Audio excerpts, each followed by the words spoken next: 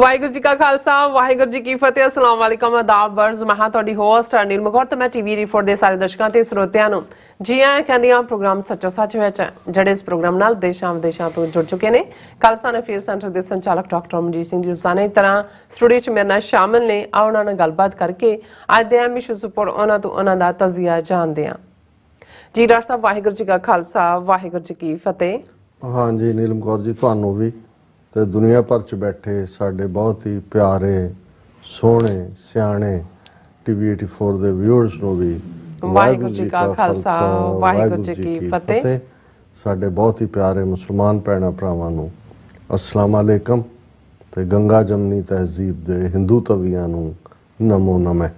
जी doctor साहब जी आनू programme सचो सच विच बहुत मेहरबानी जी। डॉक्टर साहब आज 21 नवंबर 2023 8 मगर नानक चई संमत 555 ਦਾ ਦਿਨ ਹੈ ਤੇ ਡਾਕਟਰ ਸਾਹਿਬ ਪ੍ਰੋਗਰਾਮ ਸ਼ੁਰੂ ਕਰਨ ਤੋਂ ਪਹਿਲਾਂ ਅਸੀਂ ਦਰਸ਼ਕਾਂ ਤੇ ਸਰੋਤਿਆਂ ਨੂੰ ਹਮੇਸ਼ਾ ਦਾ ਦੱਸ ਵੀਅਰਸ ਜੇ ਤੁਸੀਂ ਹੱਕ ਸੱਚ ਇਨਸਾਫ ਤੇ ਪੈਰਾ ਦਿੰਦਾ ਇੱਕੋ ਇੱਕ ਚੈਨਲ ਟੀਵੀ 84 ਨੂੰ ਦੇਖਣਾ ਚਾਹੁੰਦੇ ਹੋ ਤਾਂ ਤੁਸੀਂ ਦੇਖ ਸਕਦੇ ਹੋ spectrum cable, RCN cable, platform Canada, roku, Jadoo box, ਸ਼ਾਵਾ, ਫੇਸਬੁੱਕ ਟੀਵੀ 84 ਦੇ ਐਪ ਰਾਹੀਂ online streaming and IP box ਤੇ ਤੁਸੀਂ ਟੀਵੀ 84 ਨੂੰ ਦੇਖ ਸਕਦੇ ਹੋ। ਵੀਅਰਸ ਜੇ ਤੁਸੀਂ ਟੀਵੀ 84 ਨਾਲ ਪ੍ਰੋਗਰਾਮ ਸੱਚੋ ਸੱਚ ਨਾਲ ਫੇਸਬੁੱਕ ਰਾਹੀਂ ਜੁੜੇ ਹੋ ਤਾਂ ਇਸ ਨੂੰ ਵੱਧ ਲਾਈਕ ਕਰੋ ਤੇ ਸ਼ੇਅਰ ਕਰੋ ਅਤੇ ਨਾਲ ਹੀ YouTube ਤੇ ਸਬਸਕ੍ਰਾਈਬ ਵੀ ਕਰੋ। ਇਹ ਵੀ ਦੱਸ ਦਿਓ ਕਿ ਤੁਸੀਂ ਟੀਵੀ 84 ਦੀ ਐਪ ਨੂੰ ਐਂਡਰੋਇਡ ਐਂਡ ਐਪ ਸਟੋਰ ਤੇ ਡਾਊਨਲੋਡ ਕਰਕੇ ਜੋ ਟੀਵੀ 84 ਦੀ ਲਾਈਵ ਸਟ੍ਰੀਮ ਇਸ ਨੂੰ ਤੁਸੀਂ 24 ਆਵਰਸ ਦੇਖ ਸਕਦੇ ਹੋ। ਸੋ ਵੀਅਰਸ ਪ੍ਰੋਗਰਾਮ ਦੀ ਸ਼ੁਰੂਆਤ ਕਰਨ ਜਾ ਰਹੇ ਹਾਂ ਅੱਜ ਸਪਾਂਸਰਸ਼ਿਪ ਦੇ ਹਵਾਲੇ ਨਾਲ ਕਿ ਅੱਜ ਦੇ ਪ੍ਰੋਗਰਾਮ ਸੱਚੋ ਸੱਚ ਨੂੰ ਸਪਾਂਸਰ ਕੀਤਾ ਗਿਆ ਹੈ ਟੋਰਾਂਟੋ ਕੈਨੇਡਾ ਤੋਂ ਸਰਦਾਰ ਹਰਮਿੰਦਰ ਸਿੰਘ ਸੋਮਲ ਜੀਰਾ ਵੱਲੋਂ। ਸੋ ਇਹਨਾਂ ਨੇ ਟੀਵੀ 84 ਦੇ ਟੀਮ ਦੀ ਸ਼ਲਾਘਾ ਕੀਤੀ ਹੈ ਕਿ ਤੁਸੀਂ ਬਹੁਤ ਹੀ ਵਧੀਆ ਕੰਮ ਕਰ ਰਹੇ ਹੋ। ਖਾਸ ਕਰਕੇ ਡਾਕਟਰ ਅਮਰਜੀਤ ਸਿੰਘ ਜੀ ਜਿਹੜੇ ਨੇ ਉਹ ਜਿਹੜੀ ਸਿੱਖ ਕੌਮ ਨੂੰ ਉਜਾਗਰ ਕਰ ਰਹੇ ਨੇ ਔਰ ਜਿਹੜੀ ਨੌਜਵਾਨ ਪੀੜ੍ਹੀ ਹੈ ਉਸ ਨੂੰ ਖਾਲਿਸਤਾਨ ਦੇ ਮੁੱਦੇ ਤੋਂ ਜਾਣੂ ਕਰਵਾ ਰਹੇ ਨੇ। ਸੋ ਉਹਨਾਂ ਨੇ ਇਸ ਕੰਮ ਦੀ ਸ਼ਲਾਘਾ ਕੀਤੀ ਹੈ ਔਰ ਇਹ ਵੀ ਕਿਹਾ ਹੈ ਕਿ ਤੁਸੀਂ ਟੀਵੀ 84 ਦੀ ਵੱਧ ਤੋਂ ਵੱਧ ਸਪੋਰਟ ਕਰੋ। ਔਰ ਅਸੀਂ ਸਰਦਾਰ ਹਰਮਿੰਦਰ ਸਿੰਘ ਸੋਮਲ ਜੀ ਦਾ ਤਹਿ ਦਿਲ ਤੋਂ ਧੰਨਵਾਦ ਕਰਦੇ ਹਾਂ ਕਿ ਉਹਨਾਂ ਨੇ ਅੱਜ ਦਾ ਜਿਹੜਾ ਪ੍ਰੋਗਰਾਮ ਹੈ ਉਹ ਸਪਾਂਸਰ ਕੀਤਾ ਹੈ। ਅਸੀਂ ਵੀ ਤੁਹਾਨੂੰ ਅਪੀਲ ਤੇ ਬੇਨਤੀ ਕਰਦੇ ਹਾਂ ਕਿ ਤੁਸੀਂ ਪ੍ਰੋਗਰਾਮ ਸੱਚੋ ਸੱਚ ਨੂੰ ਵੱਧ ਤੋਂ ਵੱਧ ਸਪਾਂਸਰ ਕਰੋ। ਸਪਾਂਸਰਸ਼ਿਪ ਲਈ ਤੁਸੀਂ ਸਾਨੂੰ ਕਾਲ ਕਰ ਸਕਦੇ ਹੋ ਸਾਡੇ ਫੋਨ ਨੰਬਰ ਤੇ 5166191984 ਸੇਮ ਨੰਬਰ ਤੇ WhatsApp ਕਰ ਸਕਦੇ ਹੋ। ਤੁਸੀਂ ਸਾਨੂੰ ਈਮੇਲ ਵੀ ਕਰ ਸਕਦੇ ਹੋ info@tv84.tv ਤੇ। ਸੋ ਵੀਅਰਸ ਪਹਿਲੇ ਸੈਗਮੈਂਟ ਵਿੱਚ ਗੱਲਬਾਤ ਕਰਨ ਜਾ ਰਹੇ ਹਾਂ ਕਿ ਹਿੰਦੂ ਤਵੀਆਂ ਵੱਲੋਂ ਭਾਰਤ ਅਤੇ ਪ੍ਰਦੇਸ਼ਾਂ ਵਿੱਚ ਸਿੱਖ ਕੌਮ ਦੇ ਖਿਲਾਫ ਨਫ਼ਰਤੀ ਪ੍ਰੋਪੇਗੈਂਡਾ ਜ਼ੋਰ ਸ਼ੋਰ ਨਾਲ ਜਾਰੀ ਹੈ ਔਰ ਕੈਨੇਡਾ ਦੇ ਇੱਕੋ ਇੱਕ ਹਿੰਦੂ ਤਵੀ MP ਚੰਦਰ ਆਰੀਆ ਵੱਲੋਂ ਕੈਨੇਡੀਅਨ ਸਿੱਖਾਂ ਦੇ ਖਿਲਾਫ ਖਾਲਿਸਤਾਨੀ ਮੁੱਦੇ ਨੂੰ ਲੈ ਕੇ ਪੂਰਾ ਭੰਡੀ ਪ੍ਰਚਾਰ ਕੀਤਾ ਜਾ ਰਿਹਾ ਔਰ ਉਸ ਦਾ ਕਹਿਣਾ ਹੈ ਕਿ ਕੈਨੇਡਾ ਵਿੱਚ ਹਿੰਦੂਆਂ ਦੇ ਖਿਲਾਫ ਹੇਟ ਕ੍ਰਾਈਮ ਹੋ ਰਹੇ ਨੇ ਪਰ ਕੈਨੇਡਾ ਸਰਕਾਰ ਇਸ ਤੇ ਕੋਈ ਕਾਰਵਾਈ ਨਹੀਂ ਕਰ ਰਹੀ। ਸੋ ਇਸ ਬਾਰੇ ਆਪਾਂ ਗੱਲਬਾਤ ਕਰਨ ਜਾ ਰਹੇ ਹਾਂ। ਸੋ ਅਸੀਂ ਚਾਹਾਂਗੇ ਕਿ ਤੁਸੀਂ ਇਸੇ ਤਰ੍ਹਾਂ ਬਣੇ ਰਹਿਣਾ ਦੇਖਣ ਸੁਣਨ ਲਈ ਤੁਹਾਡਾ ਸਭ ਦਾ ਬਹੁਤ ਸ਼ੁਕਰੀਆ। ਜੀ ਡਾਕਟਰ ਸਾਹਿਬ ਕੀ ਵਿਚਾਰਾਂ ਨੇ? ਦੇਖੋ ਸਭ ਤੋਂ ਪਹਿਲਾਂ ਤਾਂ ਅੱਜ ਦੇ ਪ੍ਰੋਗਰਾਮ ਨੂੰ ਸਪਾਂਸਰ ਕਰਨ ਲਈ ਅਸੀਂ ਵੀਰ ਹਰਮਿੰਦਰ ਸਿੰਘ ਸੋਮਲ ਉਹਨਾਂ ਦਾ ਸ਼ੁਕਰੀਆ ਅਦਾ ਕਰਦੇ ਹਾਂ ਜੀ। ਇਹਨਾਂ ਦੇ ਨਾਲ ਵੀ ਮੁਲਾਕਾਤ ਪਿਛਲੀ ਕੈਨੇਡਾ ਫੇਰੀ ਵੇਲੇ ਹੋਈ ਟੋਰਾਂਟੋ 'ਚ ਔਰ ਇਹ ਸਾਡੇ ਉਹ ਵੀਰ ਨੇ ਜਿਹੜੇ ਲਗਾਤਾਰਤਾ ਨਾਲ ਪਿਛਲੇ 27-28 ਸਾਲ ਤੋਂ ਅੱਜ ਦੀ ਆਵਾਜ਼ ਪ੍ਰੋਗਰਾਮ ਰਾਹੀਂ ਵੀ ਜੁੜੇ ਹੋਏ ਨੇ, ਪੰਥ ਨਾਲ ਪਿਆਰ ਕਰਦੇ ਨੇ, ਦਰਦ ਰੱਖਦੇ ਨੇ ਔਰ ਟੀਵੀ 84 ਦੇ ਹਮਦਰਦ ਵੀ, ਐਡਮਾਇਰਰ ਵੀ ਔਰ ਖੈਰ ਖਵਾ ਵੀ ਨੇ। ਬਿਲਕੁਲ। ਔਰ ਸਾਡੇ ਲਈ ਇਹੀ ਸਾਡੀ ਕੈਪੀਟਲ ਹੈ, ਇਹੀ ਸਾਡਾ ਸਰਮਾਇਆ ਹੈ, ਇਹੀ ਅਸੀਂ ਕਮਾਇਆ। ਬਿਲਕੁਲ। ਹਾਲਾਂਕਿ ਇਹਦੇ 'ਚ ਵੀ ਕੋਈ ਸ਼ੱਕ ਨਹੀਂ ਹੈ ਕਿ ਬਹੁਤ ਵਾਰ ਸਾਡੇ ਵਿਊਅਰਸ ਦੀਆਂ ਵੀ ਜਾਂ ਕੁਝ ਸਿਚੁਏਸ਼ਨਸ ਜਿਹਨਾਂ ਥਾਵਾਂ ਤੇ ਬਣਦੀਆਂ ਨੇ ਉਹਨਾਂ ਦੀ ਐਕਸਪੈਕਟੇਸ਼ਨ ਜ਼ਿਆਦਾ ਹੁੰਦੀ ਹੈ ਤੇ ਇਸ ਗੱਲ ਦਾ ਵੀ ਧਿਆਨ ਰਹੇ ਕਿ ਅਸੀਂ ਕੱਲੀ ਜਿੰਦ ਸਾਰਾ ਤਖਤ ਹਜ਼ਾਰਾ ਵਾਂਗ ਬਹੁਤ ਸਾਰੇ ਮਸਲਿਆਂ ਦੇ ਨਾਲ, ਬਹੁਤ ਸਾਰੇ ਇਸ਼ੂਜ਼ ਦੇ ਉੱਤੇ ਔਰ ਬਹੁਤ ਸਾਰੇ ਪ੍ਰੈਸ਼ਰਸ ਵੀ ਕੁਝ ਅਸੀਂ ਡਿਸਕਸ ਕਰ ਸਕਦੇ ਹਾਂ, ਕੁਝ ਅਸੀਂ ਨਹੀਂ ਡਿਸਕਸ ਕਰ ਸਕਦੇ, ਉਸ ਚੋਂ ਗੁਜ਼ਰ ਰਹੇ। ਇਸ ਲਈ ਜੇ ਅਸੀਂ ਤੁਹਾਡੀ ਆਸ ਮੁਤਾਬਕ ਤੁਹਾਡੀਆਂ ਉਮੀਦਾਂ ਤੇ ਜਾਂ ਉਮੰਗਾਂ ਤੇ ਪੂਰੇ ਨਾ ਵੀ ਉਤਰਦੇ ਹੋਈਏ ਤੇ ਇਹ ਜ਼ਰੂਰ ਮਾਫ ਕਰਕੇ ਯਾਦ ਕਰ ਲੈਣਾ ਕਿ ਭਾਈ ਅਸੀਂ ਕੋਸ਼ਿਸ਼ ਕਰਦੇ ਹਾਂ, ਬਾਕੀ ਪਰਫੈਕਟ ਨਿਰੰਕਾਰ ਹੈ। ਕੱਲ ਜਦੋਂ ਮੈਂ ਕੱਲ ਦੇ ਪ੍ਰੋਗਰਾਮ ਚੂਜ਼ ਕਰ ਰਿਹਾ ਸੀ ਤੇ ਕੋਈ ਵੀ ਮੈਨੂੰ ਐਸਾ ਨਹੀਂ ਸੀ ਲੱਗ ਰਿਹਾ ਕਿ ਵੀ ਕਿਸੇ ਇਸ਼ੂ ਦੇ ਵਿੱਚ ਕੋਈ ਬਹੁਤ ਜ਼ਿਆਦਾ ਵੇਟ ਹੈ ਪਰ ਕਿਉਂਕਿ ਕ੍ਰਿਕਟ ਦੀ ਚਰਚਾ ਹੋ ਰਹੀ ਸੀ ਔਰ ਇਹਨਾਂ ਦਾ ਡਰਾਮਾ ਜੋ ਗੁਜਰਾਤ ਦੇ ਵਿੱਚ ਇਹਨਾਂ ਨੇ ਨਰਿੰਦਰ ਸਟੇਡੀਅਮ 'ਚ ਕੀਤਾ ਔਰ ਬਾਅਦ ਦੇ ਵਿੱਚ ਜਿਸ ਕਿਸਮ ਦੀਆਂ ਥ੍ਰੈਟਸ ਔਰ ਬਾਕੀ ਸਾਰਾ ਇਹਨਾਂ ਦਾ ਕਿ ਭਾਈ ਕਿਵੇਂ ਤਾਂ ਇੱਕ ਹਾਰ ਹੈਂਡਲ ਨਹੀਂ ਕਰ ਸਕਦੇ ਅੱਛਾ ਤੇ ਉਹਨੂੰ ਵੀ ਮੈਂ ਅਨਮਨੇ ਜੇ ਮਨ ਦੇ ਨਾਲ ਹੀ ਉਸ ਸੈਗਮੈਂਟ ਨੂੰ ਚੁਣਿਆ। ਹਾਲਾਂਕਿ ਜਿਵੇਂ ਮੈਂ ਕੱਲ ਵੀ ਕਿਹਾ ਸੀ ਕਿ ਕ੍ਰਿਕਟ ਨੂੰ ਮੈਂ ਗੁਲਾਮਾਂ ਦੀ ਖੇਡ ਤੋਂ ਵੱਧ ਕੇ ਕੁਝ ਨਹੀਂ ਸਮਝਦਾ ਜੀ, ਲੇਕਿਨ ਕਈ ਵਾਰ ਇਹ ਹੁੰਦਾ ਹੈ ਵੀ ਕਈ ਚੀਜ਼ਾਂ ਕਿੰਨੀਆਂ ਕੁ ਮਕਬੂਲ ਵੀ ਹੁੰਦੀਆਂ ਨੇ। ਕੱਲ ਦੇ ਸਾਰੇ ਹੀ 5 ਸੈਗਮੈਂਟਸ ਤੋਂ ਸਭ ਤੋਂ ਜ਼ਿਆਦਾ ਜਿਹੜਾ ਡਿਸਕਸ ਹੋਇਆ ਉਹ ਕ੍ਰਿਕਟ ਵਾਲਾ ਹੀ ਸੀ। ਵਿਊਅਰਸ਼ਿਪ ਵੀ ਉਹਦੇ ਤੇ ਔਰ ਬਹੁਤ ਸਾਰੀਆਂ ਕਾਲਾਂ ਵੀ ਉਹਦੇ ਤੇ ਆਈਆਂ ਜਿਹਦੇ ਚ ਬਹੁਤਿਆਂ ਨੇ ਕਿਹਾ ਜੀ ਕਮਾਲ ਦਾ ਐਨਾਲਿਸਿਸ ਹੈ। ਇੱਕ ਤਾਂ ਚਲੋ ਗੁਲਾਮੀ ਦੀ ਗੱਲ ਤਾਂ ਹੈ ਹੀ ਸੀ ਕਿ ਵੀ ਉਹਨਾਂ ਦੇ ਵਰਤਾਰੇ ਨੂੰ ਤੁਸੀਂ ਜਿਵੇਂ ਜਿਹੜਾ ਉਹ ਬੀਤੇ ਦੇ ਉਹ ਭਾਵੇਂ ਮਹਿਮੂਦ ਗਜ਼ਨਵੀ ਦਾ ਹਮਲਾ ਹੋਏ ਜਾਂ ਜਿਹੜਾ ਉਹ ਬਾਅਦ ਦੇ ਵਿੱਚ ਵਰਤਾਰਾ ਹੋਏ ਅੱਡ ਟਾਈਮਾਂ ਦੇ ਉੱਤੇ ਵੀ ਕਿਵੇਂ ਕੋ ਮੁਗਲ ਨਾ ਹੋਆ ਅੰਨਾ ਜੀ ਗੁਰੂ ਨਾਨਕ ਸਾਹਿਬ ਦੀ ਬਾਣੀ ਬਾਬਰ ਦੇ ਹਮਲੇ ਵੇਲੇ ਦੀ। ਬਿਲਕੁਲ। ਹਾਲਾਂ ਸਾਡੇ ਵੀਰ ਸਾਊਥ ਕੈਰੋਲਾਈਨਾ ਤੋਂ ਉਹਨਾਂ ਦੀ ਅੱਜ ਕਾਲ ਆਈ ਕਿਉਂਕਿ ਸਾਊਥ ਕੈਰੋਲਾਈਨਾ 'ਚ ਇੱਕ ਇਸ਼ੂ ਪਿਛਲੇ ਕਾਫੀ ਸਮੇਂ ਤੋਂ ਚੱਲ ਰਿਹਾ, ਕੁਝ ਮਹੀਨਿਆਂ ਤੋਂ। ਆਉਣ ਵਾਲੇ ਦਿਨਾਂ 'ਚ ਅਸੀਂ ਸਾਡੇ ਕੋਲ ਡਿਟੇਲ ਉਹਦੀ ਆਈ ਹੈ, ਹੋਰ ਵੀ ਅਸੀਂ ਡਿਟੇਲ ਚਾਹੁੰਦੇ ਇਸ ਦੇ ਉੱਤੇ ਗੱਲਬਾਤ ਵੀ ਕਰਾਂਗੇ। ਤੇ ਉਹਨਾਂ ਨੇ ਸ਼ਿਕਾਇਤ ਵੀ ਕੀਤੀ। ਉਹਨਾਂ ਨੇ ਕਿਹਾ ਜੀ ਦੇਖੋ ਤੁਸੀਂ ਸਾਡੇ ਮੁੱਦੇ ਤੇ ਗੱਲ ਨਹੀਂ ਕੀਤੀ ਔਰ ਕਹਿੰਦਾ ਜੀ ਅੱਜ ਮੈਨੂੰ ਕਿਸੇ ਨੇ ਆ ਕੇ ਤਾਨਾ ਵੀ ਮਾਰਿਆ ਕਿ ਦੇਖ ਲਓ ਡਾਕਟਰ ਸਾਹਿਬ ਇੰਟਰਨੈਸ਼ਨਲ ਕ੍ਰਿਕਟ ਦੀ ਗੱਲ ਕਰਦੇ ਨੇ ਪਰ ਸਾਊਥ ਕੈਰੋਲਾਈਨਾ ਜਿੱਥੇ ਪ੍ਰਬੰਧਕਾਂ ਨੇ ਸੰਤ ਭਿੰਡਰਾਂ ਵਾਲਿਆਂ ਦੀ ਔਰ ਬਾਬਾ ਦੀਪ ਸਿੰਘ ਜੀ ਦੀਆਂ ਫੋਟੋਆਂ ਉਤਾਰੀਆਂ ਔਰ ਕੁਝ ਗੁਰਸਿੱਖਾਂ ਦੇ ਗੁਰਦੁਆਰਾ ਸਾਹਿਬ ਆਉਣ ਤੇ ਪਾਬੰਦੀ ਹੈ ਔਰ ਉੱਥੇ ਪੁਲਿਸ ਬਿਠਾਈ ਹੁੰਦੀ ਹੈ ਹਰ ਐਤਵਾਰ। ਅਸੀਂ ਕੋਸ਼ਿਸ਼ ਵੀ ਕਰਾਂਗੇ ਔਰ ਇਹਦੇ 'ਚ ਕੋਈ ਸ਼ੱਕ ਨਹੀਂ ਹੈ ਕਿ ਹਮੇਸ਼ਾ ਕੁਝ ਚੀਜ਼ਾਂ ਜਦੋਂ ਕਿ ਕੁਝ ਵਾਪਰ ਜਾਂਦੀਆਂ ਨੇ ਉਸ ਤੋਂ ਬਾਅਦ ਜਿੰਨਾ 30 35 40 ਸਾਲ ਦਾ ਸਾਡਾ ਐਕਸਪੋਜ਼ਰ ਹੈ ਇਹਨਾਂ ਲੜਾਈਆਂ ਜਾਂ ਝਗੜਿਆਂ ਜਾਂ ਅਦਾਲਤਾਂ 'ਚ ਉਸ 'ਚ ਅਸੀਂ ਇਹ ਵੀ ਦੇਖਦੇ ਹਾਂ ਕਿ ਭਾਈ ਕਿਸ ਸਿਆਣਪ ਦੇ ਨਾਲ ਉਸ ਸਾਰੀ ਸਿਚੁਏਸ਼ਨ ਨੂੰ ਹੈਂਡਲ ਕੀਤਾ ਜਾ ਸਕਦਾ ਹੈ। ਸੋ ਮੈਂ ਆਪਣੇ ਸਾਊਥ ਕੈਰੋਲਾਈਨਾ ਦੇ ਵੀਰਾਂ ਨੂੰ ਭੈਣਾਂ ਨੂੰ ਇਹ ਕਹਿਣਾ ਚਾਹੁੰਦਾ ਕਿ ਭਾਈ ਅਸੀਂ ਇਹ ਨਹੀਂ ਹੈ ਵੀ ਅਸੀਂ ਇਸ ਤੋਂ ਬਾਖਬਰ ਨਹੀਂ ਹੈ ਤੇ ਇਹ ਵੀ ਨਹੀਂ ਹੈ ਕਿ ਅਸੀਂ ਉਸ ਤੋਂ ਆਪਣੇ ਆਪ ਨੂੰ ਕੋਈ ਅਲਾਦਾ ਕੀਤਾ ਹੋਇਆ, ਪਰ ਕਈ ਵਾਰ ਕਈ ਕੁਝ ਚਾਰ ਚਫੇਰੇ ਚੱਲ ਰਿਹਾ ਹੁੰਦਾ ਤੇ ਜਦੋਂ ਤੁਹਾਨੂੰ ਕੋਈ ਕੰਕਰੀਟ ਜਿਹੜੀ ਹੈ ਉਹ ਸੋਲੂਸ਼ਨ ਵਾਲੀ ਲਾਈਨ ਨਾ ਨਜ਼ਰ ਆ ਰਹੀ ਹੋਵੇ ਤਾਂ ਕਈ ਵਾਰੀ ਤੁਸੀਂ ਟਾਈਮ ਵੀ ਦਿੰਦੇ ਹੋ, ਵੇਟ ਵੀ ਕਰਦੇ ਹੋ ਐਪਰੋਪਰੀਏਟ ਟਾਈਮ ਦੇ ਉੱਤੇ ਜਿਹੜਾ ਦਖਲਅੰਦਾਜ਼ੀ ਦੇ ਲਈ। ਔਰ ਇਸ ਸੰਬੰਧੀ ਮੈਂ ਅੱਜ ਭਾਈ ਹਿੰਮਤ ਸਿੰਘ ਹੋਰਾਂ ਦੇ ਨਾਲ ਵੀ ਜਿਹੜੇ ਈਸਟ ਕੋਸਟ ਸਿੱਖ ਕੋਆਰਡੀਨੇਸ਼ਨ ਕਮੇਟੀ ਦੇ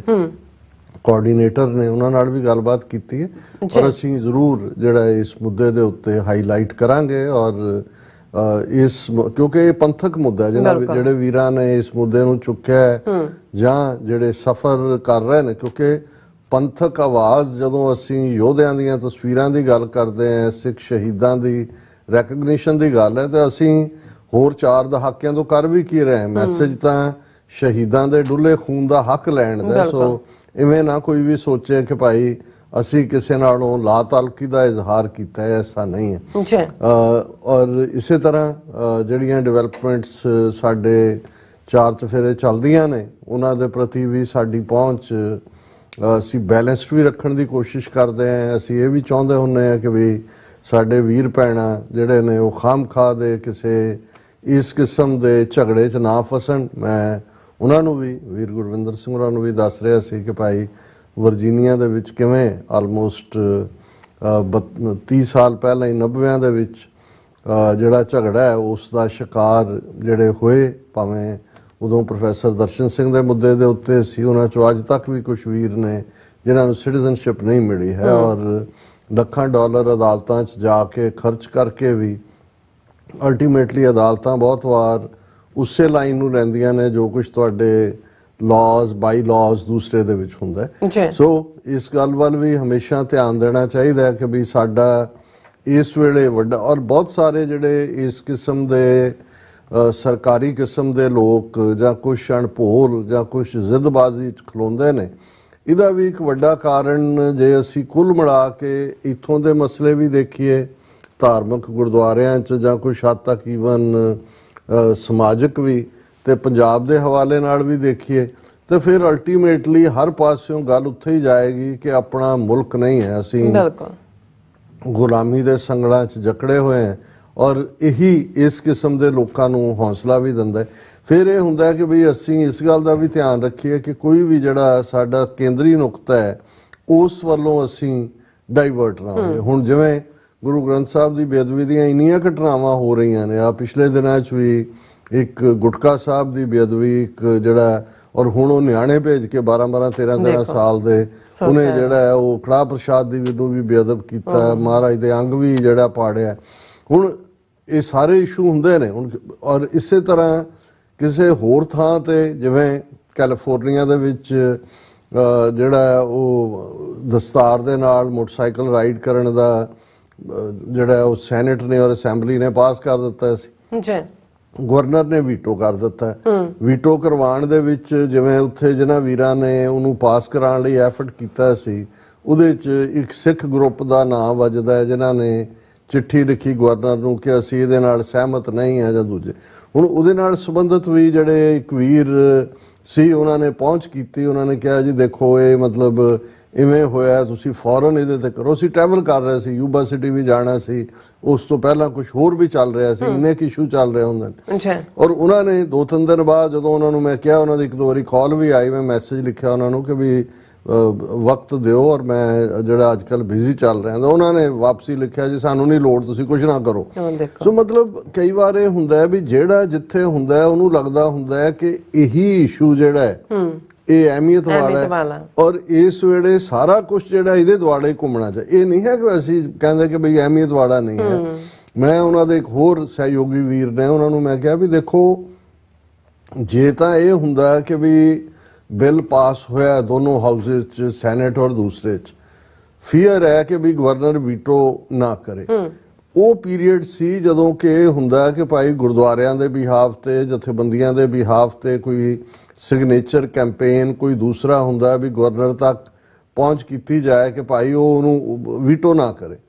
ਹੁਣ ਜਦੋਂ ਵੀਟੋ ਕਰ ਦਿੱਤਾ ਹੈ ਤੇ ਹੁਣ ਤਾਂ ਕੋਈ ਟਾਈਮ ਲਾਈਨ ਨਹੀਂ ਹੈ, ਹੁਣ ਤਾਂ ਇਹੀ ਦੁਬਾਰਾ ਦੇਖਿਆ ਜਾ ਸਕਦਾ ਚੰਗੇ ਢੰਗ ਨਾਲ ਵੀ ਇਹ ਨਹੀਂ ਹੁੰਦਾ ਵੀ ਇੱਕ ਵਾਰ ਵੀਟੋ ਹੋ ਗਿਆ ਤੇ ਤੁਸੀਂ ਦੁਬਾਰਾ ਨਹੀਂ ਲਿਆ ਸਕਦੇ। ਕਿ ਵੀ ਜਦੋਂ ਗਵਰਨਰ ਦੀ ਰੇਸ ਆਂਦੀ ਹੈ, ਦੋਨੋਂ ਪਾਸਿਆਂ ਦੇ ਕੈਂਡੀਡੇਟਸ ਤੱਕ ਵੀ ਪਹੁੰਚ ਹੋਏ ਕਿ ਭਾਈ ਕਿਹੜਾ ਜਿਹੜਾ ਸਾਨੂੰ ਇਹ ਹੱਕ ਦੇਗਾ, ਵੀਟੋ ਨਹੀਂ ਕਰੇਗਾ, ਉਹਨੂੰ ਥੋੜੀ ਬਹੁਤ ਉਹਦੀ ਸ਼ਬਦਾਵਲੀ ਵਰਤ ਕੇ ਉਹਨੂੰ ਦੁਬਾਰਾ ਲਿਆਉਣ ਦੀ ਲੌਬੀ ਕੀਤੀ ਜਾਏ। ਸੋ ਇਹ ਮੈਂ ਇਨ ਜਨਰਲ ਅਪੀਲ ਕਰ ਰਿਹਾ। ਮੈਂ ਇਹ 2 ਇਨਸੀਡੈਂਟਸ ਇਸ ਲਈ ਕੋਟ ਕੀਤੀਆਂ ਨੇ ਕਿਉਂਕਿ ਇਹਦੇ ਤੇ ਤਾਜ਼ਾ ਮੈਨੂੰ ਝਾੜਾਂ ਪਈਆਂ ਤੇ ਮੈਂ ਇਹ ਕਹਿਣਾ ਚਾਹੁੰਦਾ ਕਿ ਭਾਈ ਸਾਡੇ ਲਈ ਤੁਸੀਂ ਇਮੇਜਿਨ ਨਹੀਂ ਕਰ ਸਕਦੇ, ਸਾਡੇ ਬਹੁਤ ਸਾਰੇ ਵਿਊਅਰ, ਕਿ ਅਸੀਂ ਕਿਹਨਾਂ ਹਾਲਾਤਾਂ ਚੋਂ ਗੁਜ਼ਰ ਰਹੇ ਹਾਂ।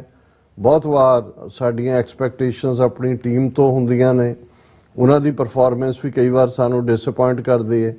ਕਈ ਵਾਰ ਸਾਡੀਆਂ ਐਕਸਪੈਕਟੇਸ਼ਨਸ ਆਪਣੇ ਵਿਊਅਰਸ ਤੋਂ ਹੁੰਦੀਆਂ ਨੇ। ਜਦੋਂ ਤੁਸੀਂ ਬਹੁਤ ਰਿਸਰਚ ਔਰ ਦੂਸਰੇ ਤੋਂ ਬਾਅਦ ਕੋਈ ਜਿਹੜਾ ਉਹ ਗੱਲ ਵੀ ਕਰਦੇ ਹੋ ਤੇ ਤੁਹਾਨੂੰ ਲੱਗ ਰਿਹਾ ਹੁੰਦਾ ਹੈ ਕਿ ਭਾਈ ਇਹ ਇੰਨਾ ਕੁ ਜਿੰਨਾ ਕੁ ਰਿਸਪੌਂਸ ਹੈ ਇਹਦੇ ਲਈ ਇਹ ਵਰਥ ਵੀ ਹੈ ਜੋ ਕੁਝ ਅਸੀਂ ਕਰ ਰਹੇ ਹਾਂ। ਕਈ ਵਾਰ ਜਿਹੜੀ ਚੀਜ਼ ਤੁਹਾਡੀ ਜਿਹੜੀ ਹੈ ਬੜੀ ਅਹਿਮੀਅਤ ਵਾਲੀ ਹੁੰਦੀ ਹੈ, ਬਹੁਤ ਸਾਰਿਆਂ ਨੂੰ ਉਹ ਜਿਵੇਂ ਫਿਲਾਸਫੀ ਰਿਲੇਟਡ ਇਸ਼ੂ ਹੁੰਦੇ ਨੇ, ਸਿਧਾਂਤਕ ਇਸ਼ੂ ਹੁੰਦੇ ਨੇ। ਔਰ ਮੈਨੂੰ ਹਮੇਸ਼ਾ ਇਹ ਲੱਗਦਾ ਹੈ ਵੀ ਜਿਹੜੀਆਂ ਕੌਮਾਂ ਡੀਪਲੀ ਐਨਾਲਾਈਜ਼ ਨਹੀਂ ਕਰਦੀਆਂ, ਉਹਨਾਂ ਦੇ ਅੰਦਰ ਪੜਚੋਲ ਦੀਆਂ ਰੁਚੀਆਂ ਨਹੀਂ ਹੁੰਦੀਆਂ, ਪੜ੍ਹਨ ਦੀਆਂ ਰੁਚੀਆਂ ਨਹੀਂ ਹੁੰਦੀਆਂ, ਉਹ ਫਿਰ ਅਫਵਾਹਾਂ ਔਰ ਚੱਕ ਲੋ ਰੱਖ ਲੋ ਵਰਤੇ ਗਏ ਸਾਨੂੰ ਉਹ ਇਸ ਤੋਂ ਬਿਨਾਂ ਉਹ ਕਿਤੇ ਨਹੀਂ ਜਾਂਦੀਆਂ। ਔਰ ਇਹੀ ਬਹੁਤ ਵਾਰ ਹੁਣ ਮੈਨੂੰ ਈਵਨ 47 ਦੇ ਦੌਰ ਦੀ ਲੀਡਰਸ਼ਿਪ ਅਸੀਂ ਵੀ ਉਹਨੂੰ ਭੰਨਦੇ ਰਹੇ ਹਾਂ, ਹੁਣ ਤੱਕ ਵੀ ਕਹਿੰਦੇ ਆ ਕਿ ਭਾਈ ਉਹਨਾਂ ਨੇ ਬਲੰਡਰ ਕੀਤਾ, ਇਹਦੇ 'ਚ ਕੋਈ ਸ਼ੱਕ ਨਹੀਂ ਕੀਤਾ। ਪਰ ਜਦੋਂ ਮੈਂ ਕੌਮ ਦੀ ਹਾਲਤ ਅੱਜ ਦੇਖਦਾ, 47 ਤੱਕ ਤਾਂ ਸਾਡੇ ਇੱਕ ਵੱਡੇ ਤਬਕੇ ਨੇ, ਵੱਡਾ ਤਬਕਾ ਕੀ ਅਜੇ ਤਾਂ ਹਿੰਦੂਆਂ ਦੀ ਗੁਲਾਮੀ ਦੇਖੀ ਨਹੀਂ ਸੀ ਕਿਉਂਕਿ ਉਹ ਪਹਿਲਾਂ ਕੋ-ਸਲੇਵ ਸੀ। ਜਿਵੇਂ ਕਾਇਦੇ ਆਜ਼ਮ ਜਿਨ੍ਹਾਂ ਨੇ ਕਿਹਾ ਸੀ ਸਰ ਸੋਭਾ ਸਿੰਘ ਨੂੰ ਕਿ ਭਾਈ ਮੁਗਲਾਂ ਦੇ ਵੇਲੇ ਵੀ ਅਸੀਂ ਲੜ ਰਹੇ ਸੀ, ਫਿਰ ਜਦੋਂ ਸਾਡੇ ਕੋਲ ਪਾਵਰ ਆਈ ਅਸੀਂ ਕੋ-ਸ਼ੇਅਰ ਕੀਤਾ ਉਹਨਾਂ ਦੇ ਨਾਲ, ਜਿਹੜਾ ਉਹਨਾਂ ਨੂੰ ਕੀਤਾ, ਫਿਰ ਅੰਗਰੇਜ਼ ਆ ਗਏ ਔਰ ਦੇਖਿਆ ਨਹੀਂ ਸੀ। ਲੇਕਿਨ ਮੈਂ ਅੱਜ ਜਦੋਂ ਕਿ ਅਸੀਂ 40ਵੇਂ ਸਾਲ 'ਚ ਪਹੁੰਚ ਗਏ ਹਾਂ ਜੂਨ 84 ਦੇ ਘੱਲੂਘਾਰੇ ਤੋਂ ਬਾਅਦ, ਔਰ ਇਸ ਸਾਰੇ ਦੇ ਚੱਲਦੇ ਆ ਜੋ ਕੁਛ ਆਪਣਿਆਂ ਦੇ ਇੱਕ ਵੱਡੇ ਤਬਕੇ ਦਾ ਹਾਲ ਹੈ ਕਿ ਜਦੋਂ ਇੱਕ ਤੋਂ ਬਾਅਦ ਇੱਕ ਅਸੀਂ ਨਸਲਕੁਸ਼ੀ ਵੀ ਦੇਖੀ ਹੈ, ਇੱਕ ਤੋਂ ਬਾਅਦ ਇੱਕ ਵਰਤਾਰਾ ਇਹਨਾਂ ਦਾ ਸਾਡੇ ਕਿਸੇ ਫੀਲਡ ਦੀ ਤੁਸੀਂ ਗੱਲ ਕਰ ਲਓ ਉਹਦੇ 'ਚ ਨਫ਼ਰਤ, ਨੈਗੇਟਿਵਿਟੀ, ਨੈਗੇਟਿਵ ਪ੍ਰੋਪੇਗੈਂਡਾ, ਕਿਤੇ ਅੰਮ੍ਰਿਤਧਾਰੀ ਵਰਸਸ ਮੋਡਰੇਟ ਵਰਸਸ ਫੰਡਾਮੈਂਟਲਿਸਟ ਬਣਾ ਦਿੱਤਾ ਹੈ, ਕਿਤੇ ਖਾਲਿਸਤਾਨੀ ਵਰਸਸ ਨੌਨ ਖਾਲਿਸਤਾਨੀ ਬਣਾ ਦਿੱਤਾ ਹੈ। ਇਸ ਸਾਰੇ ਦੇ ਬਾਵਜੂਦ ਜੇ ਅੱਜ ਆਲਮੋਸਟ 4 ਡੈਕੇਡਸ ਬਾਅਦ ਵੀ ਤੁਹਾਡਾ ਜਿਹੜਾ ਸਮਝਾਉਣ ਦਾ ਵੀ ਇੱਕ ਵੱਡਾ ਜ਼ੋਰ ਆਪਣਿਆਂ ਦੇ ਉੱਤੇ ਲੱਗਾ ਹੋਇਆ ਹੈ, ਤਾਂ ਫਿਰ ਮੈਂ ਦੇਖਦਾ ਮੈਂ 47 ਦੇ ਦੌਰ ਦੀ ਲੀਡਰਸ਼ਿਪ ਜਿਨ੍ਹਾਂ ਦੇ ਕੋਲ ਕੋਈ ਗ੍ਰੇ ਏਰੀਆ ਸੀ, ਉਹਨਾਂ ਨੂੰ ਪਤਾ ਹੀ ਨਹੀਂ ਸੀ ਕਿ ਵੀ ਕੀ ਹੋ ਰਿਹਾ। ਠੀਕ ਹੈ ਵੀ ਉਹ ਕੋਈ ਮੁਹੰਮਦ ਅਲੀ ਜਿਨਾ ਜਾਂ ਪਟੇਲ ਜਾਂ ਇਹਦੇ ਨਹਿਰੂ ਜਾਂ ਗਾਂਧੀ ਵਾਂਗ ਵਕੀਲ ਨਹੀਂ ਸੀਗੇ, ਲੇਕਿਨ ਇੱਕ ਗ੍ਰੇ ਏਰੀਏ ਚੋਂ ਉਹਨਾਂ ਸਾਰਿਆਂ ਨੇ ਜਿਹੜਾ ਉਹ ਨਹੀਂ ਡਿਸਾਈਡ ਕਰ ਸਕੇ। ਅੱਜ 4 ਦਹਾਕੇ ਬਾਅਦ ਵੀ ਸਾਡਾ ਹੀ ਇੱਕ ਆਪਣਾ ਤਬਕਾ, ਅਦਰਵਾਈਜ਼ ਇਹ ਨਾ ਹੋਏ ਵੀ ਸਾਨੂੰ ਗੁਰਦੁਆਰਿਆਂ 'ਚ ਇਹ ਸਟਰਗਲ ਕਰਨੀ ਪਏ ਕਿ ਵੀ ਤੁਸੀਂ ਸ਼ਹੀਦਾਂ ਦੀਆਂ ਤਸਵੀਰਾਂ ਕਿਵੇਂ ਉਤਾਰ ਸਕਦੇ ਹੋ, ਪਹਿਲਾਂ ਤੁਸੀਂ ਲਾਉਂਦੇ ਕਿਉਂ ਨਹੀਂ, ਜੇ ਲਾਈਆਂ ਨੇ ਗੁਰਸਿੱਖਾਂ ਨੇ ਤੁਸੀਂ ਕਿਵੇਂ ਉਤਾਰ ਸਕਦੇ ਹੋ। ਫਿਰ ਕੱਲਾ ਇਹ ਨਹੀਂ ਹੈ, ਜੇ ਹੁਣ ਈਵਨ ਓਕਲਹੋਮਾ ਦਾ ਇੱਕ ਵਾਕਿਆ ਉਹਦੇ 'ਚ ਵੀ ਅਸੀਂ ਬਹੁਤਾ ਕੁਝ ਨਹੀਂ ਕਰ ਪਾਏ ਕਿ ਭਾਈ ਆ ਬੀਤਿਆ ਜਿਹੜਾ 15 ਅਗਸਤ ਗੁਜ਼ਰਿਆ, ਉਹ ਇੱਕ ਜਿਨ੍ਹਾਂ ਨੇ ਪ੍ਰਾਈਵੇਟ ਜਿਹਾ ਬਣਾਇਆ ਹੁੰਦਾ ਜੀ ਉੱਥੇ ਕੌਂਸਲੇਟ ਸੱਦ ਕੇ ਤਿਰੰਗਾ ਲਹਿਰਾਣਾ। ਹੁਣ ਜੇ 50-60 ਪਰਿਵਾਰਾਂ ਨੇ ਵਿਰੋਧ ਦੇ ਵਿੱਚ ਖਲੋ ਕੇ ਉਹਦਾ ਵਿਰੋਧ ਕੀਤਾ ਕਿ ਭਾਈ ਨਹੀਂ ਇਹ ਨਹੀਂ ਹੋਣਾ, ਤੇ ਉਹ ਸਾਰਿਆਂ ਦੇ ਉੱਤੇ ਹੀ ਰੈਸਟੇਨਿੰਗ ਆਰਡਰ ਲੈ ਲਏ, ਉਹਨਾਂ ਨੂੰ ਜਿਹੜਾ ਗੁਰਦੁਆਰੇ ਵੜਨ ਤੇ ਪਾਬੰਦੀ ਲਾਤੀ। ਹੁਣ ਇਹ ਆਪਣੇ ਆਪ ਜਿਵੇਂ ਮੈਂ ਕਿਹਾ ਵੀ ਹੈ ਤਾਂ ਇਹ ਗੁਲਾਮੀ ਦੀਆਂ ਨਿਸ਼ਾਨੀਆਂ, ਤੁਸੀਂ ਉਸ ਸਾਰੇ ਚੋਂ ਗੁਜ਼ਰ ਰਹੇ ਹੋ, ਉਹਨੂੰ ਦੇਖ ਰਹੇ ਹੋ। ਲੇਕਿਨ ਇਹ ਮਲਟੀਪਲ ਜਿਹੜੇ ਚੈਲੰਜਸ ਨੇ ਉਹਦੇ 'ਚ ਇੰਡੀਅਨ ਗਵਰਨਮੈਂਟ ਨੇ ਤਾਂ ਲਿਆ ਕੇ ਉਹ ਤਾਂ ਪ੍ਰੋਕਸੀ ਵਾਰ ਲੜ ਰਹੇ ਨੇ ਇਸ ਕਿਸਮ ਦੇ ਲੋਕਾਂ ਨੂੰ ਲਿਆ ਕੇ। ਜਿਵੇਂ ਅਸੀਂ ਕੱਲ ਦੇ ਵਿਸ਼ੇ ਕੱਲ ਵੀ ਗੱਲ ਕੀਤੀ, ਪਿਛਲੇ ਹਫ਼ਤਿਆਂ 'ਚ ਵੀ ਕੀਤੀ ਸੀ ਕਿ ਬਈ ਜੇ ਇੱਕ ਪਾਸੇ ਇਹਨਾਂ ਨੇ ਕਿਲਿੰਗ ਸਪਰੀ ਸ਼ੁਰੂ ਕੀਤੀ, ਕਿਲਿੰਗ ਗੈਂਗਸ ਜਿਹਦੇ ਥੱਲੇ ਡੋਵਾਲ ਔਰ ਦਿਨਕਰ ਗੁਪਤਾ ਔਰ ਗੌਰਵ ਯਾਦਵ, ਉਹਨਾਂ ਨੇ ਪਰਮਜੀਤ ਸਿੰਘ ਪੰਜਵੜ ਔਰ ਭਾਈ ਅਵਤਾਰ ਸਿੰਘ ਖੰਡਾ, ਭਾਈ ਹਰਦੀਪ ਸਿੰਘ ਨਿੱਜਰ ਜੀ, ਔਰ ਗੁੱਸਾ ਸਿੱਖਾਂ ਨੇ ਜ਼ਾਹਰ ਕੀਤਾ। ਲੇਕਿਨ ਤੁਸੀਂ ਦੇਖੋਗੇ ਕਿ ਉਸ ਤੋਂ ਬਾਅਦ ਉਹਨਾਂ ਨੇ ਅਗਲਾ ਹਥਿਆਰ ਕੱਢ ਲਿਆ, ਲਓ ਜੀ ਅਸੀਂ ਜਿਹੜਾ ਉਹ ਲਾਈਫ ਪੈਨਸ਼ਨ ਕੈਂਪ ਔਰ ਵੀਜ਼ਾ ਸਹੂਲਤਾਂ ਅਸੀਂ ਗੁਰਦੁਆਰਿਆਂ ਦੇ ਵਿੱਚ ਲਾਵਾਂਗੇ। ਹੁਣ ਤੁਹਾਡੇ ਸਾਹਮਣੇ ਉਹ ਮੂੰਹ 'ਚ ਕੋੜ ਕਿਰਲੀ ਵਾਲੀ ਗੱਲ ਆ ਜਾਂਦੀ ਹੈ, ਜੇ ਤੁਸੀਂ ਗੁਰਦੁਆਰਿਆਂ ਦੇ ਜਿਹੜੇ ਲੋਕ ਵਿਖੇ ਹੋਏ ਨੇ ਜਾਂ ਉਹ ਅਣਜਾਣ ਜਾਣ ਭੋਲ ਕਰਦੇ ਨੇ ਜਾਂ ਇੰਡੀਅਨ ਸਿਸਟਮ ਦੇ ਨਾਲ ਹੀ ਰਲੇ ਹੋਏ ਨੇ, ਜੇ ਤੁਸੀਂ ਉਹਨਾਂ ਨੂੰ ਇਹ ਕਰ ਲੈਣ ਦਿਓ ਤਾਂ ਫਿਰ ਉਹਨਾਂ ਦਾ ਜੀ ਦੇਖੋ ਅਸੀਂ ਤਾਂ ਗੁਰਦੁਆਰਿਆਂ 'ਚ ਵੀ ਸਾਡਾ ਹੈ, ਸਾਨੂੰ ਤਾਂ ਕੋਈ ਵਿਰੋਧ ਹੀ ਨਹੀਂ ਕਰਦਾ, ਇਹਦਾ ਮਤਲਬ ਸਿੱਖ ਚਾਹੁੰਦੇ ਨਹੀਂ ਹੈ ਖਾਲਿਸਤਾਨ। ਤੇ ਜੇ ਤੁਸੀਂ ਵਿਰੋਧ 'ਚ ਖਲੋਂਦੇ ਹੋ, ਕਿਵੇਂ ਵਿਰੋਧ ਕਰੋਗੇ ਗੁਰਦੁਆਰਿਆਂ ਦੇ ਬਾਹਰ? ਹਾਲਾਂ ਨਿੱਜੀ ਤੌਰ ਤੇ ਜੇ ਮੈਨੂੰ ਕੋਈ ਪੁੱਛੇ ਤਾਂ ਮੈਨੂੰ ਨਹੀਂ ਚੰਗਾ ਲੱਗਦਾ। ਹਾਲਾਂ ਸਾਡੇ ਲਈ ਵੀ 90 ਦੇ ਵਿੱਚ ਪ੍ਰੋਫੈਸਰ ਦਰਸ਼ਨ ਸਿੰਘ ਵਾਲਾ ਮੁੱਦਾ ਇੱਕ ਐਸਾ ਮੁੱਦਾ ਬਣ ਗਿਆ ਸੀ ਕਿ ਵੀ ਜਿੱਥੇ ਕਮੇਟੀਆਂ ਪਿੱਛੋਂ ਜੁਝਾਰੂ ਸਿੰਘਾਂ ਦਾ ਪੰਥਕ ਕਮੇਟੀ ਦਾ ਆਦੇਸ਼ ਸੀ ਕਿ ਭਾਈ ਇਹ ਜਿਹੜਾ ਭਗੌੜਾ ਹੈ ਅਕਾਲ ਤਖਤ ਦਾ, ਇਹਨੂੰ ਸਪੇਸ ਨਾ ਦਿੱਤਾ ਜਾਏ। ਲੇਕਿਨ ਹੁਣ ਜਿਹੜੇ 84 ਦੇ ਦੌਰ ਦੇ ਕੀਰਤਨ ਦੇ ਸ਼ਦਾਈ ਸੀ ਉਸ ਨਾਲ ਜੁੜੇ ਹੋਏ ਉਹ ਕਰਦੇ ਸੀ, ਤੁਹਾਨੂੰ ਗੁਰਦੁਆਰੇ ਦੇ ਬਾਹਰ ਹੀ ਪ੍ਰੋਟੈਸਟ ਕਰਨਾ ਪੈਂਦਾ ਸੀ। ਹੁਣ ਜੇ ਤੁਸੀਂ ਇਵੇਂ ਕਰਦੇ ਹੋ ਕਿ ਵੀ ਇਹ ਹੈ, ਫਿਰ ਹੋਏਗਾ ਜੀ ਦੇਖੋ ਇੱਕ ਤਬਕਾ ਤਾਂ ਦੇਖੋ ਜੀ ਸਿੱਖਾਂ ਦਾ ਹਾਲ ਇੱਕ ਦੂਜੇ ਦੇ ਨਾਲ ਹੀ ਲੜੀ ਜਾਂਦੇ ਨੇ, ਔਰ ਜੇ ਉਹਦੇ 'ਚ ਰੱਬ ਨਾ ਕਰੇ ਕੋਈ ਟਕਰਾਅ ਹੋ ਜਾਏ, ਕੋਈ ਗਰਮ ਜੋਸ਼ੀ 'ਚ ਇਧਰੋਂ ਉਧਰੋਂ ਨਾਅਰੇਬਾਜ਼ੀ ਹੁੰਦੀ ਹੈ, ਤੇ ਫਿਰ ਪੱਗਾਂ ਲੱਥਦੀਆਂ, ਉਹ ਤੁਹਾਡੀਆਂ ਵੀਡੀਓ ਜਿਹੜੀਆਂ ਨੇ ਉਹ ਰੀਲਾਂ ਬਣ ਕੇ ਘੁੰਮ ਰਹੀਆਂ ਹੁੰਦੀਆਂ। ਕਿਉਂਕਿ ਦੁਸ਼ਮਣ ਨੇ ਕਿਸ ਹੱਦ ਤੱਕ ਜਾ ਕੇ, ਜਿਵੇਂ ਅਸੀਂ ਯੂਬਾ ਸਿਟੀ ਦੀ ਗੱਲ ਕੀਤੀ, ਤੁਸੀਂ ਵੀ ਗਏ, ਸਾਰੀ ਟੀਮ ਸਾਡੀ ਸੀ ਲਾਈਵ। ਹੁਣ 2-3 ਲੱਖ ਬੰਦਾ ਜਿਹੜਾ ਹੈ ਉਹ 2-3 ਦਿਨਾਂ 'ਚ ਔਰ 2 ਹਫ਼ਤਿਆਂ 'ਚ almost close to more than 500,000 Sikh ਆਏ ਸ਼ਾਨੋ ਸ਼ੌਕਤ ਦੇ ਨਾਲ, ਨਗਰ ਕੀਰਤਨ 4 ਦਿਨ 5 ਦਿਨ ਦੇ ਪ੍ਰੋਗਰਾਮ, ਔਰ ਕਿਸੇ ਪ੍ਰੋਗਰਾਮ 'ਚ ਕੋਈ ਰੋਕ ਟੋਕ। ਟੁਵਰਡਸ ਦਾ ਐਂਡ ਜੇ ਕੋਈ ਗਰੁੱਪ ਉਹਨਾਂ ਦੇ ਖੜਾ ਕੀਤਾ ਹੋਇਆ ਜਾਂ ਆਪਣੇ ਤੌਰ ਦੇ ਉੱਤੇ ਪਤਾ ਨਹੀਂ ਕੌਣ ਕੀ ਨੇ, ਉਹ ਥੋੜਾ ਬਹੁਤ ਡਾਂਗੋ ਡਾਂਗੀ ਹੋ ਜਾਂਦੇ ਨੇ ਤੇ ਉਹਨਾਂ ਦੇ ਬੰਦੇ ਬੈਠੇ ਹੋਏ ਨੇ, ਔਰ ਉਹਦੇ 'ਚ ਸਾਨੂੰ ਇੱਕ ਨੇ ਕਾਲ ਕਰਕੇ, ਇੱਕ ਜਿਹੜਾ ਕੈਟ ਹੈ ਉੱਥੇ ਦਾ ਬੇ ਏਰੀਆ ਦਾ, ਜਿਹਦੀ ਫੋਟੋਆਂ ਅਮਿਤ ਸ਼ਾਹ, ਮੋਦੀ ਔਰ ਦੂਜੇ ਨਾਲ ਵੀ, ਉਹਨੇ ਕਿਹਾ ਜੀ ਸਭ ਤੋਂ ਪਹਿਲੀਆਂ ਜਿਹੜੀਆਂ ਉਹ ਰੀਲਾਂ ਨੇ ਕਿ ਵੀ ਆਹ ਦੇਖੋ ਜੀ ਸਿੱਖ ਲੜ ਰਹੇ ਨੇ, ਔਰ ਫਿਰ ਸਾਰੇ ਉਹਨਾਂ ਦੇ ਮੀਡੀਆ ਨੇ ਯੂਬਾ ਸਿਟੀ ਇਹ ਉਹ। ਜਿਨ੍ਹਾਂ ਲੋਕਾਂ ਨੇ ਤਾਂ ਲਾਈਵ 4-5 ਦਿਨ ਦੇਖਿਆ ਸੀ, ਉਹਨਾਂ ਦੇ ਲਈ ਤਾਂ ਇਹ ਸੀ ਕਿ ਵੀ ਇਹ ਕਿੱਥੋਂ ਹੋ ਗਈ ਹੈ, ਉਹਨਾਂ ਨੂੰ ਲੱਗਾ ਵੀ ਇਹ ਕੋਈ ਪੁਰਾਣਾ ਹੀ ਦਿਖਾਈ ਜਾਂਦਾ। ਤੇ ਜਿਨ੍ਹਾਂ ਦਾ ਕੁਝ ਨਹੀਂ ਸੀ ਉਹਨਾਂ ਨੇ ਕਿਹਾ ਜੀ ਦੇਖੋ ਤੁਸੀਂ ਗਏ ਸੀ ਠੀਕ ਹੋ ਉੱਥੇ। ਮਤਲਬ ਹੁਣ ਤੁਸੀਂ ਅੰਦਾਜ਼ਾ ਲਾਓ ਕਿ ਪ੍ਰੋਪੇਗੈਂਡਾ ਕਿੰਨੀ ਤਾਕਤਵਰ ਚੀਜ਼ ਹੈ, ਔਰ ਇਹਨਾਂ ਦੇ ਕੋਲ ਜਿੰਨੇ ਸਾਧਨ ਨੇ ਉਹ ਕਰ ਰਹੇ ਨੇ। ਹੁਣ ਇਹ ਜਿਹੜਾ ਵੀਕਐਂਡ ਜਦੋਂ ਕਿ ਹੁਣ ਫੋਕਸ ਟਰਾਂਸਨੈਸ਼ਨਲ ਰਿਪਰੈਸ਼ਨ ਤੇ ਹੋ ਰਿਹਾ ਹੈ, ਟਰਾਂਸਨੈਸ਼ਨਲ ਟੈਰਰਿਜ਼ਮ ਤੇ FBI ਨੇ ਕੰਨ ਚੁੱਕੇ ਨੇ। ਅਸੀਂ ਆਸਟ੍ਰੇਲੀਅਨ ਜਿਹੜੀ 2+2 ਡਾਇਲੋਗ ਸੀ ਇੰਡੀਆ ਦੇ ਨਾਲ, ਕੱਲ ਅਸੀਂ ਜ਼ਿਕਰ ਕੀਤਾ ਸੀ, ਔਰ ਖਾਸ ਤੌਰ ਤੇ ਆਸਟ੍ਰੇਲੀਅਨ ਫੋਰਨ ਮਿਨਿਸਟਰ ਬੀਬੀ ਦਾ ਇੰਟਰਵਿਊ ਜਿਹੜਾ ਉਸਨੇ ਸੁਹਾਸਨੀ ਹੈਦਰ ਨਾਲ ਦਾ ਹਿੰਦੂ ਵਾਲੀ ਨੂੰ ਕੀਤਾ ਕਿ ਵੀ ਉਹ ਸਟਕ ਕਰ ਰਹੇ ਨੇ ਆਪਣੀ ਪੋਜੀਸ਼ਨ ਦੇ ਉੱਤੇ, ਸਿੱਖਾਂ ਦੇ ਨਾਲ ਖਲੋਣ ਦੀ ਲਾਈਨ। ਟ੍ਰੇਡ ਡੀਲ ਵੀ ਉਹਨਾਂ ਨੇ ਸਲੋ ਕਰ ਦਿੱਤੀ, ਕੈਨੇਡਾ ਨੇ ਬਿਲਕੁਲ ਬਲੌਕ ਕਰਤੀ, ਅਮਰੀਕਾ ਦਾ ਵੀ ਅਸੀਂ 2+2 ਡਾਇਲੋਗ ਵੇਲੇ ਐਂਟਨੀ ਬਲਿੰਕਨ ਔਰ ਲੋਇਡ ਉਹਨਾਂ ਦੇ ਸਟੇਟਮੈਂਟਾਂ ਦਾ ਜ਼ਿਕਰ ਕੀਤਾ ਸੀ। ਪਰ ਤੁਸੀਂ ਦੇਖੋਗੇ ਕਿ ਇੱਕ ਪਾਸੇ ਪ੍ਰੈਸ਼ਰ ਇਹ ਬਿਲਟ ਹੋ ਰਿਹਾ, ਉਹਨਾਂ ਨੇ ਦੂਸਰੇ ਪਾਸੇ ਇੱਕਦਮ ਇਹ ਫਰੰਟ ਕੇ ਜੀ ਪੈਨਸ਼ਨ ਸਕੀਮ ਮਿਸ਼ਨ ਫਲਾਣਾ, ਔਰ 2-3 ਗੁਰਦੁਆਰਿਆਂ ਦੇ ਕੈਨਿੰਗਹਾਮ ਕਿ ਕੀ ਹੈ ਉਹਦਾ ਟਾਊਨ ਮੈਨੂੰ ਭੁੱਲ ਜਾਂਦਾ ਆਸਟ੍ਰੇਲੀਆ ਦਾ, ਉਹਨਾਂ ਦੀ ਕਮੇਟੀ ਨੇ ਕਿਵੇਂ ਸੱਦ ਕੇ ਉਹਨਾਂ ਨੂੰ ਕੀਤਾ। ਹਾਲਾਂ ਜਿਹੜਾ ਇੱਕ ਚਲੋ TV 84 ਦਾ ਭਾਵੇਂ ਇੱਕ ਮਿਨੀਮਮ ਰੋਲ ਹੀ ਹੈ ਇਸ ਪੱਖੋਂ, ਪਰ ਜਦੋਂ ਵਾਰਨਿੰਗ ਚਲੀ ਜਾਂਦੀ ਹੈ ਤਾਂ ਬਹੁਤ ਸਾਰੇ ਜਿਹੜੇ ਫੈਂਸ ਸਿਟਰ ਸੀ ਉਹ ਤਾਂ ਸੰਭਲ ਗਏ। ਲੇਕਿਨ 2-3 ਥਾਵਾਂ ਤੇ ਜੇ ਤੁਸੀਂ ਪ੍ਰੋਟੈਸਟ ਕਰਦੇ ਹੋ, ਖਾਲਸਾ ਦੀਵਾਨ ਸੁਸਾਇਟੀ ਵੈਨਕੂਵਰ ਹੋਇਆ ਜਾਂ ਕੈਨੇਡਾ ਸਿੱਖ ਹੈਰੀਟੇਜ ਸੈਂਟਰ ਦੇ ਨਾਂ ਥੱਲੇ ਕਿਸੇ ਦੀ ਪ੍ਰਾਈਵੇਟ ਪ੍ਰਾਪਰਟੀ, ਹੁਣ ਤੁਹਾਡੀ એનર્ਜੀ ਵੀ ਉਧਰ ਲੱਗ ਰਹੀ ਹੈ, ਤੁਸੀਂ ਗੁਰਦੁਆਰਿਆਂ ਦੇ ਬਾਹਰ ਹੀ ਖਲੋਤੇ ਹੋ ਕਿਉਂਕਿ ਉਹਨਾਂ ਨੇ ਇੰਡੀਅਨ ਮਿਸ਼ਨਸ ਨੂੰ ਸੱਦਿਆ ਹੋਇਆ। ਹੁਣ ਜਦੋਂ ਇਸ ਕਿਸਮ ਦੀ ਡਰਾਮੇਬਾਜ਼ੀ ਚੱਲ ਰਹੀ ਹੈ, ਔਰ ਇਹਦੇ 'ਚ ਕੋਈ ਸ਼ੱਕ ਨਹੀਂ ਹੈ ਕਿ ਕੈਨੇਡਾ ਦੇ ਵਿੱਚ ਕੈਨੇਡੀਅਨ ਡਿਪਲੋਮੈਟ ਐਨਵॉय ਜਿੰਨੇ ਵੀ ਰਹਿ ਗਏ ਨੇ ਉਹਨਾਂ 'ਚ ਵੀ ਰਾਹ ਦੇ ਬੰਦੇ ਨੇ, ਇੰਟੈਂਸ਼ਨਲੀ ਪ੍ਰਵੋਕ ਕਰ ਰਹੇ ਨੇ। ਹੁਣ ਜੇ ਕਿਸੇ ਪ੍ਰੋਟੈਸਟ ਦੇ ਵਿੱਚ ਕੋਈ ਸਿੱਖ ਨੌਜਵਾਨ ਜਿਹੜਾ ਉਹ ਐਡਰੈਸ ਕਰਦਿਆਂ ਕਹਿੰਦਾ ਕਿ ਵੀ ਇਹ ਕਾਤਲ ਨੇ ਹਰਦੀਪ ਸਿੰਘ ਨਿੱਜਰ ਦੇ, ਇਹ ਸਾਡੇ ਅੰਦਰੂਨੀ ਮਾਮਲਿਆਂ 'ਚ ਇੰਟਰਫੀਅਰ ਕਰਦੇ ਨੇ, ਇਹ ਸਾਡੀ ਸੋਵਰਨਿਟੀ ਨੂੰ ਵਾਇਓਲੇਟ ਕਰ ਰਹੇ ਨੇ ਗੁਰਦੁਆਰਿਆਂ 'ਚ ਆ ਕੇ, ਇਹ ਜਿੱਥੇ ਵੀ ਜਾਣਗੇ ਅਸੀਂ ਇਹਨਾਂ ਦੇ ਖਿਲਾਫ ਪ੍ਰੋਟੈਸਟ ਕਰਾਂਗੇ। ਔਰ ਉਹਨੇ ਕਿਹਾ ਕਿ ਜੀ ਇਹ ਜਿਹੜਾ ਜਿੱਥੇ ਵੀ ਜਾਏਗਾ ਅਸੀਂ ਪ੍ਰੋਟੈਸਟ ਕਰਾਂਗੇ।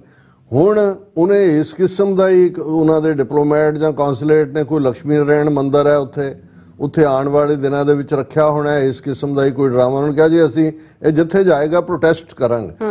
ਹੁਣ ਉਹ ਮੰਦਿਰ ਜਾਏ, ਗਿਰਜੇ ਜਾਏ, ਚਰਚ ਜਾਏ, ਮਸੀਤੇ ਜਾਏ, ਸਿਨਾਗੋਗ ਜਾਏ ਜਾਂ ਗਰਾਊਂਡ 'ਚ ਆਏ, ਜਿਹਨੇ ਪ੍ਰੋਟੈਸਟ ਕਰਨਾ, ਪ੍ਰੋਟੈਸਟ ਤਾਂ ਉਸ ਸਿਸਟਮ ਦੇ ਖਿਲਾਫ ਹੋ ਰਿਹਾ ਜਿਹੜਾ ਸਿਸਟਮ ਜਿਹਨੇ ਕੈਨੇਡੀਅਨ ਸਿਟੀਜ਼ਨ ਨੂੰ ਮਾਰਿਆ, ਜਿਹੜਾ ਸਿਸਟਮ ਇੰਟਰਫੀਅਰ ਕਰ ਰਿਹਾ। ਪਰ ਤੁਸੀਂ ਦੇਖੋ ਵੀ ਇਹਨਾਂ ਦਾ ਜਿਹੜਾ ਹਿੰਦੂ ਤਵੀਆਂ ਦੀ ਪ੍ਰੋਪੇਗੈਂਡਾ ਮਸ਼ੀਨਰੀ ਹੈ ਉਹ ਇੱਕ ਲੈਵਲ ਤੇ ਨਹੀਂ ਹੈ, ਮਲਟੀਪਲ ਲੈਵਲ ਦੇ ਉੱਤੇ ਉਹ ਕਿਵੇਂ ਕੰਮ ਕਰ ਰਹੇ ਨੇ ਕਿ ਉਹਨਾਂ ਨੇ ਪਿਛਲੇ ਪੀਰੀਅਡ 'ਚ ਇੱਕ ਸਟਾਪ ਗੈਪ ਕਿਸਮ ਦਾ MP ਬਣਿਆ ਚੰਦਰਾ ਆਰੀਆ। ਵੈਸੇ ਪੰਜਾਬੀ 'ਚ ਪਤਾ ਹੀ ਹੈ ਚੰਦਰਾ ਕਿਹਨੂੰ ਕਹਿੰਦੇ ਨੇ, ਉਹ ਅੰਗਰੇਜ਼ੀ 'ਚ ਜਿਹੜਾ ਉਹ ਲਿਖਿਆ ਵੀ ਉਵੇਂ ਹੀ ਜਾਂਦਾ ਚੰਦਰਾ, ਕਿ ਵੀ ਚੰਦਰਿਆ ਤੇਰੇ ਕੋਲ ਹੋਰ ਕੋਈ ਕੰਮ ਨਹੀਂ, ਪਹਿਲਾਂ ਤਾਂ ਵੈਸੇ ਹੀ ਆਰੀਆ, ਤੁਸੀਂ ਉਹ ਤੋਂ ਅੰਦਾਜ਼ਾ ਲਾਓ ਜਿਹੜਾ ਆਪਣੇ ਨਾਂ ਨਾਲ ਆਰੀਆ ਲਾਇਆ ਦੁਨੀਆ ਦਾ ਰੇਸਿਸਟ ਕਦੇ। ਔਰ ਮੈਨੂੰ ਹੈਰਾਨੀ ਹੈ ਵੀ ਕੈਨੇਡਾ ਦੇ ਜੂਜ਼ ਨੇ ਨਹੀਂ ਇਤਰਾਜ਼ ਕੀਤਾ ਕਿ ਵੀ ਇਹ ਆਰੀਅਨ ਹੈ, ਇਹ ਵੀ ਹਿਟਲਰ ਦਾ ਭਰਾ, ਇਹਨੂੰ ਕੱਢੋ ਇੱਥੋਂ, ਪਰ ਬਣ ਗਿਆ ਹਿੰਦੂ ਤਵੀਆਂ ਦੇ ਪਤਾ ਨਹੀਂ ਕਿਹੜੇ ਸਟੇਟ ਚੋਂ ਆਇਆ ਹੈ।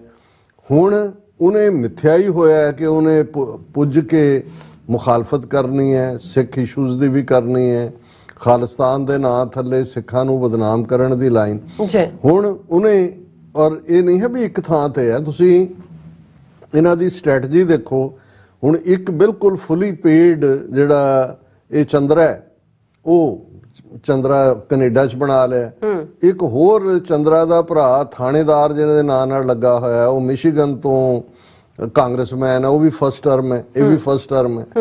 ਹੁਣ ਉਹ ਪਹਿਲਾਂ ਤਾਂ ਐਲਾਨ ਕਰਦਾ ਜੀ ਮੈਂ ਹਿੰਦੂ ਕਾਕਸ ਬਣਾ ਰਿਹਾ ਹਾਂ ਔਰ ਸਾਡੇ ਜਿਹੜੇ ਨੇ ਆਲਰੇਡੀ 30 ਜਿਹੜੇ ਕਾਂਗਰਸਮੈਨ ਨੇ ਉਹ ਮੇਰੇ ਨਾਲ ਇਨ ਟੱਚ ਨੇ, ਨਾ ਕੋਈ ਨਜ਼ਰ ਆਇਆ ਨਾ ਕੋਈ। ਫਿਰ ਇੱਕ ਜਿੱਦਨ ਸਿੱਖ ਪ੍ਰੇਅਰ, ਸਿੱਖ ਅਰਦਾਸ US ਹਾਊਸ ਆਫ ਰਿਪਰੈਜ਼ੈਂਟੇਟਿਵਸ ਦੇ ਵਿੱਚ ਹੋ ਰਹੀ ਹੈ ਕਾਂਗਰਸ ਦੇ ਵਿੱਚ, ਉਦਣ ਉਹ ਆਪਣਾ ਹਿੰਦੂ ਸੰਮੇਲਨ ਦੇ ਨਾਂ ਥੱਲੇ ਕਾਕਸ ਦੇ, ਔਰ ਉੱਥੇ ਉਹ ਐਲਾਨ ਕਰਦਾ ਜੀ ਇਹ ਕਾਕਸ ਹਿੰਦੂ ਬੁੱਧਿਸਟ ਜੈਨ ਸਿੱਖ ਕਾਕਸ ਹੈ। ਹੁਣ ਉਹਦੇ ਤੇ ਵੀ ਸਿੱਖਾਂ ਨੇ ਡਿਸਟੈਂਸ ਕੀਤਾ ਵੀ ਤੁਸੀਂ ਸਿੱਖਾਂ ਦਾ ਕਿੱਥੋਂ ਬਣ ਗਏ ਵੀ, ਖੈਰ ਖਵਾ ਵੀ ਦੱਸਣ ਦੇ ਲਈ ਕਿ ਜੀ ਇਹ ਜਿਹੜਾ ਕਿਉਂਕਿ ਸਿੱਖ ਬੌਧੀ ਜੈਨੀ ਆਰਟੀਕਲ 25(b) ਦੇ ਥੱਲੇ ਹਿੰਦੂ ਐਲਾਨੇ ਹੋਏ ਨੇ, ਤੇ ਇੱਥੇ ਹਿੰਦੂ ਦੀ ਡੈਫੀਨੇਸ਼ਨ ਨੂੰ ਅਮਰੀਕਾ 'ਚ ਵੀ ਐਲੈਬੋਰੇਟ ਕਰ ਰਿਹਾ ਕਿ ਜੀ ਦੂਜਾ। ਹਾਲਾਂ ਉਹਨਾਂ ਨੇ ਸਿੱਖਾਂ ਨੇ ਕੀ ਰਿਸਪੌਂਡ ਕਰਨਾ ਸੀ, ਲੇਕਿਨ ਇੱਥੇ ਉਹ ਸਿੱਖਾਂ ਨੂੰ ਆਪਣੇ ਖੰਭਾਂ ਥੱਲੇ ਲੈ ਕੇ ਜਿਹੜਾ ਉਹ ਫੇਣਾ ਚਾਹੁੰਦੇ ਨੇ। ਤੇ ਕੈਨੇਡਾ 'ਚ ਜਿਹੜਾ ਇਹ ਚੰਦਰਾ ਹੈ, ਇਹ ਚੰਦਰਾ ਆਪਣੀਆਂ ਚੰਦਰੀਆਂ ਤੇ ਉਤਰਿਆ ਹੋਇਆ ਔਰ ਤੁਸੀਂ ਆ ਖਬਰ ਉਹਨਾਂ ਦੀ ਔਰ ਨਾਲ ਦੀ ਨਾਲ ਉਹਨਾਂ ਦੀਆਂ ਉਹੀ ANI IANS ਜਿਹੜੀਆਂ ਰਾਹ ਦੀਆਂ ਆਊਟਫਿਟ ਏਜੰਸੀਜ਼ ਨੇ ਉਹ ਆਪਣਾ ਕੰਮ ਨਾਲ ਹੀ ਸ਼ੁਰੂ ਕਰ ਦਿੰਦੀਆਂ। ਹੁਣ ANI ਦੀ ਖਬਰ ਆਟਵਾ ਡੇਟ ਲਾਈਨ ਨਾਲ ਲੱਗੀ ਹੋਈ ਹੈ, Indian origin Canadian MP shares video of Khalistani supporters claiming to create trouble at temple in Surrey. Chandra Arya urges government to step and take action. ਹੁਣ ਔਰ ਉਹਦੇ 'ਚ ਜਿਹੜੀ ਉਹ ਅੱਧੇ ਕੁ ਮਿੰਟ ਦੀ ਵੀਡੀਓ ਕਲਿੱਪ ਹੈ, ਜਿਵੇਂ ਮੈਂ ਕਿਹਾ ਵੀ ਇੱਕ ਗੁਰਸਿੱਖ ਉਹ ਕਹਿ ਰਿਹਾ ਕਿ ਭਾਈ ਇਹ ਜਿੱਥੇ ਵੀ ਜਾ ਔਰ ਪ੍ਰੋਟੈਸਟ ਕਰ ਰਿਹਾ ਝੰਡਾ ਚੁੱਕ ਕੇ, ਖਾਲਿਸਤਾਨ ਦਾ ਝੰਡਾ ਹੈ, ਜਿੱਥੇ ਵੀ ਪ੍ਰੋਟੈਸਟ ਸੀ ਉਦੋਂ ਉਹਨਾਂ ਦੇ ਵੈਨਕੂਵਰ ਹੀ ਹੋਏਗਾ ਖਾਲਸਾ ਦੀਵਾਨ ਸੁਸਾਇਟੀ ਦੇ ਬਾਹਰ। ਤੇ ਉਹਨਾਂ ਨੇ ਕਿਹਾ ਕਿ ਜੀ ਸਾਨੂੰ ਪਤਾ ਲੱਗਾ ਵੀ ਇਹ ਨਹੀਂ ਕੌਂਸੂਲੇਟ ਨੇ ਜਿਹੜਾ ਇੱਥੇ ਆਇਆ ਹੋਇਆ ਅੰਦਰ ਸੇਵਾ ਦੇ ਨਾਂ ਥੱਲੇ ਇੰਟਰਫੀਅਰ ਕਰ ਰਹੇ ਨੇ, ਇਹ ਜਿੱਥੇ ਵੀ ਜਾਏਗਾ ਸਾਨੂੰ ਪਤਾ ਲੱਗਾ ਕਿ ਵੀ ਇਹ ਫਲਾਣੇ ਥਾਂ ਜਾਏਗਾ, ਅਸੀਂ ਉੱਥੇ ਵੀ ਵਿਰੋਧ ਕਰਾਂਗੇ। ਹੁਣ ਉਸ ਨੂੰ ਉਹਨੇ ਪੂਰੀ ਇੱਕ ਸਟੋਰੀ ਬਣਾ ਕੇ ਇਸ ਦੇ ਉੱਤੇ ਉਹਨੇ ਜਿਹੜਾ ਉਹ ਟਵੀਟ ਵੀ ਕੀਤਾ ਔਰ ਉਹਦੇ ਤੇ ਉਹਨੇ ਕਿਹਾ ਕਿ last week Khalistan supporters verbally ਇੱਕ ਹੋਰ ਘਟਨਾ ਜਿਹੜੀ ਸ਼ਾਇਦ ਟੋਰਾਂਟੋ ਨਾਲ ਸੰਬੰਧਿਤ ਸੀ ਕਿ ਭਾਈ ਇੱਕ ਜਿਹੜਾ ਉਹ ਨੌਜਵਾਨ ਜਿਹੜਾ ਸਿੱਖੀ ਰੂਪ 'ਚ ਹੈ ਉਹ ਕੁਝ ਮਮ ਕਰ ਰਿਹਾ ਖਾਲਿਸਤਾਨ ਦੇ ਖਿਲਾਫ, ਤਾਂ ਉਹਨੂੰ ਪ੍ਰੋਟੈਸਟਰ ਜਿਹੜੇ ਨੇ ਉਹ ਕਾਊਂਟਰ ਕਰ ਰਹੇ ਨੇ। ਇਹ ਹੁੰਦਾ ਹੈ ਕਈ ਵਾਰੀ, ਅਸੀਂ ਵਾਸ਼ਿੰਗਟਨ 'ਚ ਜਿਹੜਾ ਦੇਖਦੇ ਹਾਂ ਕਈ ਵਾਰੀ ਆ ਕੇ ਉਹ ਕਰਦੇ ਨੇ, ਅਸੀਂ ਵੀ ਜਦੋਂ ਕਈ ਵਾਰੀ ਉਹ ਕਰ ਰਹੇ ਹੁੰਦੇ ਨੇ ਜਾ ਕੇ, ਇੱਕ ਇਹ ਨਾਰਮਲ ਹੈ ਵੀ ਜਿਹੜਾ ਤੁਹਾਡੇ ਨਾਲ ਸਹਿਮਤ ਨਹੀਂ ਹੈ। ਪਰ ਉਹਨੂੰ ਵੀ ਹਿੰਦੂ ਮੀਡੀਆ ਨੇ, ਇੰਡੀਅਨ ਮੀਡੀਆ ਨੇ ਇਵੇਂ ਪ੍ਰੈਜ਼ੈਂਟ ਕੀਤਾ ਔਰ ਉਹਦੇ ਹੱਕ ਦੇ ਵਿੱਚ ਹੈਸ਼ਟੈਗ ਚਲਾਇਆ ਕਿ ਉਹ ਸਿੱਖ ਪੈਟਰੀਓਟ ਹੈ, ਦੇਖੋ ਉਹਨੇ ਖਾਲਿਸਤਾਨੀਆਂ ਨੂੰ ਜਿਹੜਾ ਬੁਰਾ ਭਲਾ ਕਿਹਾ ਔਰ ਸਿੱਖ ਉਹਨੂੰ ਧਮਕੀਆਂ ਦੇ ਰਹੇ ਨੇ। ਮਤਲਬ ਇਸ ਕਿਸਮ ਦੀ ਖਬਰ ਨੂੰ ਵੀ ਉਹ ਇਵੇਂ ਬਣਾ ਦਿੰਦੇ ਨੇ। ਔਰ ਇਹ ਉਹਨਾਂ ਨੇ ਇਹ ਕਿਹਾ ਕਿ ਨਾਓ, ਇਹ ਪਹਿਲਾਂ ਉਸ ਘਟਨਾ ਨੂੰ ਕੋਟ ਕੀਤਾ ਇਹਨੇ ਚੰਦਰੇ ਨੇ, ਫਿਰ ਕਹਿੰਦਾ ਨਾਓ it appears the same Khalistan group want to create trouble at the Hindu Lakshmi Narayan Mandir in Surrey। और ये इस दे उत्ते उन्हें पूरा फिर उन्हें अपनी हुकूमत नूं क्या उन्हें कहा जी, last week Khalistan supporters verbally abused a Sikh family outside a Sikh Gurdwara in Surrey, according to some reports. Now it appears the same Khalistan group wants to create trouble at Hindu Lakshmi Narayan Mandir in Surrey. All these are being done in the name of freedom of speech and expression. Like a broken record, I am again asking Canadian authorities to step in and take action. आप ही कहना भी मैं टुटिया बाजा है, record वो हुंदा सी टुटिया, जे तो टुटिया ही है मिस्टर चंद्रा है, तो फिर हुण टुटिया ने तो टुट्टी तांबे ਉਹਦੀ ਤੂੰਬੀ ਦੀ ਤਾਰ ਟੁੱਟ ਜਾਏ ਤਾਂ ਉਹਦੇ ਚੋਂ ਵੀ ਟੁਣੂ ਟੁਣੂ ਨਹੀਂ ਨਿਕਲਦਾ, ਤੇਰੇ ਚੋਂ ਕੀ ਨਿਕ ਪਰ ਤੁਸੀਂ ਇਹ ਲੋਕ ਵੀ ਈਵਨ ਪੀਸਫੁਲ ਪ੍ਰੋਟੈਸਟ। ਔਰ ਜੇ ਤੁਸੀਂ ਅਸੀਂ ਜਿਵੇਂ ਕੱਲ ਗੱਲ ਕੀਤੀ ਕਿ 5 ਸਵਾਲ ਜੇ ਸੁਹਾਸਿਨੀ ਹੈਦਰ ਨੇ ਆਸਟ੍ਰੇਲੀਅਨ ਫੋਰਨ ਮਿਨਿਸਟਰ ਨੂੰ ਪੁੱਛੇ ਕਿ ਜੀ ਜਿਹੜੀ ਇੰਡੀਅਨ ਗਵਰਨਮੈਂਟ ਨੇ ਰਿਪੋਰਟ ਕੀਤੀ ਖਾਲਿਸਤਾਨੀ ਸੈਸੈਸ਼ਨਿਸਟ ਦੇ ਖਿਲਾਫ, ਉਹਨੇ ਕਿਹਾ ਵੀ ਇੱਕ ਲਾਈਨ ਹੈ, ਫਾਈਨ ਲਾਈਨ ਹੈ, ਇੱਕ ਪਾਸੇ फ्रीडम ऑफ एक्सप्रेशन है, राइट ऑफ पीसफुल प्रोटेस्ट है, दूसरे पासे वायलेंस है एंड वेंडलाइजेशन है। यही 2 लफ्ज उन्हें इस्तेमाल किया। यही कैनेडा का भी चार्टर ऑफ राइट से ही है कि जे कोई पीसफुली प्रोटेस्ट करता है, ਉਹਨੂੰ ਹੁਣ ਜਦੋਂ ਖਾਲਿਸਤਾਨ ਰੈਫਰੈਂਡਮ ਦੀਆਂ ਵੋਟਾਂ ਟੋਰਾਂਟੋ ਸੀ, ਇੱਕ ਹਿੰਦੂ ਸੱਜਣ ਜਿਹੜਾ ਕਿ ਆ ਕੇ ਆਪਣਾ ਤਿਰੰਗਾ ਲੈ ਕੇ ਜਿਹੜੇ ਵੋਟਾਂ ਵੱਲ ਜਾ ਰਹੇ ਸੀ, ਉਹ ਸਾਰਾ ਦਿਨ ਉੱਥੇ ਰਿਹਾ। ਉਹਨੂੰ ਜਾ ਕੇ ਸਿੱਖਾਂ ਨੇ ਲੰਗਰ ਵੀ ਖਵਾਇਆ ਕਿ ਵੀ ਆ ਲੈ ਬਈ, ਉਹ ਕਹਿੰਦਾ ਰਿਹਾ ਜੀ ਮੈਂ ਭਾਵੇਂ ਕਰ ਲਾਂ, ਔਰ ਭਾਵੇਂ ਇਨ ਦਾ ਐਂਡ ਉਹਨੇ ਕਿਹਾ ਕਿ ਜੀ ਮੇਰੇ ਨਾਲ ਕਿਸੇ ਨੇ ਕੋਈ ਬਦਸਲੂਕੀ ਨਹੀਂ ਕੀਤੀ, ਮੈਨੂੰ ਤਾਂ ਉਹਨਾਂ ਨੇ ਖਾਣ ਨੂੰ ਵੀ ਦਿੱਤਾ। ਹੁਣ ਇੱਕ ਪਾਸੇ ਤਾਂ ਇਹ ਸਪਿਰਿਟ ਹੈ ਜਿਹੜੀ ਜ਼ਾਹਰ ਹੈ, ਭਾਵੇਂ ਇੱਕ ਬੰਦਾ ਹਜ਼ਾਰਾਂ ਚ ਹੋਏ, ਅਸੀਂ ਵੀ ਕਰਦੇ ਹਾਂ ਕਈ ਵਾਰੀ ਵੱਡੀਆਂ ਵੱਡੇ ਜਿਹੜੇ ਪ੍ਰੋਟੈਸਟ ਪ੍ਰੋ ਇੰਡੀਆ ਹੁੰਦੇ ਰਹੇ ਨੇ, ਇੱਥੇ ਇਹਨਾਂ ਦੀ ਇੰਡੀਆ ਡੇ ਪੈਰੇਡ ਹੁੰਦੀ ਸੀ, ਉਹਦੇ ਬਾਹਰ ਭਾਵੇਂ 10-20 ਸਿੰਘ ਹੀ ਜਾ ਕੇ ਖਲੋ ਜਾਂਦੇ ਸੀ, ਹੁੰਦਾ ਸੀ ਕਿ ਭਾਈ ਅਸੀਂ ਸਹਿਮਤ ਨਹੀਂ ਹੈ। ਪਰ ਇਹਨੂੰ ਜਿਵੇਂ ਹਿੰਦੂ ਸਿੱਖ ਇਸ਼ੂ ਬਣਾ ਰਿਹਾ ਹੈ, ਇਹਨੂੰ ਇਹ ਕਹਿ ਰਿਹਾ ਕਿ ਜੀ ਇਹ ਕੈਨੇਡਾ 'ਚ ਇਹ ਫਰੀडम ਆਫ ਐਕਸਪ੍ਰੈਸ਼ਨ ਔਰ ਉਹਦਾ ਮਿਸਯੂਜ਼ ਹੋ ਰਿਹਾ। ਔਰ ਇਹ ਮੈਂ ਤਾਂ ਟੁੱਟੇ ਰਿਕਾਰਡ ਵਾਂਗੂ ਮੈਂ ਕਹਿ ਕੇ ਥੱਕ ਗਿਆ, ਮੇਰੀ ਕੋਈ ਸੁਣਦੀ ਨਹੀਂ। ਫਿਰ ਉਹ ਅੱਗੋਂ ਝੂਠ ਹੋਰ ਸਪਿਨ ਕਰਦਾ ਹੈ, ਅੰਡਰਸਕੋਰਿੰਗ that Hindu temples have remained targets for attacks over the past few years। ਕਿ ਕਈ ਸਾਲਾਂ ਤੋਂ ਹਿੰਦੂ ਮੰਦਰਾਂ ਤੇ ਹਮਲੇ ਹੋ ਰਹੇ ਨੇ। ਇਹਨਾਂ ਨੂੰ ਕੋਈ ਪੁੱਛੇ ਕਿ ਜੇ ਮੰਦਰ ਤੇ ਹਮਲਾ ਹੁੰਦਾ ਦੱਸੋ ਕਿੱਥੇ ਫੜੇ ਨੇ, ਕੌਣ ਨੇ, ਤੁਹਾਡੇ ਕੋਲ ਸੀਸੀਟੀਵੀ ਕੈਮਰੇ ਨੇ। ਕੈਨੇਡਾ ਦੀ ਪੁਲਿਸ ਜਿਹੜੀ ਆ ਉਹ ਕਾਰਵਾਈ ਤਾਂ ਕਰਦੀ ਹੈ ਜਦੋਂ ਰਿਪੋਰਟ ਹੋਏ, ਪਰ ਜੇ ਤੁਸੀਂ ਝੂਠ ਹੀ ਬੋਲਣਾ ਫਿਰ ਇਹ ਚੰਦਰਾ ਕਹਿੰਦਾ ਹੈ Hindu temples have been attacked many times during the last couple of years। ਕਈ ਸਾਲਾਂ many times ਦਾ ਮਤਲਬ ਜਿਵੇਂ ਸੈਂਕੜਿਆਂ ਹਮਲੇ ਹੋ ਕੇ, ਫਿਰ ਤੇ ਜੇ ਸੈਂਕੜਿਆਂ ਹਮਲੇ ਹੁੰਦੇ ਤਾਂ ਤੁਹਾਡੇ ਮੰਦਰਾਂ 'ਚ ਬੁੱਤ ਨਾ ਹੁੰਦੇ। ਔਰ ਸਿੱਖ ਕਦੇ ਵੀ ਮਾੜੇ ਤੋਂ ਮਾੜਾ ਵੀ ਹੋਏਗਾ, ਨਾਨ ਪ੍ਰੈਕਟਿਸਿੰਗ ਵੀ ਹੋਏਗਾ, ਉਹ ਮੰਦਰ, ਮਸਜਿਦ, ਚਰਚ, ਸਿਨਾਗੋਗ ਉਸ ਵਾਲੇ ਇਹ ਤੁਹਾਡੇ ਹੀ ਹਿੱਸੇ ਆਇਆ। ਤੁਸੀਂ ਜੋ ਕੁਝ ਜੂਨ 84 ਦਾ ਤੁਹਾਡੀ ਸਟੇਟ ਨੇ ਕੀਤਾ ਫੌਜ ਰਾਹੀਂ, ਨਵੰਬਰ 84 ਚ ਆਪਣੀਆਂ ਕਰਤੂਤਾਂ ਭਾਰਤ ਭਰ ਚ ਦੇਖ ਲਓ ਕਿ ਤੁਸੀਂ ਗੁਰੂ ਗ੍ਰੰਥ ਸਾਹਿਬ ਦੀਆਂ ਬੀੜਾਂ ਨੂੰ ਕਿਵੇਂ ਬੇਅਦਬ ਕੀਤਾ ਹੈ, ਕਿਵੇਂ ਥਾਂ ਥਾਂ ਜਾ ਕੇ ਗੁਰਦੁਆਰਿਆਂ ਨੂੰ ਅੱਗਾਂ ਲਾਈਆਂ ਨੇ। ਪੰਜਾਬ ਦੇ ਵਿੱਚ 10-12 ਸਾਲ ਮੂਵਮੈਂਟ ਚੱਲੀ ਹੈ, ਇੱਕ ਵੀ ਇਨਸੀਡੈਂਟ ਦੱਸ ਦਿਓ ਕਿ ਜਿਹਦੇ ਚ ਸਿੱਖਾਂ ਨੇ ਕਿਸੇ ਮੰਦਿਰ ਨੂੰ ਢਾਇਆ ਹੋਏ, ਅੱਗ ਲਾਈ ਹੋਏ, ਜਾਂ ਪੁਜਾਰੀ ਨੂੰ ਫੜ ਕੇ ਉਹਦੀ ਜਿਹੜੀ ਹੈ ਬੋਦੀ ਨਾਲ ਉਹਨੂੰ ਬੇਅਦਬ ਕੀਤਾ ਹੋਇਆ, ਕੋਈ ਇੱਕ ਵੀ ਇਨਸੀਡੈਂਟ। ਲੇਕਿਨ ਜਦੋਂ ਝੂਠ ਦਾ ਠੇਕਾ ਲਿਆ ਹੋਇਆ, ਫਿਰ ਉਹ ਕਹਿ ਰਿਹਾ ਕਿ ਜੀ ਇਹ ਜਿਹੜਾ ਪਿਛਲੇ ਕਈ ਸਾਲਾਂ ਤੋਂ ਨੇ last couple of hate crimes R being committed against Hindu Canadians. ਤੁਸੀਂ ਦੇਖੋ ਵੀ ਨੰਗੇ ਚਿੱਟੇ ਹੋ ਕੇ ਇਹਨੂੰ ਹਿੰਦੂ ਸਿੱਖ ਇਸ਼ੂ ਬਣਾਉਣਾ, ਹੇਟ ਕ੍ਰਾਈਮ ਹਿੰਦੂ ਕੈਨੇਡੀਅਨਸ ਦੇ ਅਗੇਂਸਟ ਹੋ ਰਹੇ ਨੇ, ਹੋਰ ਨੇ। ਔਰ ਫਿਰ ਉਹ ਕਹਿੰਦਾ allowing these things to continue openly and publicly is not acceptable। ਕਿ ਜੀ ਇਹ ਖੁੱਲੇ ਆਮ ਹੋ ਰਿਹਾ, ਇਹ ਬਿਲਕੁਲ ਸਾਨੂੰ ਜਿਹੜਾ ਫਿਰ ਇਸ ਕਿਸਮ ਦੀ ਉਹਨੇ ਕਹਿ ਕੇ ਕਿਹਾ ਕਿ ਜੀ ਫਲਾਣਾ ਟੈਂਪਲ ਇਹ ਜਿਹੜਾ multiple such incidents have been carried out by Khalistani extremist. ਔਰ ਇਸ ਸਾਰੇ ਦਾ ਹੁਣ ਇਹ ਹੈ, ਇੱਕ ਮੈਂਬਰ ਪਾਰਲੀਮੈਂਟ ਹੈ ਇਲੈਕਟਿਡ, ਤੇ ਤੁਸੀਂ ਇਹ ਤੋਂ ਅੰਦਾਜ਼ਾ ਲਾਓ ਵੀ ਇਸ ਲੈਵਲ ਦੀ ਨਫ਼ਰਤ।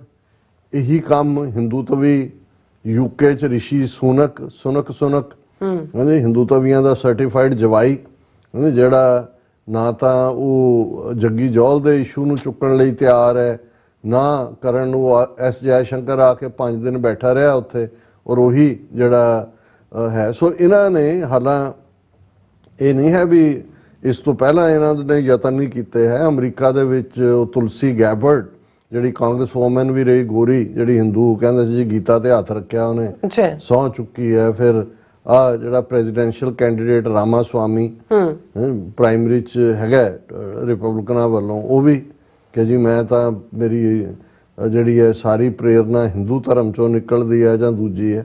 ਕਿਸੇ ਦਾ ਕਿਸੇ ਧਰਮ ਚ ਹੋਣਾ ਕੋਈ ਗੁਨਾਹ ਨਹੀਂ ਹੈ, ਪਰ ਜਦੋਂ ਤੁਸੀਂ ਇਸ ਕਿਸਮ ਦੀ ਚੀਜ਼ ਨੂੰ ਜਿਹਨੂੰ ਕਹਿੰਦੇ ਨੇ ਕਿ ਬਈ to wear on the sleeve, ਜਿਵੇਂ ਰਿਸ਼ੀ ਸੋਨਕ ਜੀ ਮੈਂ ਗਾਂ ਦੀ ਪੂਜਾ ਵੀ ਲਾਲ ਮੌਲੀ ਜੈ ਰਾਮ ਜੀ ਕੀ, ਔਰ ਉਹਨਾਂ ਸਾਰਿਆਂ ਜਿਹਨਾਂ 'ਚ ਕ੍ਰਿਮੀਨਲ ਕਿਸਮ ਦੇ ਲੋਕ ਵੀ ਬੈਠੇ ਹੋਏ ਨੇ ਜਿਹੜੇ ਉੱਥੋਂ ਦੌੜ ਕੇ ਆ ਕੇ ਉਹਨਾਂ ਨੇ ਸ਼ਰਨ ਲਈ ਹੈ।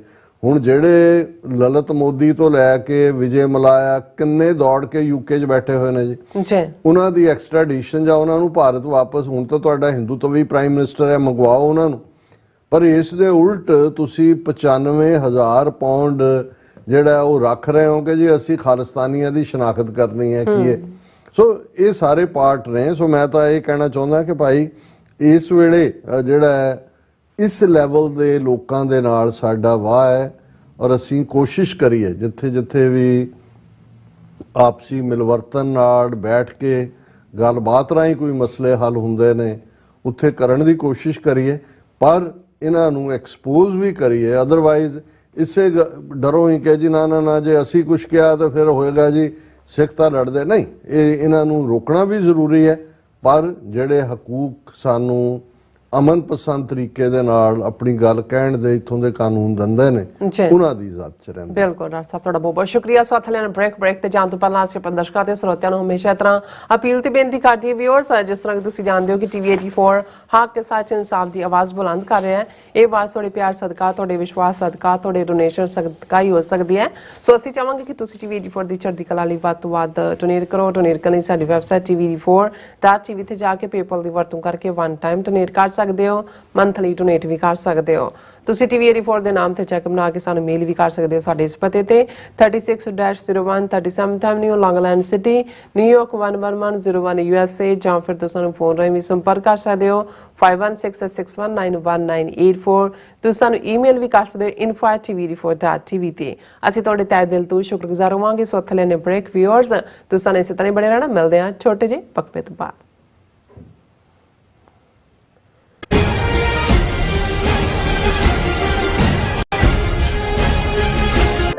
ਸਿਗਨੇਚਰ ਟਰੱਕ ਸਰਵਿਸ ਰਾਊਟ 81 ਉੱਤੇ ਐਗਜ਼ਿਟ 235 ਤੇ ਟਰੱਕਰ ਵੀਰਾਂ ਲਈ 24 ਘੰਟੇ ਰੋਡ ਸਰਵਿਸ ਦੀ ਸੁਵਿਧਾ ਮੌਜੂਦ। Heavy duty repair, oil change, ਪੁਰਾਣੇ ਅਤੇ ਨਵੇਂ tyre, computer diagnostic, DPF cleaning, brake service ਜਾਂ ਰਸਤੇ ਵਿੱਚ ਆਈ ਹਰ ਤਰ੍ਹਾਂ ਦੀ ਰਿਪੇਅਰ ਪ੍ਰੋਫੈਸ਼ਨਲ ਟੀਮ ਵੱਲੋਂ ਕੀਤੀ ਜਾਂਦੀ ਹੈ। ਬ੍ਰੇਕਫਾਸਟ, ਲੰਚ ਅਤੇ ਡਿਨਰ ਲਈ ਪੰਜਾਬੀ ਢਾਬੇ ਦਾ ਆਨੰਦ ਵੀ ਮਾਣੋ। ਡਰਾਈਵਰ ਅਤੇ ਟਰੱਕ ਆਪਰੇਟਰ ਵੀਰ ਡਿਸਪੈਚ ਦੀ ਸਰਵਿਸ ਲਈ ਸਾਡੇ ਨਾਲ ਸੰਪਰਕ ਕਰਨ। Signature truck service 58 triangle drive, Weyers Cave, Virginia 24486।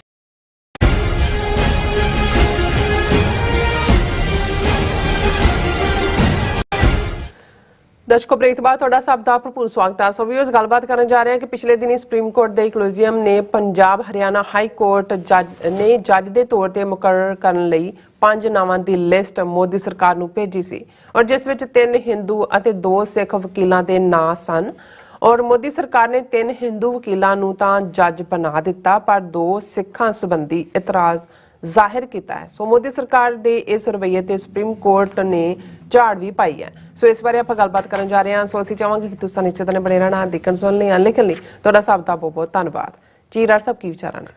ਦੇਖੋ, ਭਾਰਤੀ ਸਿਸਟਮ 'ਚ ਸਾਡੀ ਕੋਈ ਦਿਲਚਸਪੀ ਨਹੀਂ। ਉੱਥੇ ਚੀਫ ਜਸਟਿਸ ਕੌਣ ਬਣਦਾ ਹੈ, ਜੱਜ ਕੌਣ ਬਣਦਾ ਹੈ, ਚੀਫ ਮਿਨਿਸਟਰ ਕੌਣ ਬਣਦਾ ਹੈ।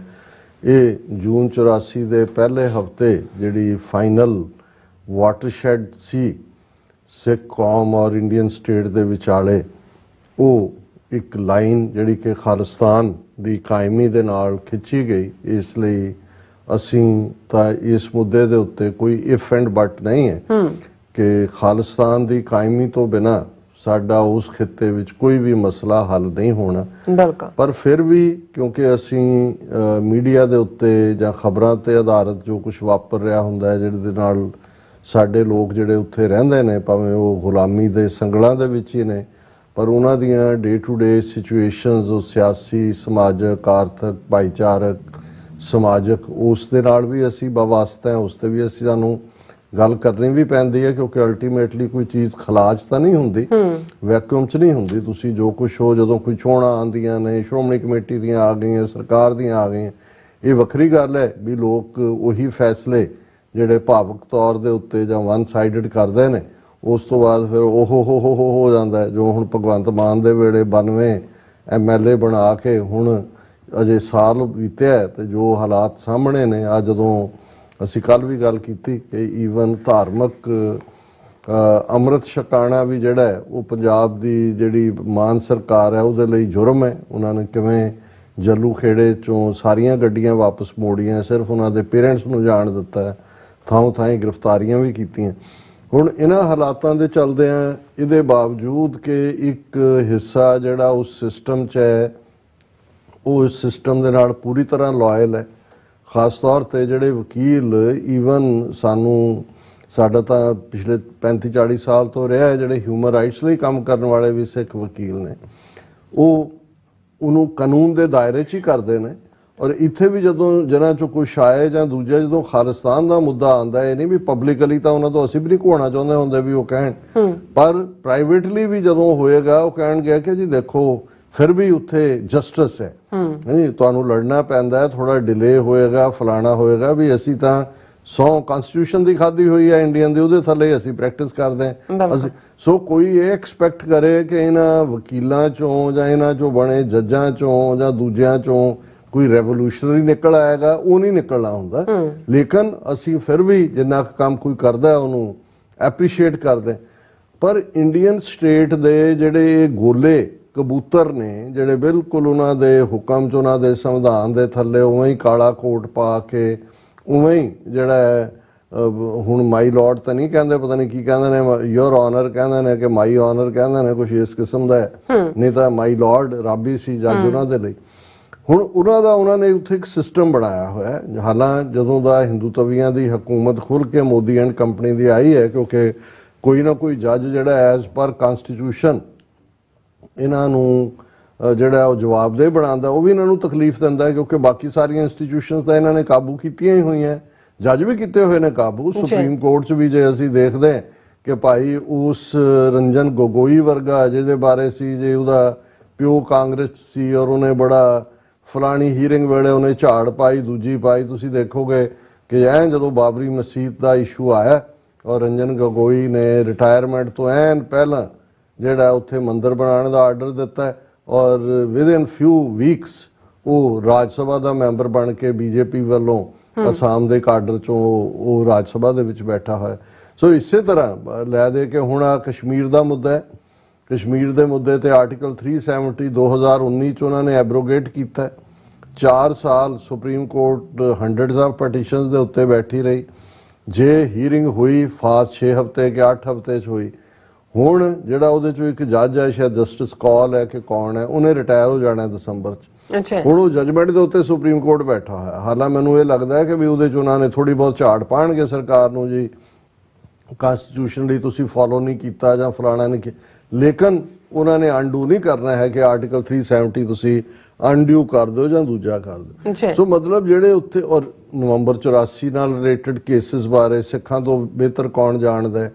ਜੇ ਮੁਸਲਮਾਨਾਂ ਦੇ ਹਵਾਲੇ ਨਾਲ ਦੇਖੀਏ ਤਾਂ ਫਿਰ ਜਿਹੜਾ ਉਹਨਾਂ ਦਾ ਬਿਲਕਿਸ ਬਾਨੋ ਕੇਸ 'ਚ ਕਿਵੇਂ ਇੱਕ ਪਾਸੇ 15 ਅਗਸਤ ਨੂੰ ਮੋਦੀ ਲਾਲ ਕਿਲੇ ਤੋਂ ਸਸ਼ਕਤ ਔਰਤ ਪੜਾਓ, ਬੇਟੀ ਪੜਾਓ ਬਚਾਓ ਔਰ ਮਹਿਲਾ ਸ਼ਕਤੀ ਤੇ ਫਲਾਣਾ, ਤੇ ਉਹ ਜਿਹੜੇ ਕ੍ਰਿਮੀਨਲ ਨੇ ਜਿਨ੍ਹਾਂ ਨੇ ਕਿੰਨੇ ਮਰਡਰ ਕੀਤੇ ਉਹਦੇ ਜਿਹੜੇ ਨੇ ਬਾਨੋ ਦੇ ਪਰਿਵਾਰ ਦੇ ਔਰ ਉਹਦੀ ਬੱਚੀ ਦਾ ਮਰਡਰ ਕੀਤਾ, ਉਹਦੇ ਨਾਲ ਜਬਰ ਜਨਾਹ ਕੀਤਾ, ਉਹ ਸਾਰੇ ਰਿਲੀਜ਼ ਕੀਤੇ ਔਰ ਅੱਜ ਤੱਕ ਵੀ ਸੁਪਰੀਮ ਕੋਰਟ ਤੱਕ ਵੀ ਕੋਈ ਸੁਣਵਾਈ ਨਹੀਂ ਹੈ। ਹੁਣ ਇਹੀ ਤੁਸੀਂ ਹਰ ਕੇਸ ਦੇ ਮਾਮਲੇ 'ਚ ਦੇਖ ਸਕਦੇ ਹੋ। ਇਹਦੇ ਬਾਵਜੂਦ ਉਹਨਾਂ ਨੂੰ ਹਕੂਮਤ ਜਾਂ ਇਸ ਵੇਲੇ ਹਿੰਦੂਤਵਾ ਦਾ ਕਿਸ ਲੈਵਲ ਦਾ ਇਹ ਦੈਂਤ ਮੂੰਹ ਅੱਡ ਕੇ ਬਾਕੀ ਸਾਰਿਆਂ ਨੂੰ ਖਾ ਰਿਹਾ ਹੈ ਔਰ ਸਿਰਫ ਤੇ ਸਿਰਫ ਉਹ ਜਿਹੜੇ ਉਹਨਾਂ ਦੇ ਸਟੀਕ ਟਕਸਾਲੀ ਹਿੰਦੂ ਤਵੀ ਨੇ ਬਿਲਕੁਲ ਜਿਹੜੇ ਉਹ ਨਾ ਹਿੱਲਣ ਵਾਲੇ, ਉਹਨਾਂ ਨੂੰ ਹੀ ਉਹ ਜੱਜਾਂ ਦੇ ਅਹੁਦੇ ਤੇ ਰੱਖਣਾ ਚਾਹੁੰਦਾ। ਇਸ ਲਈ ਸੈਂਟਰ ਗਵਰਨਮੈਂਟ ਨੇ ਹੁਣ ਲੇਟਲੀ ਜਿਹੜਾ ਇੱਕ ਇਹਨਾਂ ਦਾ ਪ੍ਰੋਸੀਜਰ ਸੀ ਸੁਪਰੀਮ ਕੋਰਟ ਦਾ ਜੱਜਾਂ ਦਾ ਗਰੁੱਪ ਜਿਹਨੂੰ ਕੋਲੀਜੀਅਮ ਕਹਿੰਦੇ ਨੇ, ਉਹ ਰਿਕਮੈਂਡ ਕਿਉਂਕਿ ਜਿਨ੍ਹਾਂ ਨੇ ਕਨਸਟੀਟਿਊਸ਼ਨ ਬਣਾਇਆ ਔਰ ਉਹਨਾਂ ਦਾ ਇਹ ਸੀ ਵੀ ਐਟਲੀਸਟ ਜਿਹੜੀ ਜੁਡੀਸ਼ਰੀ ਹੈ ਉਹ ਉਹਦੇ ਤੇ ਘੱਟ ਤੋਂ ਘੱਟ ਇਨਫਲੂਐਂਸ ਰੂਲਿੰਗ ਪਾਰਟੀ ਦਾ ਹੋਏ, ਤਾਂ ਕਿ ਜਦੋਂ ਜੁਡੀਸ਼ਰੀ ਨੇ ਕਿਸੇ ਕਾਨੂੰਨ ਦੇ ਕਨਸਟੀਟਿਊਸ਼ਨਲ ਜਾਂ ਅਨਕਨਸਟੀਟਿਊਸ਼ਨਲ ਹੋਣ ਦਾ ਫੈਸਲਾ ਕਰਨਾ ਹੈ ਤੇ ਸਰਕਾਰ ਉਹਨੂੰ ਇਨਫਲੂਐਂਸ ਨਾ ਕਰ ਸਕੇ। ਹਾਲਾਂਕਿ ਇਵੇਂ ਹੋਇਆ ਨਹੀਂ ਹੈ, ਸਰਕਾਰ ਦਾ ਇਨਫਲੂਐਂਸ ਨਹਿਰੂ ਦੇ ਜ਼ਮਾਨੇ ਤੋਂ ਹੀ ਰਿਹਾ, ਪਰ ਹੁਣ ਤਾਂ ਇਵੇਂ ਹੁੰਦੇ ਨੇ ਬਹੁਤ ਸਾਰੇ ਫੈਸਲੇ ਜਿਵੇਂ ਉਹ ਲਿਖੇ ਹੀ ਨਾਗਪੁਰ ਦੇ ਦਫ਼ਤਰ 'ਚ ਹੁੰਦੇ ਨੇ RSS ਦੇ। ਫਿਰ ਵੀ ਅਜੇ ਤੱਕ ਕੋਈ ਨਾ ਕੋਈ ਹੁਣ ਕੋਲੀਜੀਅਮ ਸਿਸਟਮ ਨੂੰ ਭਰਨਾ ਚਾਹੁੰਦੀ ਹੈ ਮੋਦੀ ਸਰਕਾਰ। ਉਹ ਚਾਹੁੰਦੀ ਹੈ ਕਿ ਵੀ ਜੱਜ ਰਿਕਰੂਟ ਕਰਨ ਦਾ ਡਾਇਰੈਕਟ ਰਾਈਟ ਸਾਡੇ ਕੋਲ ਹੋਏ। ਹੁਣ ਇਹ ਹੁੰਦਾ ਵੀ ਉਹ ਨਾ ਭੇਜਦੇ ਨੇ, ਉਹਦੀ ਰਿਕਮੈਂਡੇਸ਼ਨ ਜਿਹੜੇ ਕਿ ਜੀ ਆ 29 ਸਟੇਟਾਂ ਨੇ, ਇਹਨਾਂ 29 ਸਟੇਟਾਂ ਦੇ ਹਾਈ ਕੋਰਟ ਨੇ। ਪੰਜਾਬ ਦਾ ਤਾਂ ਹਾਲ ਇਹ ਹੈ, ਅਸੀਂ ਤਾਂ ਆਜ਼ਾਦ ਮੁਲਕ ਖਾਲਿਸਤਾਨ ਲਈ ਸਟਰਗਲ ਕਰ ਰਹੇ ਹਾਂ, ਈਵਨ ਪੰਜਾਬ ਦੇ ਕੋਲ ਆਪਣਾ ਹਾਈ ਕੋਰਟ ਨਹੀਂ ਹੈ। ਹਰਿਆਣੇ ਦੇ ਨਾਲ ਨੱਥੀ ਕੀਤਾ ਹੋਇਆ, ਇਸ ਲਈ ਉਹਨੂੰ Punjab and Haryana high court ਕਹਿੰਦੇ ਨੇ। ਹਾਈ ਕੋਰਟ ਹਰਿਆਣੇ ਦਾ ਵੀ ਉਹੀ ਹੈ, ਪੰਜਾਬ ਦਾ ਵੀ ਉਹੀ ਹੈ, ਔਰ ਉਹਦੇ 'ਚ ਜਿਹੜੇ ਜੱਜ ਮੁਕਰਰ ਕੀਤੇ ਜਾਂਦੇ ਨੇ ਜ਼ਾਹਰ ਹੈ ਸੁਪਰੀਮ ਕੋਰਟ ਦੇ ਕੋਲੀਜੀਅਮ ਦੀ ਰਿਕਮੈਂਡੇਸ਼ਨ ਤੇ ਹੁੰਦੇ ਨੇ। ਮੋਸਟਲੀ ਤੁਹਾਨੂੰ 70 ਤੋਂ 80% ਜਿਹੜੇ ਜੱਜ ਨੇ ਪੰਜਾਬ ਹਰਿਆਣਾ ਹਾਈ ਕੋਰਟ ਦੇ ਉਹ ਹਿੰਦੂ ਹੀ ਮਿਲਣਗੇ, ਤੇ ਜਿਹੜੇ 15-20% ਜੇ ਕਹਿ ਲਓ ਕਿ ਉਹ ਸਿੱਖ ਵੀ ਹੋਣਗੇ, ਤੁਹਾਨੂੰ ਕੋਈ ਵੀ ਇਸ ਸਾਰੇ ਪੀਰੀਅਡ 'ਚ ਇਸ ਕਿਸਮ ਦਾ ਰੈਵੋਲੂਸ਼ਨਰੀ ਫੈਸਲਾ ਨਜ਼ਰ ਨਹੀਂ ਆਏਗਾ ਜਿਹਦੇ 'ਚੋਂ ਇਹ ਨਜ਼ਰ ਆਏ ਕਿ ਜੀ ਉਹਨਾਂ ਨੇ ਕੋਈ ਜਿਹੜੀ ਸੈੱਟ ਧਾਰਨਾ ਹੈ ਉਹਦੇ ਅਗੇਂਸਟ ਜਾ ਕੇ ਕੋਈ ਮਜ਼ਬੂਤ ਫੈਸਲਾ ਲਿਆ ਹੋਇਆ। ਹਾਲਾਂ ਪਿੱਛੇ ਜੇ ਜਦੋਂ ਕਿ ਉਹ ਕੀ ਹੈ ਨੂੰਹ ਦੇ ਵਿੱਚ ਵਾਇਲੈਂਸ ਹੋਈ ਤੇ ਇੱਕ ਸਿੱਖ ਜੱਜ ਬੀਬੀ ਔਰ ਸਿੱਖ ਜੱਜ ਮੈਨ ਜਿਨ੍ਹਾਂ ਨੇ ਕੋਈ ਫੈਸਲਾ ਸੁਣਾਇਆ ਹਕੂਮਤ ਦੇ ਖਿਲਾਫ ਸੀ ਜਾਂ ਕੀ ਸੀਗਾ, ਉਹਨਾਂ ਨੇ ਉਹਦੇ ਤੇ ਆਨਸਰੇਬਿਲਟੀ ਕੀਤੀ ਕਿ ਤੁਸੀਂ ਕਿਵੇਂ ਜਿਹੜੀਆਂ ਨੇ ਮੁਸਲਮਾਨਾਂ ਦੇ ਘਰ ਦੁਕਾਨਾਂ ਤੋਂ 24 ਘੰਟੇ ਦੇ ਵਿੱਚ ਵੀ ਦੋਨੋਂ ਟ੍ਰਾਂਸਫਰ ਕਰਕੇ ਦੇਖੋ ਨਵੇਂ ਜੱਜ ਬਿਠਾ ਦਿੱਤੇ ਗਏ। ਪਰ ਹੁਣ ਤਾਂ ਹਾਲ ਇਹ ਹੈ ਕਿ ਵੀ ਆਉਣ ਵਾਲੇ ਪੀਰੀਅਡ ਜੋ ਇਹਨਾਂ ਦੀ ਨੀਤੀ ਹੈ, ਤੁਹਾਨੂੰ ਕੋਈ ਸਿੰਘ ਜਾਂ ਕੌਰ ਨਾਂ ਵਾਲਾ ਜੱਜ ਵੀ ਨਹੀਂ ਮਿਲਣਾ, ਔਰ ਉਹਦਾ ਸਬੂਤ ਕਿਤੇ ਹੋਰ ਲੈਣ ਜਾਣ ਦੀ ਲੋੜ ਨਹੀਂ ਹੈ। 17 ਅਕਤੂਬਰ ਨੂੰ ਸੁਪਰੀਮ ਕੋਰਟ ਦੇ ਕੋਲੀਜੀਅਮ ਨੇ, ਜਿਹਨੂੰ preside chief justice of India mister Chandrachud ਨੇ ਕੀਤਾ, ਉਹਨਾਂ ਨੇ ਅੱਡ-ਅੱਡ ਸਟੇਟਾਂ ਦੇ ਹਾਈ ਕੋਰਟਾਂ ਲਈ ਜੱਜਾਂ ਦੀ ਨੋਮੀਨੇਸ਼ਨ ਭੇਜੀ। ਵਕੀਲਾਂ ਚੋਂ ਹੀ ਕੱਢਣੇ ਹੁੰਦੇ ਨੇ ਕਿ ਵੀ, ਤੇ ਪੰਜਾਬ ਹਰਿਆਣਾ ਹਾਈ ਕੋਰਟ ਲਈ ਉਹਨਾਂ ਨੇ 5 ਜੱਜ ਰਿਕਮੈਂਡ ਕੀਤੇ ਕਿ ਵੀ ਇਹ 5 ਤੁਸੀਂ ਪੰਜਾਬ ਹਰਿਆਣਾ ਹਾਈ ਕੋਰਟ ਚ ਲਾ ਦਿਓ। ਉਹਨਾਂ ਦੇ ਵਿੱਚ 3 ਹਿੰਦੂ, ਸੁਮੀਤ ਗੋਇਲ, ਸੁਦੀਪਤੀ ਸ਼ਰਮਾ ਤੇ ਕੀਰਤੀ ਸਿੰਘ, ਔਰ 2 ਸਿੱਖ ਜਿਨ੍ਹਾਂ ਚ ਹਰਮੀਤ ਸਿੰਘ ਗਰੇਵਾਲ ਤੇ ਦਪਿੰਦਰ ਸਿੰਘ ਨਲਵਾ, ਇਹ ਨਾਂ ਭੇਜੇ ਕਿ ਵੀ ਇਹ ਪੰਜਾਬ, ਇਵੇਂ ਹੀ ਬਾਕੀ ਸਟੇਟਾਂ ਦੇ ਵੀ ਭੇਜੇ। ਹੁਣ ਉਹਨਾਂ ਨੇ ਕੀ ਕੀਤਾ ਕਿ ਵੀ ਇਹ ਮੋਦੀ ਸਰਕਾਰ ਦਾ, ਜਿਹਨੂੰ ਅਜੇ ਵੀ ਉੱਥੇ ਬੈਠਾ ਉਹਨਾਂ ਦਾ ਬਾਉ ਵਾਲਾ ਮਨਜਿੰਦਰ ਸਰਸਾ ਔਰ ਇਕਬਾਲ ਲਾਲਪੁਰਾ ਤੇ ਫਲਾਣਾ ਤੇ ਢਿਮਕਾ, मोदी जी ने मुझे कहा इकबाल मैं तो सिख बन के रहा इमरजेंसी में 2 साल, मुझसे करवा लो कुछ, सिखों का भला करवा लो। मतलब इस किस्म ਦੀਆਂ ਗੱਲਾਂ ਕਰਨ ਵਾਲੇ, ਔਰ ਇਹ ਉਹਨਾਂ ਨੇ ਤਿੰਨੋਂ ਹੀ ਹਿੰਦੂ ਜੱਜ ਲਾ ਦਿੱਤੇ, ਦੋਨਾਂ ਦੇ ਨਾਂ ਜਿਹੜੇ ਨੇ ਉਹ ਬਲੌਕ ਕਰ। ਹੁਣ ਇਸ ਦੇ ਉੱਤੇ ਇਹ ਸੁਪਰੀਮ ਕੋਰਟ ਦੇ ਜੱਜ ਦੀ ਟਿੱਪਣੀ ਹੈ, ਜਿਸ ਤੋਂ ਤੁਸੀਂ ਅੰਦਾਜ਼ਾ ਲਾ ਸਕਦੇ। ਉਹਨਾਂ ਨੇ ਕਿਹਾ, ਹੈਡਲਾਈਨ ਹੀ ਇਹ ਹੈ ਕਿ ਵੀ ਸੁਪਰੀਮ ਕੋਰਟ ਫਿਊਮਸ, ਕਿ ਵੀ ਉਹਨੇ ਪੂਰਾ ਧੂਏ ਧਾਰ ਗੁੱਸਾ ਹੈ ਸੁਪਰੀਮ ਕੋਰਟ ਦਾ, over non elevation of 2 as Punjab and Haryana high court ਜੱਜਿਸ। Supreme Court on Monday took strong exception to the center not notifying the appointment of 2 of the 5 lawyers recommended for elevation to Punjab and Haryana High Court, saying this affects the system। ਇਹ Supreme Court ਕਹਿ ਰਿਹਾ ਇਹ ਤਾਂ ਤੁਹਾਡੀ ਸ਼ਰੇਆਮ ਨਜ਼ਰ ਆ ਰਿਹਾ ਵੀ ਤੁਸੀਂ ਸਿੱਖਾਂ ਦੇ ਨਾਲ ਕੀ ਕਰ ਰਹੇ ਹੋ, ਔਰ ਇਹ ਐਗਜ਼ੈਕਟ ਕੋਰਟ ਹੈ ਉਹਨਾਂ ਦੇ ਜਿਹੜਾ supreme court the. 2 of the candidates not cleared are both Sikhs। ਇਹ ਸੁਪਰੀਮ ਕੋਰਟ ਕਹਿ ਰਿਹਾ ਕਿ ਜਿਹੜੇ 2 ਤੁਸੀਂ ਕਲੀਅਰ ਨਹੀਂ ਕੀਤੇ ਦੋਵੇਂ ਸਿੱਖ ਨੇ। 2 of the candidates not cleared are both Sikhs। Why should this arise? ਇਹ ਹਰਕਤ ਤੁਸੀਂ ਕਿਉਂ ਕਰ ਰਹੇ ਹੋ? Don't let past issues link up with present pending ones। ਉਹਨਾਂ ਨੇ ਕਿਹਾ ਪਿਛਲੇ ਇਸ਼ੂ ਵੀ ਪਹਿਲਾਂ ਹੀ ਸਿੱਖਾਂ ਨੂੰ ਹੈ ਕਿ ਵੀ ਤੁਸੀਂ ਉਹਨਾਂ ਨਾਲ ਕਿਵੇਂ ਡਿਸਕ੍ਰਿਮੀਨੇਟ ਕਰ ਰਹੇ ਹੋ। ਹੁਣ ਤੁਸੀਂ ਆ ਸਿੱਧਾ ਕਰ ਰਹੇ ਹੋ ਕਿ ਵੀ ਜਿਹੜੇ 2 ਸਿੱਖ ਨੇ ਉਹਨਾਂ ਨੂੰ ਤੁਸੀਂ ਜੱਜ ਹੀ ਨਹੀਂ ਬਣਾਉਣਾ ਚਾਹੁੰਦੇ ਪੰਜਾਬ ਹਰਿਆਣਾ ਹਾਈ ਕੋਰਟ ਦਾ। ਔਰ ਇਹ ਸੰਜੇ ਕਿਸ਼ਨ ਕੌਲ ਜਿਹੜਾ ਬੈਂਚ ਹੈ ਉਹਨੇ ਜਿਹੜਾ ਇਸ ਦੇ ਉੱਤੇ ਕਿਹਾ, ਔਰ ਇਹ ਫਿਰ ਉਹਨਾਂ ਨੇ ਕਿਹਾ ਜੀ ਉਹਨਾਂ ਦੇ ਬਾਰੇ, while maintaining there was nothing adverse with regard to integrity of Garewal, ਕਿ ਬਈ ਕੋਈ ਉਹਨਾਂ ਦੇ ਖਿਲਾਫ ਨਹੀਂ ਸੀ, ਲੇਕਿਨ ਇਹਦੇ ਬਾਵਜੂਦ ਜਿਹੜਾ ਉਹਨਾਂ ਨੂੰ ਨਹੀਂ ਲਾਇਆ ਗਿਆ। ਔਰ ਇਸ ਦੇ ਉੱਤੇ ਸਰ ਸਿਮਰਨਜੀਤ ਸਿੰਘ ਮਾਨ ਦੀ ਬਿਲਕੁਲ ਕਲੀਅਰ ਸਟੇਟਮੈਂਟ ਹੈ ਜਿਹੜੀ ਪੰਜਾਬੀ ਵਾਲਿਆਂ ਨੂੰ ਚੰਗੀ ਤਰ੍ਹਾਂ ਸਮਝ ਵੀ ਆ ਜਾਣੀ ਚਾਹੀਦੀ ਹੈ।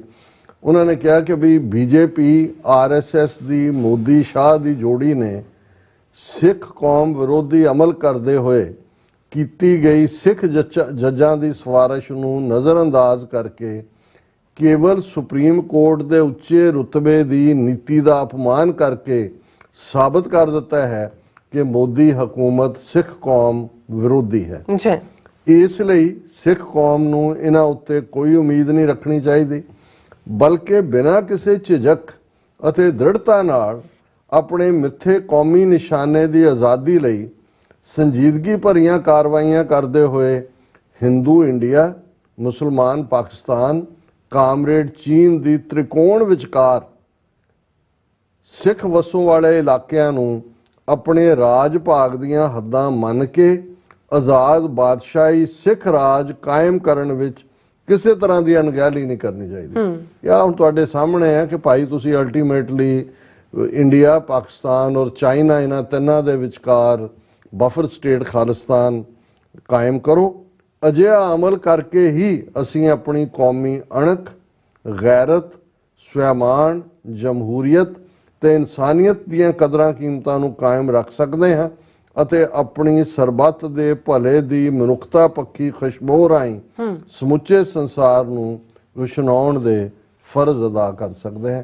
ਹੁਣ ਜੇ ਕੋਈ ਵੀ, ਕਿਉਂਕਿ ਜਿਹੜੇ ਵੀ ਲੋਕ ਕੁਛ ਨਵੇਂ ਜੁੜਦੇ ਨੇ, ਕੁਛ ਨਿਊਟਰਲ ਕਿਸਮ ਦੇ ਜਿਹੜੇ ਫੈਂਸ ਸਿਟਰ ਨੇ, ਉਹ ਦੇਖ ਲੈਣ ਕਿ ਭਾਈ ਤੁਸੀਂ ਕਿਵੇਂ ਇਸ ਮੁਲਕ ਦੇ ਵਿੱਚ ਰਹਿ ਸਕਦੇ ਹੋ ਜਿਸ ਨੂੰ ਤੁਸੀਂ ਭਾਰਤ ਕਹਿੰਦੇ ਹੋ। ਜੀ ਰਾਜ ਸਾਹਿਬ ਤੁਹਾਡਾ ਬਹੁਤ ਬਹੁਤ ਸ਼ੁਕਰੀਆ। ਸਾਥ ਲੈਣ ਬ੍ਰੇਕ ਵਿਊਅਰਸ ਤੁਸੀਂ ਇਸੇ ਤਰ੍ਹਾਂ ਬਣੇ ਰਹਿਣਾ। ਮਿਲਦੇ ਹਾਂ ਛੋਟੇ ਜਿਹੇ ਬ੍ਰੇਕ ਤੋਂ ਬਾਅਦ।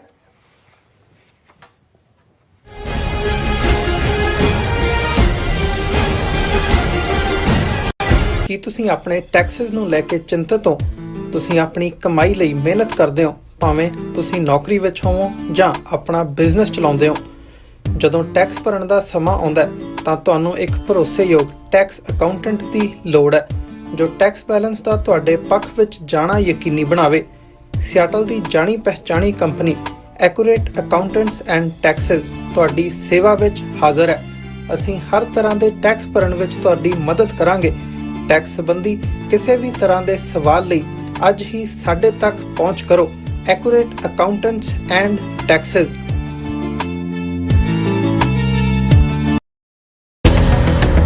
ਜੋ ਵਾਪਰਦਾ ਹੈ ਉਹ ਦਿਸਦਾ ਹੈ, ਉਸ ਦੇ ਪਿੱਛੇ ਬੜਾ ਕੁਝ ਅਣਦਿਸਿਆ ਰਹਿੰਦਾ ਹੈ। ਉਸ ਸੱਚ ਨੂੰ ਉਜਾਗਰ ਕਰਨ ਲਈ ਮੈਂ ਸੁਖਵਿੰਦਰ ਸਿੰਘ ਆ ਰਿਹਾ ਖਾਸ ਪ੍ਰੋਗਰਾਮ ਦਾ ਫਾਲਟ ਲਾਈਨਸ ਲੈ ਕੇ TV 84 ਤੇ ਸੋਮਵਾਰ ਤੋਂ ਸ਼ੁੱਕਰਵਾਰ ਰਾਤ 9:30 ਵਜੇ।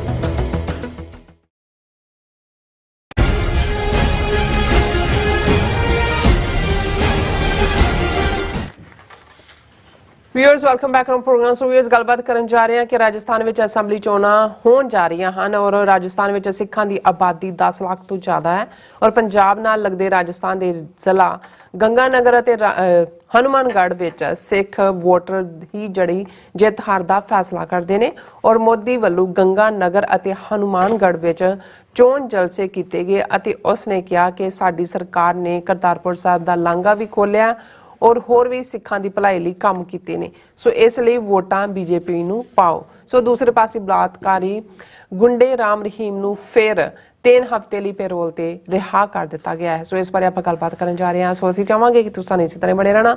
ਦੇਖਣ ਸੁਣ ਲਈ ਲਿਖਣ ਲਈ ਤੁਹਾਡਾ ਸਭ ਦਾ ਬਹੁਤ ਬਹੁਤ ਧੰਨਵਾਦ। ਜੀ ਰਾਜ ਸਾਹਿਬ ਕੀ ਕਹਿਣਾ ਚਾਹੋਗੇ? ਦੇਖੋ, ਲੈ ਦੇ ਕੇ ਹਾਲਾਂ ਮੇਰਾ ਮਨ ਨਹੀਂ ਕਰਦਾ ਹੁੰਦਾ ਵੀ ਮੈਂ ਇਸ ਗੰਦ ਦਾ ਢੇਰ ਜਿਹੜੀ ਹੈ ਸਾਰੀ ਹਿੰਦੂ ਤੋਂ ਵੀ ਆਈਡੀਓਲੋਜੀ ਹੈ ਔਰ ਦੂਸਰਾ ਇਹਨਾਂ ਦੇ ਦੁਆਲੇ ਹੀ ਆਪਣੀ ਗੁਫ਼ਤਗੂ ਨੂੰ ਰੱਖਾਂ। ਇੰਟਰਨੈਸ਼ਨਲ ਇਸ਼ੂਜ਼ ਵੀ ਨੇ ਬਟ ਸਾਡੇ ਇੱਕ ਵੱਡੇ ਤਬਕੇ ਨੂੰ ਇੰਟਰਨੈਸ਼ਨਲ ਇਸ਼ੂਜ਼ 'ਚ ਕੋਈ ਬਹੁਤੀ ਦਿਲਚਸਪੀ ਨਹੀਂ ਹੁੰਦੀ ਜਾਂ ਬਹੁਤਿਆਂ ਨੂੰ ਇਹ ਲੱਗਦਾ ਹੁੰਦਾ ਹੈ ਕਿ ਭਾਈ ਇਹ ਸਾਡੀ ਸਮਝ ਤੋਂ ਬਾਹਰ ਹੈ ਤੇ ਫਿਰ ਅਸੀਂ ਲੈ ਦੇ ਕੇ ਉਹੀ ਗੱਲਾਂ ਆਪਣਿਆਂ ਨੂੰ ਜਿਹੜੇ ਇਸ ਕਿਸਮ ਦੇ ਫੈਂਸਿਟਰ ਨੇ ਉਹਨਾਂ ਨੂੰ ਲੱਭ ਕੇ ਇਹੀ ਸੁਣਾਉਣਾ ਚਾਹੁੰਦੇ ਹੁੰਦੇ ਆ ਕਿ ਭਾਈ ਤੁਸੀਂ ਜਿਹੜਾ ਕੋਈ ਅਕਲ ਨੂੰ ਹੱਥ ਮਾਰੋ ਔਰ ਅਲਟੀਮੇਟਲੀ ਇਹ ਦੇਖੋ ਕਿ ਵੀ ਤੁਹਾਡੇ ਕੋਲ ਆਪਣਾ ਕੌਮੀ ਘਰ ਖਾਲਿਸਤਾਨ ਬਣਾਉਣ ਤੋਂ ਬਿਨਾ ਹੋਰ ਕੀ ਆਪਸ਼ਨ ਬਚੀ ਹੈ। ਜਦੋਂ ਅਸੀਂ ਹਿੰਦੂ ਤਵੀ ਵਿਚਾਰਧਾਰਾ ਦੀ ਗੱਲ ਕਰਦੇ ਹਾਂ, ਬਹੁਤ ਵਾਰ ਗੱਲ ਕੀਤੀ, ਉਹਨੂੰ ਮੈਂ ਰਿਪੀਟ ਨਹੀਂ ਕਰਾਂਗਾ, ਜਿਸ ਨੂੰ ਹੁਣ ਤਾਜ਼ੀ ਡਿਬੇਟ ਦੇ ਵਿੱਚ ਇਹ ਕਦੇ ਜਿਸ ਨੂੰ ਹਿੰਦੂਤਵਾ ਕਹਿੰਦੇ ਸੀ ਅੱਜ ਕੱਲ੍ਹ ਉਹਦੀ ਮੋਰ ਧਾਰਮਿਕ ਕੋਨੋਟੇਸ਼ਨ ਬਣਾਉਣ ਦੇ ਲਈ ਸਨਾਤਨ ਧਰਮਾਂ ਲਫ਼ਜ਼ ਇਸਤੇਮਾਲ ਕਰਨਾ ਸ਼ੁਰੂ ਕਰ ਦਿੱਤਾ ਹੈ। ਕਿਉਂਕਿ ਮਿਸਟਰ ਸਟਾਲਿਨ ਕਰੁਣਾਨਿਧੀ ਦਾ ਮੁੰਡਾ ਤਮਿਲਨਾਡੂ 'ਚ ਜਿਹਨੇ ਪਿਛਲੇ ਸਮੇਂ 'ਚ ਕਿਹਾ ਸੀ ਕਿ ਵੀ ਇਹ ਲੋਕਾਂ ਦਾ ਭਲਾ ਨਹੀਂ ਹੋ ਸਕਦਾ ਜਦੋਂ ਤੱਕ ਸਨਾਤਨ ਧਰਮ ਦਾ ਮੂਲ ਤੌਰ ਤੇ ਖਾਤਮਾ ਨਹੀਂ ਹੋ ਜਾਂਦਾ ਔਰ ਇਹ ਗੱਲ ਉਹਨੇ ਕੋਈ ਅਲੋਕਾਰ ਨਹੀਂ ਕਹੀ। ਇਹ ਗੱਲ ਈਵਨ ਜਿਹੜੇ ਭਾਰਤੀ ਸੰਵਿਧਾਨ ਜਿਨ੍ਹਾਂ ਨੂੰ ਲਿਖਣ ਦਾ ਕ੍ਰੈਡਿਟ ਦਿੱਤਾ ਜਾਂਦਾ ਹੈ ਡਾਕਟਰ BR ਅੰਬੇਦਕਰ, ਉਹਨਾਂ ਨੇ ਕਿਹਾ ਸੀ ਕਿ ਵੀ ਜਦੋਂ ਤੱਕ ਇਸ ਖਿੱਤੇ ਦੇ ਵਿੱਚ ਵੇਦ ਸ਼ਾਸਤਰ ਸਿਮਰਤੀਆਂ ਪੁਰਾਣ ਇਹ ਕਾਇਮ ਨੇ ਉਦੋਂ ਤੱਕ ਕੋਈ ਇਨਸਾਫ ਵਾਲੀ ਸੁਸਾਇਟੀ ਨਹੀਂ ਕ੍ਰੀਏਟ ਕੀਤੀ ਜਾ ਸਕਦੀ। ਇਸ ਲਈ ਉਹਨਾਂ ਨੇ ਤਾਂ 1920 ਦੇ ਵਿੱਚ ਹੀ ਇੱਕ ਦਿਨ ਮੁਕਰਰ ਕੀਤਾ ਸੀ ਜਿਸ ਦਿਨ ਮਨੂ ਸਮ੍ਰਿਤੀ ਔਰ ਇਹ ਵੇਦਾਂ ਵੂਦਾਂ ਨੂੰ ਸਾੜਿਆ ਜਾਂਦਾ ਸੀ। ਹਾਲਾਂ ਇਹ ਵੱਖਰੀ ਕਹਾਣੀ ਹੈ ਕਿ ਵੀ ਉਹਨਾਂ ਦੇ ਜਿਹੜੇ ਅੱਜ ਆਪਣੇ ਆਪ ਨੂੰ ਫਾਲੋਅਰ ਕਹਿਣ ਵਾਲੇ ਨੇ ਉਹਨਾਂ ਨੂੰ ਪੰਜਾਬ ਦੇ ਵਿੱਚ ਸਿੱਖਾਂ ਦੀ ਜਿਹੜੀ ਥੋੜ੍ਹੀ ਬਹੁਤ ਗੱਲ ਹੈ ਉਹ ਜ਼ਿਆਦਾ ਰੜਕਦੀ ਜਾਂ ਚੁੱਭਦੀ ਹੈ, ਪਰ ਜਦੋਂ ਬ੍ਰਾਹਮਣਵਾਦ ਔਰ ਦੂਜਾ ਉਹ ਕਾਂਸ਼ੀ ਰਾਮ ਦੇ ਨਾਲ ਹੀ ਖਤਮ ਹੋ ਗਿਆ ਕਿਉਂਕਿ ਮਾਇਆਵਤੀ ਤਾਂ ਬਿਲਕੁਲ ਕਰਪਟ ਬੀਬੀ ਜਿਹਨੇ ਬਿਲਕੁਲ ਹੀ ਉਹ ਜਿਹੜੀ ਆਈਡੀਓਲੋਜੀ ਸੀ ਜਿਹੜੇ ਅੰਬੇਦਕਰ ਦੇ ਥਾਟ ਨੂੰ ਹੀ ਕਾਂਸ਼ੀ ਰਾਮ ਨੇ ਪੋਲੀਟੀਕਲ ਅਰੀਨਾ 'ਚ ਬਦਲਿਆ ਸੀ ਕਿ ਬ੍ਰਾਹਮਣਵਾਦ ਹੀ ਸਭ ਪੁਆੜੇ ਦੀ ਜੜ। ਪਰ ਤੁਸੀਂ ਬਹੁਤ ਸਾਰੇ ਈਵਨ ਸੋਸ਼ਲ ਮੀਡੀਆ ਦੇ ਉੱਤੇ ਉਹਨਾਂ 'ਚ ਕੁਝ ਪੱਗਾਂ ਵਾਲੇ ਵੀ ਨੇ ਉਹ ਖਾਲਿਸਤਾਨ ਦੇ ਉੱਤੇ, ਸਿੱਖੀ ਦੇ ਉੱਤੇ ਔਰ ਉਹਨਾਂ ਨੂੰ ਪੰਜਾਬ ਦੇ ਵਿੱਚ ਹੀ ਜਿਹੜਾ ਉਹ ਜ਼ਾਤ ਪਾਤ ਜਾਂ ਦੂਜਾ ਨਜ਼ਰ ਆਉਂਦਾ, ਉਹਨਾਂ ਨੂੰ ਬਾਕੀ ਜਿਹੜਾ ਹਿੰਦੂ ਤਵੀਆਂ ਦੇ ਥੱਲੇ ਕੀ ਚੱਲ ਰਿਹਾ ਹੈ ਉਹਦੇ ਲਈ ਉਹਨਾਂ ਕੋਲ ਕੁਝ ਕਹਿਣ ਨੂੰ ਨਹੀਂ ਹੈ। ਲੇਕਿਨ ਇਸ ਸਭ ਦੇ ਬਾਵਜੂਦ ਕਿਵੇਂ ਇਹ ਜੇ ਕਰੁਣਾਨਿਧੀ ਦੇ ਮੁੰਡੇ ਨੇ ਇਹ ਗੱਲ ਕਹੀ ਤੇ ਇਹਨਾਂ ਨੇ ਉਸ ਨੂੰ ਇੰਨਾ ਇਸ਼ੂ ਬਣਾ ਕੇ ਉਹਨਾਂ ਨੂੰ ਲੱਗਾ ਕਿ ਜੀ ਇਹ ਤਾਂ ਸਨਾਤਨ ਧਰਮ, ਹਾਲਾਂਕਿ ਜਦੋਂ ਉਹ ਕਹਿ ਰਿਹਾ ਸੀ ਉਹਦਾ ਮਤਲਬ ਤਾਂ ਜਿਹਨੂੰ ਇਹ ਸਨਾਤਨ ਧਰਮ ਕਹਿੰਦੇ ਨੇ ਉਹ ਜ਼ਾਤ ਪਾਤੀ ਸਿਸਟਮ ਹੈ, ਵਰਣ ਆਸ਼ਰਮ ਹੈ। ਤੇ ਜਦੋਂ ਤੱਕ ਜ਼ਾਤ ਪਾਤੀ ਸਿਸਟਮ ਕਾਇਮ ਹੈ, ਬਰਾਬਰੀ ਦਾ ਕਾਨਸੈਪਟ ਜਾਂ ਈਵਨ ਕਨਸਟੀਟਿਊਸ਼ਨ ਕਿਵੇਂ ਇੰਪਲੀਮੈਂਟ ਹੋਏਗਾ ਜਦੋਂ ਤੁਹਾਡੀ ਜ਼ਹਿਨੀਅਤ ਦੇ ਵਿੱਚ ਹੀ ਬ੍ਰਾਹਮਣ, ਕਸ਼ਤਰੀ, ਵੈਸ਼, ਸ਼ੂਦਰ ਤੇ ਬੇਸ ਤੋਂ ਅੱਗੋਂ ਉਹਨਾਂ ਦੀਆਂ 16,000 ਕੇ 18,000 ਜਾਤੀਆਂ, ਪਰ ਜਾਤੀਆਂ, ਉਪਜਾਤੀਆਂ, ਗੋਤਾਂ ਔਰ ਉਹ ਸਾਰੇ ਦੇ ਨਾਲ ਜੁੜਿਆ ਹੈ ਜੀ। ਹੁਣ ਕਿਉਂਕਿ ਕਰੁਣਾਨਿਧੀ ਦੀ ਪਾਰਟੀ ਹਿੱਸਾ ਹੈ ਇੰਡੀਆ ਅਲਾਇੰਸ ਦੀ, ਜਿਹਨੂੰ ਰਾਹੁਲ ਗਾਂਧੀ ਔਰ ਦੂਸਰੇ ਲੀਡ ਕਰਦੇ ਨੇ, ਬਾਕੀ ਪਾਰਟੀਆਂ ਵੀ ਆਰਜੇਡੀ, ਉਹਦਾ ਲਾਲੂ ਯਾਦਵ ਔਰ ਨਤੀਸ਼ ਕੁਮਾਰ ਔਰ ਦੂਸਰੇ। ਸੋ ਬੀਜੇਪੀ ਨੂੰ ਲੱਗਾ ਵੀ ਇਹ ਤਾਂ ਬਹੁਤ ਵਧੀਆ ਕੰਮ ਹੈ ਕਿ ਵੀ ਤੁਸੀਂ ਕਹੋ ਜੀ ਇਹ ਤਾਂ ਹਿੰਦੂਆਂ ਦੇ, ਕਿਉਂਕਿ ਹੁਣ ਉਹ ਮੁਸਲਮਾਨਾਂ ਵਾਲਾ ਸੌਦਾ ਬਹੁਤਾ ਵਿਕਦਾ ਨਹੀਂ ਹੈ, ਮੁਸਲਮਾਨ ਤਾਂ ਵੈਸੇ ਹੀ ਆਈਸੋਲੇਟ ਕਰਤੇ। ਉਹਨਾਂ ਨੇ ਕਿਹਾ ਜੀ ਜੇ ਇਹ ਸਾਰੇ ਇਗਨੋਰ ਵੀ ਹੁੰਦੇ ਨੇ, 80% ਹਿੰਦੂ ਨੇ, ਉਹਨਾਂ ਦੀਆਂ ਤੁਹਾਨੂੰ 60-65% ਵੋਟਾਂ ਜਾਂ 55% ਵੀ ਮਿਲ ਜਾਂਦੀਆਂ ਨੇ। ਸੋ ਹੁਣ ਤਾਂ ਜਿਹੜੀ ਬੀਜੇਪੀ ਜਾਂ ਕਾਂਗਰਸ ਦੇ ਲਈ ਮੁਸਲਮਾਨ ਵੋਟਰ ਮੈਟਰ ਵੀ ਨਹੀਂ ਕਰਦਾ ਔਰ ਇਸ ਲਈ ਰਾਹੁਲ ਗਾਂਧੀ ਸਮੇਤ ਬਾਕੀਆਂ ਦਾ ਵੀ ਜ਼ੋਰ ਜਿਹੜਾ ਆਪਣੇ ਆਪ ਨੂੰ ਹਿੰਦੂ ਸਾਬਤ ਕਰਨ ਤੇ ਲੱਗਾ ਹੋਇਆ, ਇਹਨਾਂ ਦਾ ਆਪਣੇ ਆਪ ਨੂੰ ਹੁਣ ਹਿੰਦੂਆਂ ਤੋਂ ਵੀ ਅੱਗੇ ਜਾ ਕੇ ਸਨਾਤਨੀ ਸਾਬਤ ਕਰਨ ਤੇ ਲੱਗਾ ਹੋਇਆ। ਹੁਣ ਕਿਉਂਕਿ ਮੱਧ ਪ੍ਰਦੇਸ਼, ਛੱਤੀਸਗੜ੍ਹ, ਰਾਜਸਥਾਨ, ਇਹਨਾਂ ਸਾਰਿਆਂ ਦੇ ਵਿੱਚ ਜਿਹੜੀਆਂ ਨੇ ਛੱਤੀਸਗੜ੍ਹ 'ਚ ਵੋਟਾਂ ਪੈ ਚੁੱਕੀਆਂ ਨੇ, ਮੱਧ ਪ੍ਰਦੇਸ਼ ਵੀ ਪੈ ਚੁੱਕੀਆਂ, ਰਾਜਸਥਾਨ 'ਚ ਪੈਣ ਵਾਲੀਆਂ।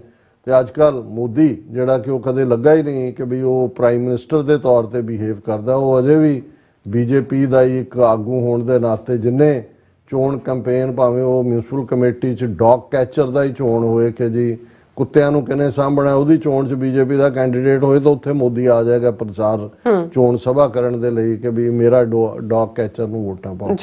ਹੁਣ ਇੱਕ ਪਾਸੇ ਤਾਂ ਉਹ ਮੈਜੋਰਿਟੀ ਹਿੰਦੂਆਂ ਨੂੰ ਰਾਜਸਥਾਨ ਦੇ ਵਿੱਚ, ਜਿੱਥੇ ਕਾਂਗਰਸ ਦੀ ਸਰਕਾਰ ਹੈ ਅਸ਼ੋਕ ਗਹਿਲੋਤ ਦੀ, ਉਹ ਵੂ ਕਰਨ ਲਈ ਕਹਿ ਰਿਹਾ सनातन धर्मा से eradication will annihilate Rajasthan culture, PM Modi ने इलेक्शन रैली।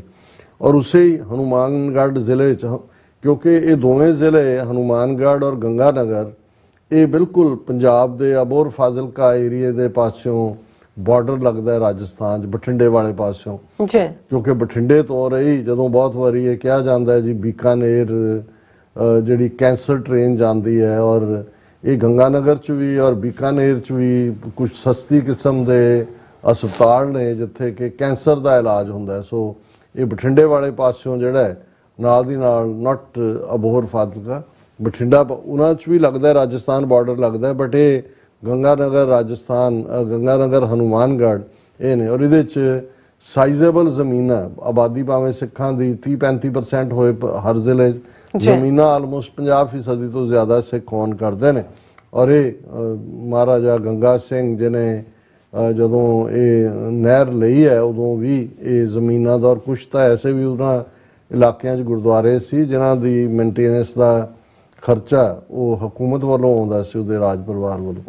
हुण उत्थे वो एड्रैस कर रहा और ये कह रहा कि भी ये देखो कांग्रेस जिहड़ी है वो क्योंकि सनातन धर्म नूं डिस्ट्रॉय करना चाहती है, क्योंकि देख लो स्टालिन ने की किया, तो जे बीजेपी ना रही तो सनातन धर्म तुहाडा नहीं बचा। सो एक पासे हिंदुआं नूं वू कर रहा धर्म के नां ते, पर साडा विषय तो यह है कि भी क्योंकि इन्हां दोनों जिलिਆਂ 'ਚ राजस्थान च अंदाजे मुताबिक 15 लाख सिख ने, हालांकि सारे पासे ने, बीकानेर च भी ने, दूर दूर तक ने, लेकिन ये हनुमानगढ़ और गंगानगर ये दो जिले ऐसे ने जिन्हां दे विच सिख वोटर हार जित का फैसला करते हैं, जिन्हों तुसीं कहंदे हो कि जिहड़ी डिसाइडिंग वोट है, भावें मेजोरिटी तां गंगानगर हनुमानगढ़ च 75-80% हिंदू ने, डिसाइडिंग वोट सिखां दी है। हुण उत्थे मोदी ने प्रमुख दो सभावां च एक पीला बंगा हलका है हनुमानगढ़ च उत्थे एड्रैस कीता, गंगानगर च कीता। हुण सिखां नूं वू करन लई की कह रहा, मैं एग्जैक्ट मोदी दे अल्फाज जिहड़े उन्होंने मीडिया ने दिते ने ਉਹਨਾਂ ਨੇ ਕਿਹਾ ਕਿ ਜੀ ਐਡਰੈਸਿੰਗ ਵੋਟਰਸ ਇਨ ਪੀਲਾ Banga area of Hanumangarh, prime minister also accused the Congress of never gathering courage to address Kartarpur corridor issue। ਪਰ ਉਸ ਤੋਂ ਪਹਿਲਾਂ ਮੋਦੀ ਨੇ ਜਿਹੜਾ ਪਹਿਲੀ ਜਿਹੜੀ ਉਹਨੇ ਆਮ ਸਭਾ ਨੂੰ ਐਡਰੈਸ ਕੀਤਾ, ਉਹਦੇ 'ਚ ਉਹਨੇ ਇਹ ਕਿਹਾ ਕਿ ਜੀ ਦੇਖੋ BJP government prioritizes heritage and development and is inspired by the gurus। ਉਹਨੇ ਕਿਹਾ ਜੀ ਅਸੀਂ ਤਾਂ ਸਾਡੀ ਸਾਰੀ ਫਿਲਾਸਫੀ ਹਿੰਦੂਤਵਾਦ ਦੀ ਗੁਰੂਆਂ ਤੋਂ ਪ੍ਰਭਾਵਿਤ ਹੈ। ਅੱਛਾ। Guru Nanak Dev Ji left his mark across the world for serving humanity। ਕਿ ਗੁਰੂ ਨਾਨਕ ਸਾਹਿਬ ਨੇ ਸਾਰੀ ਸਮੁੱਚੀ ਜਿਹੜੀ ਹੈ ਇਨਸਾਨੀਅਤ ਦੀ ਸੇਵਾ ਦਾ ਜਿਹੜਾ ਉਹ ਮੈਸੇਜ ਦਿੱਤਾ, ਔਰ ਇਹ ਸਾਰਾ ਜਿਹੜਾ ਹੈ ਇਸ ਦੇ ਉੱਤੇ ਫਿਰ ਉਹ ਕਹਿੰਦਾ ਕਿ ਜੀ ਇਹ ਸਾਰਾ ਪਾਰਟ ਜਿਹੜਾ we brought our citizens back from Afghanistan with utmost respect and ensured the sacred Guru Granth Sahib was flown in from war-torn region with absolute reverence and dignity, Prime Minister said, seeking to engage Sikhs। ਸਿੱਖਾਂ ਨੂੰ ਲੁਭਾਉਣ ਲਈ ਕਹਿੰਦੇ ਦੇਖੋ ਅਸੀਂ ਤਾਂ ਗੁਰੂ ਨਾਨਕ ਸਾਹਿਬ ਦੀਆਂ teachings ਤੇ ਚੱਲਦੇ ਹਾਂ, ਔਰ ਅਫਗਾਨਿਸਤਾਨ ਤੋਂ ਦੇਖੋ ਸਿੱਖਾਂ ਨੂੰ ਵੀ ਅਸੀਂ ਮਹਿਫੂਜ਼ ਲਿਆਂਦਾ, ਔਰ ਗੁਰੂ ਗ੍ਰੰਥ ਸਾਹਿਬ ਨੂੰ ਕਿਵੇਂ ਮਾਣ ਸਤਿਕਾਰ ਨਾਲ ਅਸੀਂ ਅਫਗਾਨਿਸਤਾਨ ਤੋਂ ਲਿਆਂਦਾ। ਹੁਣ ਉਸ ਰਾਜਸਥਾਨ 'ਚ ਖਲੋ ਕੇ ਗੱਲ ਕਹਿ ਰਿਹਾ ਹੈ ਜਿਸ ਰਾਜਸਥਾਨ ਦੇ ਪ੍ਰੋਮੀਨੈਂਟ ਬੀਜੇਪੀ ਦੇ ਲੀਡਰ ਨੇ ਸੰਦੀਪ ਦਾਇਨਾ ਨੇ ਉਸ ਇਕੱਠ ਦੇ ਵਿੱਚ ਜਿਹਦੇ 'ਚ ਕਿ ਆਦਿੱਤਿਆਨਾਥ ਯੋਗੀ ਵੀ ਬੈਠਾ ਹੈ, ਉੱਥੇ ਉਹਨੇ ਕਿਹਾ ਕਿ ਇਹ ਗੁਰਦੁਆਰੇ ਤੇ ਮਸੀਤਾਂ ਇਹ ਹਿੰਦੂਤਵਾ ਦੇ ਰਸਤੇ ਦੀਆਂ ਸਭ ਤੋਂ ਵੱਡੀਆਂ ਰੁਕਾਵਟਾਂ ਨੇ, ਨਸੂਰ ਨੇ। ਨਸੂਰ ਹੁੰਦਾ ਉਹ ਜ਼ਖਮ ਜਿਹੜਾ ਵੀ ਜਦੋਂ ਤੱਕ ਇਹਨਾਂ ਨੂੰ ਸਾਫ਼ ਨਹੀਂ ਕਰਦੇ ਹਿੰਦੂਤਵਾ ਦਾ ਮੈਸੇਜ ਨਹੀਂ ਜਾ ਸਕਦਾ। ਔਰ ਇਹ ਉਹਨਾਂ ਦੇ ਉਸੇ ਹੀ ਰਾਜਸਥਾਨ ਦੇ ਵਿੱਚ, ਔਰ ਉਹ ਵੀ ਤਾੜੀਆਂ ਮਾਰ ਰਿਹਾ ਆਦਿੱਤਿਆਨਾਥ ਯੋਗੀ ਔਰ ਫਲਾਣਾ। ਹਾਲਾਂ ਹੁਣ ਇੰਨਾ ਕੁ ਉਹਨਾਂ ਨੂੰ ਲੱਗਾ ਕਿ ਜੀ ਹੁਣ ਉਹਨੂੰ ਸਸਪੈਂਡ ਕੀਤਾ ਪਾਰਟੀ ਜੋ ਕਿ ਉਸੇ ਰਾਜਸਥਾਨ। ਹੁਣ ਤੁਸੀਂ ਇਹਨਾਂ ਦੀ ਉੱਥੇ ਹੀ ਖਲੋ ਕੇ ਮੋਦੀ ਇੱਕ ਪਾਸੇ ਇਹ ਕਹਿ ਰਿਹਾ ਦੇਖੋ ਜੀ ਅਸੀਂ ਤਾਂ ਅਫਗਾਨਿਸਤਾਨ ਚੋਂ ਗੁਰੂ ਗ੍ਰੰਥ ਸਾਹਿਬ ਦੇ ਸਰੂਪ ਲਿਆਂਦੇ, ਅਸੀਂ ਤਾਂ ਉੱਥੋਂ ਸਿੱਖਾਂ ਨੂੰ ਜਿਹੜਾ ਸੇਫ ਕੱਢਿਆ। ਫਿਰ ਉਹਨਾਂ ਨੇ ਕਿਹਾ ਜੀ ਦੇਖੋ ਅਸੀਂ ਕਰਤਾਰਪੁਰ ਕੋਰੀਡੋਰ ਸਾਡੀ ਸਰਕਾਰ ਨੇ Congress never mustered the courage to open Kartarpur corridor. This task was also destined for me कि मेरे राही ये होया। The BJP celebrated the festivals of the Gurus with grandeur globally and also announced observance of sacrifices of Sahibzadas as Veer Bal Divas। देखो जी असी गुरपुरब किन्नी आन शान नाल मनांदे, असी तां साहिबजादियां दी शहादत नूं भी ਵੀਰ ਬਾਲ ਦਿਵਸ ਵਜੋਂ ਜਿਹੜਾ ਉਹ ਮਾਨਤਾ ਦਿੱਤੀ ਹੈ। ਹੁਣ ਜਿਹੜੇ ਐਕਸ਼ਨਸ ਦੇ ਨਾਲ ਇਹ ਸਿੱਖਾਂ ਨੂੰ ਐਬਜ਼ੌਰਵ ਕਰ ਰਹੇ ਨੇ ਆਪਣੇ 'ਚ, ਉਹ ਸਿੱਖਾਂ ਨੂੰ ਐਜ਼ ਏ ਫੇਵਰ ਸ਼ੋਅ ਕਰ ਰਹੇ ਨੇ। ਹਾਲਾਂਕਿ ਹਕੀਕਤ ਇਹ ਹੈ, ਅਸੀਂ ਪਿਛਲਾ ਟੌਪਿਕ ਡਿਸਕਸ ਕਰਕੇ ਹਟੇ ਹਾਂ ਕਿ ਜੇ ਸੁਪਰੀਮ ਕੋਰਟ ਕੋਲੀਜੀਅਮ ਨੇ 5 ਜੱਜ ਪੰਜਾਬ ਹਰਿਆਣਾ ਹਾਈ ਕੋਰਟ ਦੇ ਬਣਾਉਣ ਲਈ ਕਿਹਾ, ਪ੍ਰੋਮੀਨੈਂਟ ਵਕੀਲ 3 ਹਿੰਦੂ 2 ਸਿੱਖ ਹਿੰਦੂ ਬਣਾ ਦਿੱਤੇ ਨੇ, ਸਿੱਖ ਰੋਕ ਲਏ ਨੇ, ਇਹ ਸਿੱਖਾਂ ਦੀ ਫੇਵਰ ਕਰ ਰਹੇ ਨੇ। ਔਰ ਇਸ ਦੇ ਨਾਲ ਨਾਲ ਮਤਲਬ ਉਹੀ ਝੂਠ ਜਿਹੜਾ ਹੈ ਕਿ ਜੀ ਦੇਖੋ ਵੀਰ ਬਾਲ ਦਿਵਸ, ਵੀ ਉਹ ਤਾਂ ਤੁਸੀਂ ਛੁਟਿਆ ਰਹੇ ਹੋ, ਜਿਵੇਂ ਤੁਸੀਂ ਵੀਰ ਸਾਵਰਕਰ ਬਣਾਇਆ ਹੋਇਆ, ਜਿਵੇਂ ਤੁਸੀਂ ਸਿੱਖਾਂ ਦਾ ਸ਼ਹੀਦ ਬੱਚਾ, ਹਕੀਕਤ ਨੂੰ ਵੀਰ ਹਕੀਕਤ ਰਾਏ ਬਣਾ ਕੇ ਇਹ ਗੁਰੂ ਕੇ ਸਾਹਿਬਜ਼ਾਦੇ ਜਾਂ ਨਿੱਕੀਆਂ ਜੰਦਾਂ ਵੱਡੇ ਸਾਕੇ ਵਾਲੇ ਤੁਸੀਂ ਕੋਈ ਵਡਿਆ ਨਹੀਂ ਰਹੇ, ਤੁਸੀਂ ਉਹਨਾਂ ਨੂੰ ਛੁਟਿਆ ਰਹੇ ਹੋ। ਤੇ ਇਸ ਸਾਰੇ ਦੇ ਚੱਲਦੇ ਆ ਜੇ ਹੁਣ ਦੂਸਰੇ ਪਾਸੇ ਦੇਖਣਾ ਹੋਏ, ਇੱਕ ਪਾਸੇ ਤਾਂ ਗੰਗਾ ਨਗਰ ਦੇ ਔਰ ਹਨੂਮਾਨਗੜ੍ਹ ਦੇ ਸਿੱਖਾਂ ਤੋਂ ਵੋਟਾਂ ਮੰਗੀਆਂ ਜਾ ਰਹੀਆਂ ਨੇ, ਦੂਸਰੇ ਪਾਸੇ ਗੁੰਡਾ ਬਲਾਤਕਾਰੀ ਜਬਰ ਜਨਾਹ ਕਰਨ ਵਾਲਾ ਸੌਦਾ ਸਾਧ ਰਾਮ ਰਹੀਮ, ਉਹਨੂੰ ਅਗੇਨ 3 ਹਫ਼ਤੇ ਦੀ ਪੈਰੋਲ ਦੇ ਉੱਤੇ ਛੱਡਿਆ ਗਿਆ। ਹੁਣ ਕੋਈ ਪੁੱਛੇਗਾ ਕਿ ਜੀ ਗੱਲ ਤਾਂ ਅਸੀਂ ਰਾਜਸਥਾਨ ਦੀ ਕਰ ਰਹੇ ਹਾਂ, ਮੋਦੀ ਦੀ ਕਰ ਰਹੇ ਹਾਂ, ਇਹਦੇ ਨਾਲ ਕੀ ਤਾਲੁਕ ਹੈ? ਇਹ ਜਿਹੜਾ ਸੌਦਾ ਸਾਧ ਹੈ ਇਹ ਗੰਗਾ ਨਗਰ ਜ਼ਿਲ੍ਹੇ ਦਾ ਰਹਿਣ ਵਾਲਾ ਹੈ, ਇਹਦਾ ਪਿੰਡ ਉੱਥੇ ਹੈ ਔਰ ਇਸ ਦੇ ਚੇਲੇ ਬਾਲ ਕੇ ਇਸ ਬੈਲਟ ਦੇ ਵਿੱਚ ਵੀ ਕਾਫੀ ਨੇ, ਜਿਵੇਂ ਹਰਿਆਣੇ ਦੇ ਵਿੱਚ ਡੇਰਾ ਦਾ ਹੈੱਡਕੁਆਰਟਰ ਸਰਸਾ 'ਚ ਬਣਾਇਆ ਹੋਇਆ। ਹੁਣ ਇਹ ਪਿਛਲੇ 20 ਸਾਲ ਦੀ ਇਹਨੂੰ ਕੈਦ ਹੈ, ਜਿਹਦੇ 'ਚ ਮਰਡਰ 'ਚ ਵੀ ਰੇਪ 'ਚ ਵੀ, ਔਰ ਪਿਛਲੇ 2 ਸਾਲ 'ਚ ਇਹ 6 ਮਹੀਨੇ ਤੋਂ ਜ਼ਿਆਦਾ ਹੈ ਉਹਦੀ 6ਵੀਂ ਪੈਰੋਲ ਹੈ।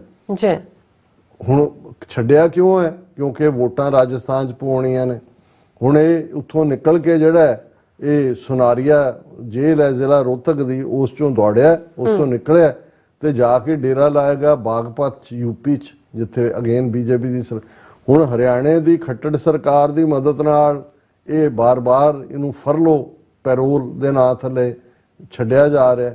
ਦੂਜੇ ਪਾਸੇ ਜਦੋਂ ਅਸੀਂ ਕੌਮੀ ਇਨਸਾਫ ਮੋਰਚੇ ਦੀ ਗੱਲ ਕਰਦੇ ਹਾਂ, 30 ਸਾਲ ਤੋਂ ਬੰਦੀ ਬੈਠੇ ਸਾਡੇ ਪ੍ਰਧਾਨ ਸ਼੍ਰੋਮਣੀ ਕਮੇਟੀ ਦਾ ਦੂਜੇ ਉਹ ਪਾਂਡੀਆਂ ਵਾਂਗ 20-22 ਲੱਖ ਦਸਤਖਤ ਕਹਿੰਦੇ ਜੀ ਅਸੀਂ ਕਰਾਏ, ਉਹ ਪੰਡ ਚੁੱਕ ਕੇ ਜਿਹੜੀ ਹੈ ਉਹ ਚੰਡੀਗੜ੍ਹ ਗਵਰਨਰ ਦੇ ਦਫ਼ਤਰ ਜਾਂਦੇ ਨੇ ਮਿਲਣ ਕੇ ਜੀ ਇਹਨਾਂ ਨੂੰ ਛੱਡੋ, ਤੇ ਉਹ ਵੀ ਕਹਿੰਦੇ ਨਾ ਨਾ ਇਹ ਟਰੱਕ ਤੋਂ ਆਪਣਾ ਬਾਹਰ ਹੀ ਰੱਖੋ, ਟਰੱਕ ਚ ਲੱਦ ਕੇ ਲਗਾਏ, ਤੁਸੀਂ ਸਾਨੂੰ ਪੈਨ ਡਰਾਈਵ ਦੇ, ਮਤਲਬ ਮਜ਼ਾਕ। ਲੇਕਿਨ ਦੂਸਰੇ ਪਾਸੇ ਇਸ ਗੁੰਡੇ ਨੂੰ ਉਹਨਾਂ ਨੇ ਛੱਡਿਆ ਪਹਿਲਾਂ ਵੀ ਹੁਣ ਵੀ, ਕਿਉਂਕਿ ਰਾਜਸਥਾਨ ਚ ਸੌਦਾ ਸਾਹਿਬ ਦੇ ਚੇਲੇ ਦੀਆਂ ਵੋਟਾਂ ਬੀਜੇਪੀ ਦੇ ਬਕਸਿਆਂ ਚ ਪਵਾਉਣੀਆਂ ਨੇ, ਔਰ ਸਿੱਖਾਂ ਨੂੰ ਹਨੂਮਾਨਗੜ੍ਹ ਚ ਔਰ ਗੰਗਾਨਗਰ ਚ ਖਲੋ ਕੇ ਮੋਦੀ ਜਿਹੜਾ ਹੈ ਉਹ ਫੁੱਲੀਆਂ ਪਤਾਸੇ ਵੰਡ ਰਿਹਾ ਕਿ ਜੀ ਦੇਖੋ ਜਿੰਨੀ ਅਸੀਂ ਹਮਦਰਦੀ ਸਿੱਖਾਂ ਦੇ ਨਾਲ ਰੱਖਦੇ, ਪਰ ਉਸੇ ਰਾਜਸਥਾਨ ਦੇ ਇੱਕ ਹੋਰ ਖੂੰਜੇ ਦੇ ਵਿੱਚ ਉਹਨਾਂ ਦਾ ਦਾਈਆ ਵਜ਼ੀਰ ਕਹਿ ਰਿਹਾ ਗੁਰਦੁਆਰੇ ਸਾਫ਼ ਕਰ ਦਿਓ,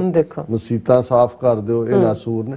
ਹੁਣ ਇਹ ਸਾਰੇ ਖਬਰਾਂ ਤਾਂ ਅਸੀਂ ਕੋਈ ਉੱਥੋਂ ਤਾਂ ਨਹੀਂ ਲੈ ਕੇ ਆਉਂਦੇ, ਬਹੁਤਿਆਂ ਨੂੰ ਇਹ ਲੱਗਦਾ ਹੁੰਦਾ ਕਿ ਜੀ ਇਹ ਜਿਹੜੀ ਸਾਨੂੰ ਕਿਉਂ ਨਹੀਂ ਨਜ਼ਰ ਆਉਂਦਾ, ਕਿਉਂਕਿ ਜਦੋਂ ਤੁਸੀਂ ਇਸ ਸਾਰੇ ਨੂੰ ਦੇਖੋਗੇ ਤਾਂ ਤੁਹਾਨੂੰ ਸਮਝ ਆਏਗੀ ਕਿ ਮਲਟੀਪਲ ਲੈਵਲ ਦੇ ਉੱਤੇ ਇਹਨਾਂ ਦਾ ਹੇਟ ਕੈਂਪੇਨ। ਅਸੀਂ ਉਸ ਚੰਦਰੇ ਦੀ ਗੱਲ ਕਰਕੇ ਹਟੇ ਆ ਪਹਿਲੇ ਸੈਗਮੈਂਟ ਕਿ ਚੰਦਰਾ ਆਰੀਆ ਉਹ ਕੈਨੇਡੀਅਨ ਪਾਰਲੀਮੈਂਟ ਦਾ ਇਲੈਕਟਡ ਮੈਂਬਰ ਹੋਣ ਦੇ ਨਾਤੇ ਡਟ ਕੇ ਝੂਠ ਬੋਲ ਰਿਹਾ ਜੀ। ਪਿਛਲੇ ਕਈ ਸਾਲਾਂ ਤੋਂ ਮੰਦਰਾਂ ਦੇ ਉੱਤੇ ਲਗਾਤਾਰ ਹਮਲੇ ਹੋਏ ਨੇ ਔਰ ਹੋ ਰਹੇ ਨੇ, ਔਰ ਸਰਕਾਰ ਜਿਹੜੀ ਆ ਉਹ ਕੁਝ ਨਹੀਂ ਕਰ ਰਹੀ, ਔਰ ਮੈਂ ਤਾਂ ਟੁੱਟੇ ਰਿਕਾਰਡ ਵਾਂਗੂ, ਟੁੱਟੇ ਵਾਜੇ ਵਾਂਗੂ।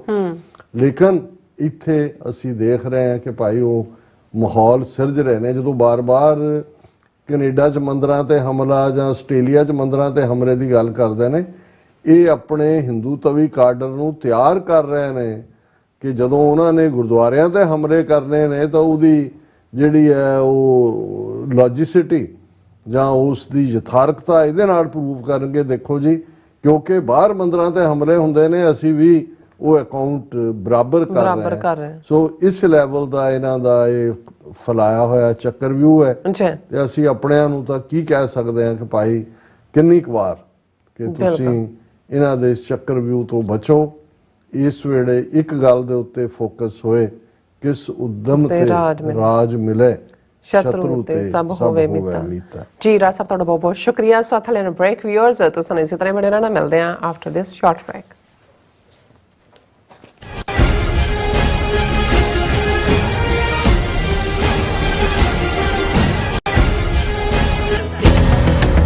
ਜੋ ਵਾਪਰਦਾ ਹੈ ਉਹ ਦਿਸਦਾ ਹੈ,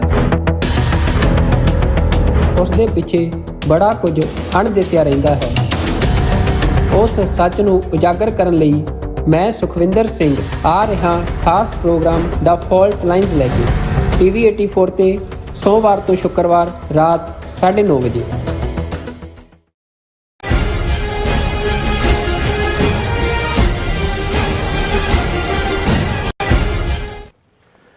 ਦਰਸ਼ਕੋ, ਬ੍ਰੇਕ ਤੋਂ ਬਾਅਦ ਤੁਹਾਡਾ ਸਭ ਦਾ ਭਰਪੂਰ ਸਵਾਗਤ ਹੈ। ਸੋ ਵੀਅਰਸ, ਗੱਲਬਾਤ ਕਰਨ ਜਾ ਰਹੇ ਹਾਂ। ਕਾਂਗਰਸ ਦੇ ਜਨਰਲ ਸਕੱਤਰ ਜੈ ਰਾਮ ਰਮੇਸ਼ ਦਾ ਕਹਿਣਾ ਹੈ ਕਿ ਮੋਦੀ ਸਰਕਾਰ ਦੇ ਮੰਤਰੀਆਂ ਅਤੇ ਬੀਜੇਪੀ ਲੀਡਰਾਂ ਵੱਲੋਂ ਕੀਤਾ ਜਾ ਰਿਹਾ ਇਹ ਦਾਅਵਾ ਬਿਲਕੁਲ ਝੂਠਾ ਤੇ ਖੋਖਲਾ ਹੈ ਕਿ ਭਾਰਤ ਦੀ ਇਕਨੋਮੀ $4 ਟ੍ਰਿਲੀਅਨ ਹੋ ਗਈ ਹੈ। ਸੋ ਹਕੀਕਤ ਇਹ ਹੈ ਕਿ ਐਪਲ ਦੀ ਮੈਨੂਫੈਕਚਰ ਯੂਨਿਟ ਨੇ $330 ਮਿਲੀਅਨ ਦੀ ਇਨਵੈਸਟਮੈਂਟ ਜਿਹੜੀ ਕਿ ਉਹਨਾਂ ਭਾਰਤ ਵਿੱਚ ਕਰਨੀ ਸੀ, ਹੁਣ ਵੀਅਤਨਾਮ ਵਿੱਚ ਕਰਨ ਦਾ ਐਲਾਨ ਕਰ ਦਿੱਤਾ ਹੈ। ਸੋ ਇਸ ਬਾਰੇ ਆਪਾਂ ਗੱਲਬਾਤ ਕਰਨ ਜਾ ਰਹੇ ਹਾਂ। ਸੋ ਅਸੀਂ ਚਾਹਾਂਗੇ ਕਿ ਤੁਸੀਂ ਇਸੇ ਤਰ੍ਹਾਂ ਬਣੇ ਰਹਿਣਾ, ਦੇਖਣ ਸੁਣ ਲਿਆ, ਲਿਖਣ ਲਈ ਤੁਹਾਡਾ ਸਭ ਦਾ ਬਹੁਤ ਬਹੁਤ ਧੰਨਵਾਦ। ਜੀ ਡਾਕਟਰ ਸਾਹਿਬ, ਕੀ ਵਿਚਾਰਾਂ ਨੇ?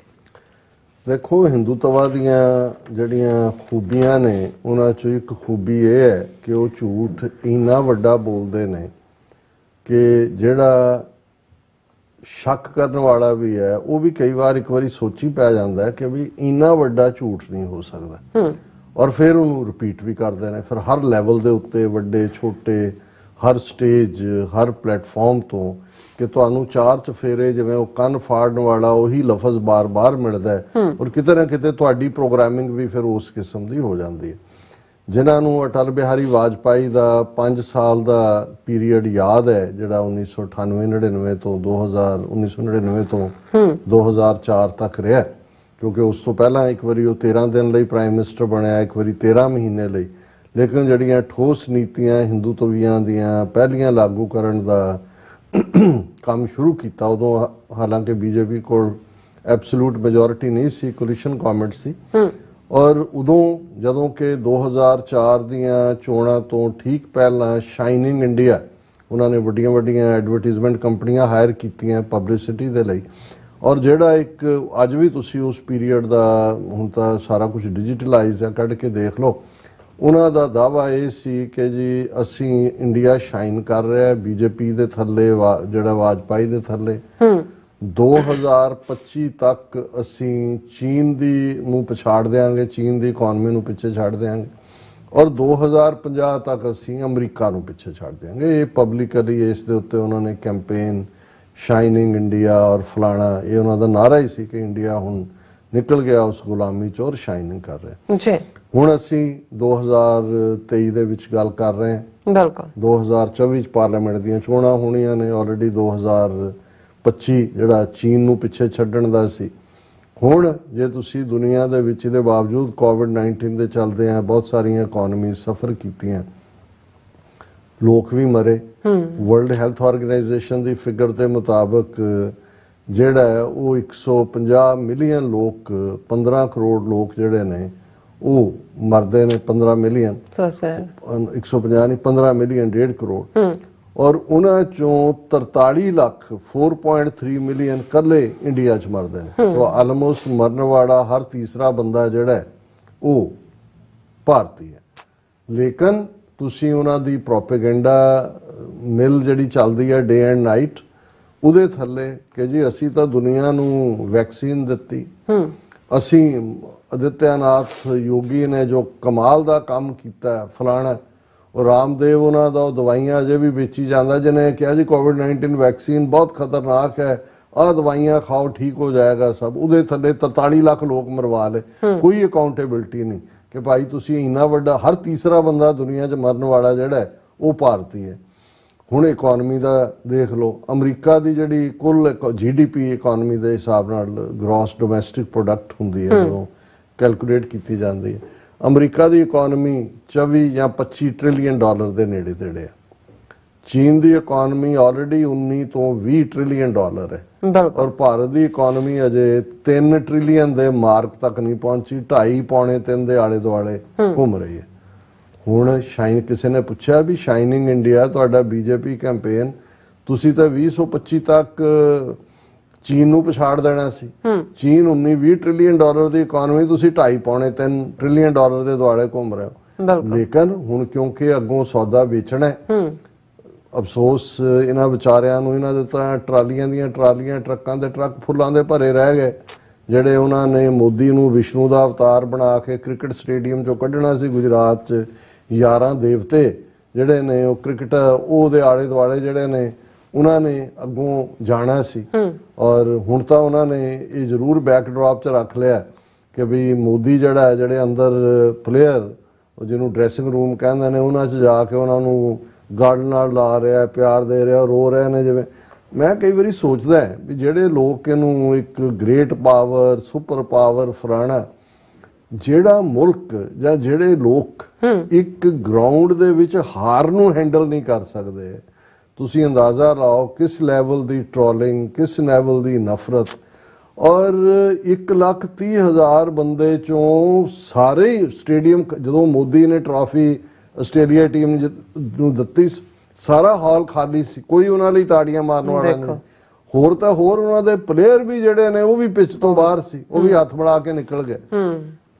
ਇਸ ਲੈਵਲ ਦੇ ਲੋਕ ਇਹ ਵਿਸ਼ਵ ਗੁਰੂ ਨੇ, ਇਹ ਦੁਨੀਆ ਨੂੰ। ਲੇਕਿਨ ਉਹਨਾਂ ਨੂੰ ਇਹ ਨਜ਼ਰ ਆਉਂਦਾ ਸੀ ਕਿ ਬਈ ਇਹ ਜਦੋਂ ਇਹ ਸ਼ੁਰੂ ਹੋ ਗਿਆ ਕਿ ਬਈ ਲੂਜ਼ਿੰਗ ਪਾਰਟ ਜਾਂ ਦੂਜਾ, ਇਹਨਾਂ ਨੇ ਇੱਕ ਖਬਰ ਜਿਹਨੂੰ ਉਹਨਾਂ ਦੀ ਫਾਈਨੈਂਸ ਮਿਨਿਸਟਰੀ ਜਾਂ ਦੂਜਿਆਂ ਨੇ ਐਂਡੋਰਸ ਨਹੀਂ ਕੀਤਾ, ਲੇਕਿਨ ਉਹਨਾਂ ਦੇ ਯੂਨੀਅਨ ਮਿਨਿਸਟਰਸ ਔਰ ਦੂਸਰਿਆਂ ਦੇ ਕੋਈ ਅਨਸਰਟੀਫਾਈਡ IMF ਦੀ ਰਿਪੋਰਟ ਤੇ ਬੇਸਡ ਕਿ ਜੀ ਇੰਡੀਆ ਦੀ ਜਿਹੜੀ GDP ਹੈ ਇਕਨੋਮੀ, ਉਹ 4 ਟ੍ਰਿਲੀਅਨ ਡਾਲਰ ਨੂੰ ਟੱਚ ਕਰ ਗਈ। ਤਾਂ ਕਿ ਕਿਤੇ ਇੱਕ ਪਾਸੇ ਉਹਨਾਂ ਨੂੰ ਬੈਕਡ੍ਰੌਪ 'ਚ ਰੱਖਿਆ ਸੀ ਕਿ ਮੋਦੀ ਹੌਸਲਾ ਸਹਾਰਾ ਦੇ ਰਿਹਾ ਕਿ ਬੱਚਿਓ ਨਾ ਰੋਵੋ, ਕੋਈ ਨਹੀਂ, ਤੁਹਾਨੂੰ ਕੋਈ ਖਿਡੌਣਾ ਲੈ ਦੇਵਾਂਗੇ, ਫਿਰ ਅਗਲੀ ਵਾਰੀ ਚੰਗਾ ਖੇਡਿਓ। ਇੱਕ ਪਾਸੇ ਤਾਂ ਇਹ ਨੌਟੰਕੀ ਹੋ ਰਹੀ, ਔਰ ਇਹਦੇ ਤੇ ਜੈਰਾਮ ਰਮੇਸ਼ ਜਿਹੜਾ ਜਨਰਲ ਸੈਕਟਰੀ ਹੈ ਕਾਂਗਰਸ ਦਾ ਔਰ ਬੜਾ ਵੈਲ ਨੋਨ ਹੈ, ਉਹਨੇ ਅੱਜ ਮੇਨ ਉਹਨਾਂ ਦੀ ਦਾ ਹਿੰਦੂ ਅਖਬਾਰ ਦੀ ਖਬਰ ਹੀ ਹੈ, the claim of India's GDP reaching $4 trillion mark is bogus and fake. ਔਰ ਉਹਨਾਂ ਨੇ ਕਿਹਾ ਕਿ ਭਈ ਇਹ ਅਨਵੈਰੀਫਾਈਡ ਸਕਰੀਨਸ਼ਾਟ ਜਿਹੜਾ ਉਹ ਦੇ ਕੇ ਇਹਨਾਂ ਨੇ ਇਹ ਕੰਮ ਕੀਤਾ। ਔਰ ਕਾਂਗਰਸ ਦਾ ਇਹ ਕਹਿਣਾ ਹੈ ਕਿ ਵੀ ਇਹ ਕਿਉਂਕਿ ਹੁਣ ਰਾਜਸਥਾਨ ਔਰ ਤੇਲੰਗਾਨਾ 'ਚ ਵੋਟਾਂ ਪੈਣੀਆਂ ਨੇ ਔਰ ਇਹਨਾਂ ਕੋਲ ਕੁਝ ਦਿਖਾਉਣ ਨੂੰ ਹੈ ਨਹੀਂ। ਉਹਨਾਂ ਨੇ ਕਿਹਾ ਜੀ they are sharing bogus and fake news that India's gross domestic product has crossed the $4 trillion mark only to generate euphoria and headline management। ਹੁਣ ਇੱਕ ਪਾਸੇ ਤਾਂ ਉਹ ਡਿਫੀਟ ਦੀ ਗੱਲ, ਉਹਨਾਂ ਦੇ ਤਾਂ ਲੱਡੂ ਵੀ ਕਹਿੰਦੇ ਚੂਹੇ ਵੀ ਨਹੀਂ ਖਾ ਰਹੇ, ਇੰਨੇ ਲੱਡੂਆਂ ਦੇ ਢੇਰ ਲਾਏ ਸੀ ਵੀ ਟੀਮ ਜਿੱਤਣੀ ਹੈ, ਮੋਦੀ ਦਾ ਜਲੂਸ ਕੱਢਣਾ। ਲੱਡੂ ਤਾਂ ਉਹਨਾਂ ਨੇ ਟਰਾਲੀਆਂ ਭਰ ਕੇ ਰੱਖੇ ਹੋਏ, ਚੂਹਿਆਂ ਦੀਆਂ ਮੌਜਾਂ ਲੱਗ ਗਈਆਂ। ਇਹ ਤਾਂ ਹੁਣ ਵਿਚਾਰਿਆਂ ਨੂੰ ਲੱਡੂ ਵੀ ਕੌੜੇ ਲੱਗਦੇ ਨੇ, ਉਹਦੇ ਖੰਡ ਨਹੀਂ ਹੈ। ਫਿਰ ਉਹ ਪੂਰੀ ਦੇ ਤੇ ਡੀਟੇਲ ਆ, ਉਹਨੇ ਕਿਹਾ ਕਿ ਵੀ ਇਹ ਝੂਠੇ ਟਵੀਟ ਨੂੰ ਮਹਾਰਾਸ਼ਟਰ ਦਾ deputy chief minister, union minister, ਉਹਨਾਂ ਦਾ ਇੱਕ ਬਿਜ਼ਨਸਮੈਨ ਯਾਰ ਅਡਾਨੀ ਹੋਏਗਾ, ਇਹ ਸਾਰੇ ਜਿਹੜੇ ਨੇ ਇਹ ਸ਼ੇਅਰ ਕਰ ਰਹੇ ਨੇ। This was totally fake and bogus news meant to generate more euphoria and a pathetic attempt at both psychophancy and headline management ਕਿ ਖੁਸ਼ਾਮਦ ਔਰ ਹੈਡਲਾਈਨਸ ਨੂੰ। ਹੁਣ ਇਹ ਤਾਂ ਫੇਕ ਨਿਊਜ਼ ਨੂੰ ਕਿਵੇਂ ਕਰ, ਹਕੀਕਤ ਕੀ ਹੈ ਜਿਹੜੀ ਅੱਜ ਦੀ ਬਲੂਮਬਰਗ 'ਚ ਵੀ ਹੈ ਵੀ ਕਿ Apple supplier ਲਕਸ਼ਯਰ ups ਵਿਤਨਾਮ investment by $330 million। ਹੁਣ ਇਹ ਐਪਲ ਦੀ ਯੂਨਿਟ ਹੈ ਜਿਹੜੀ ਲਕਸ਼ਯਰ, ਉਹਨਾਂ ਨੇ ਇਹਦੇ ਬਲੂਮਬਰਗ ਦੀ ਰਿਪੋਰਟ ਹੈ ਕਿ ਵੀ ਪਹਿਲਾਂ ਜਿੰਨੀ ਕੁ ਉਹਨੇ ਇਨਵੈਸਟਮੈਂਟ ਕਰਨੀ ਸੀ $115 million ਦੀ, ਹੁਣ ਡਬਲ ਕਰ ਦਿੱਤੀ ਹੈ, $330 million ਜਿਹੜਾ ਉਹ ਵਿਤਨਾਮ ਦੇ ਵਿੱਚ ਗੈਜਟ ਮੈਨੂਫੈਕਚਰਰ ਔਰ ਦੂਸਰੇ ਨੇ ਉਹ ਕਰ ਰਹੇ ਨੇ। ਨਹੀਂ ਜੀ, ਇਹਨਾਂ ਨੇ ਵਧਾਇਆ, the company is increasing its back gang investment by $330 million to a total of $504 million through its Vietnam unit, the Province Industrial Zones Authority said on its website। ਹੁਣ ਇਹ ਜਿਹੜੀ ਇਨਵੈਸਟਮੈਂਟ ਜਿਹੜੀ ਉਹਨਾਂ ਨੇ $330 million ਤੋਂ $504 million ਕੀਤੀ, actually ਇਹ ਭਾਰਤ ਦੇ ਵਿੱਚ ਇਨਵੈਸਟ ਹੋਣ ਜਾ ਰਿਹਾ ਸੀ, ਚਾਈਨਾ ਚੋਂ ਕੱਢੀ ਹੈ। ਲੇਕਿਨ ਭਾਰਤ ਦੇ ਹਾਲਾਤ ਨੂੰ ਦੇਖਦੇ ਆ ਔਰ ਇਸ ਦੇ ਉੱਤੇ ਸਕੇਤ ਗੋਖਲੇ ਨੇ ਸੈਟੀਅਰ ਕੀਤਾ ਹੈ, ਵਿਅੰਗ ਕੀਤਾ ਹੈ। ਉਹਨੇ ਕਿਹਾ ਇਨ ਯੈਟ ਅਨਦਰ ਸਕਸੈਸ ਕੌਮਿਆਂ 'ਚ of Modi government Make in India adventure, Apple manufacturer Luxshare has decided to invest $330 million in Vietnam instead of India। कि भाई उन्होंने देख लिया भी इंडिया का की हाल है, वियतनाम च इन्वेस्ट कर रहे हैं। We don't become a Vishwa Guru when Modi gets paid crowds to cheer him overseas। भी इदा विश्व गुरु नहीं बन जाते कि आस्ट्रेलिया आया, अमरीका आया ਜਾਂ ਦੂਜੇ ਯੂਰਪ ਦੇ ਮੁਲਕਾਂ 'ਚ ਗਿਆ ਤੇ ਤੁਸੀਂ ਪੈਸੇ ਦੇ ਕੇ ਜਹਾਜ਼ਾਂ 'ਚ ਟਿਕਟਾਂ ਸਰਕਾਰੀ ਪੈਸੇ ਤੇ ਭਰ ਦਿਓ ਤੇ ਕਹੋ ਜੀ ਸਾਰਾ ਮੋਦੀ ਨੂੰ ਵਿਸ਼ਵ ਗੁਰੂ ਮੰਨਦੇ ਨੇ। We become a super power only when companies feel confident investing in our country. ਹੁਣ ਇੱਕ ਪਾਸੇ ਤਾਂ ਜਿਹੜੀ ਇਨਵੈਸਟਮੈਂਟ ਲੱਗਦਾ ਸੀ ਕਿ ਆ ਰਹੀ ਹੈ, ਅਨਾਉਂਸ ਵੀ ਇੱਕ ਸਟੇਜ ਤੇ ਹੋਈ ਔਰ ਇਸ ਦੇ ਉੱਤੇ ਹੀ ਉਹਨਾਂ ਨੇ ਇਹ ਕਿਹਾ ਕਿ ਵੀ ਇਹ Apple's manufacturer Luxshare moves investment worth $330 million to Vietnam instead of India amid rising political tensions। ਕਿ ਜੋ ਮਾਹੌਲ ਬਣਾਇਆ ਹੋਇਆ ਉਹਦੇ ਲਈ ਉਹਨਾਂ ਨੇ ਉਸ ਨੂੰ ਮੂਵ ਕੀਤਾ। ਸੋ ਹਕੀਕਤ ਇਹ ਹੈ, ਪਰ ਤੁਸੀਂ ਐਡਵਰਟਾਈਜ਼ ਕਰ ਰਹੇ ਹੋ ਕਿ ਜੀ ਇੰਡੀਆ ਦੀ ਇਕਨੋਮੀ $4 trillion ਤੇ ਪਹੁੰਚ ਗਈ, ਜਦੋਂ ਕਿ ਈਵਨ 2.5 ਔਰ ਪੌਣੇ 3 trillion ਦੇ ਵਿਚਾਲੇ ਜਿਹੜੀ ਆ ਉਹ ਸਟਰਗਲ ਕਰ ਰਹੀ ਹੈ। ਔਰ ਜਿਹੜੀ ਇਨਵੈਸਟਮੈਂਟ ਲੱਗੀ ਵੀ ਹੋਈ ਹੈ ਉੱਥੋਂ ਵੀ ਚੁੱਕ ਕੇ ਜਿਹੜੇ ਨੇ ਕੋਈ ਵਿਤਨਾਮ ਜਾ ਰਿਹਾ ਹੈ, ਕੋਈ ਵਾਪਸ ਚਾਈਨਾ ਨਾਲ ਜਿਹੜੇ ਹੁਣ ਅਮਰੀਕਾ ਦੇ ਰਿਲੇਸ਼ਨਸ ਇੰਪਰੂਵ ਹੋਣ ਵੱਲ ਵਧੇ ਨੇ। ਕੁਛ ਇਨਵੈਸਟਮੈਂਟ ਜਿਹੜਾ ਲੱਗਦਾ ਸੀ ਕਿ ਚਾਈਨਾ ਤੋਂ ਉਖੜਨ ਗਿਆ, ਉਹ ਬਾਈਡਨ ਨੇ ਵੀ ਦੇਖ ਲਿਆ ਵੀ ਜਾਣਾ ਕਿੱਥੇ ਹੈ। ਉਹ ਇੱਕ ਪਾਸੇ ਉਹ ਕਹਿੰਦੇ ਨੇ ਕਿ ਵੀ ਸੱਪਾਂ ਦੀ ਖੁੱਡ ਚੋਂ ਨਿਕਲ ਕੇ ਤੁਸੀਂ ਮਗਰਮੱਛਾਂ ਦੇ ਵਸ ਪੈ ਜਾਓ। ਸੋ ਉਹਨਾਂ ਨੇ ਸਮਝਿਆ ਵੀ ਉੱਥੇ ਹੀ ਸੇਫ ਹੈ। ਇਹ ਹੈ ਵਿਸ਼ਵ ਗੁਰੂ ਭਾਰਤ। ਜੀ ਰਾਜ ਸਾਹਿਬ, ਤੁਹਾਡਾ ਬਹੁਤ ਬਹੁਤ ਧੰਨਵਾਦ। ਸਾਥ ਲੈਣ ਬ੍ਰੇਕ ਵਿਊਅਰਸ, ਤੁਸੀਂ ਕਿਤੇ ਨਹੀਂ ਜਾਣਾ, ਮਿਲਦੇ ਹਾਂ after this short break.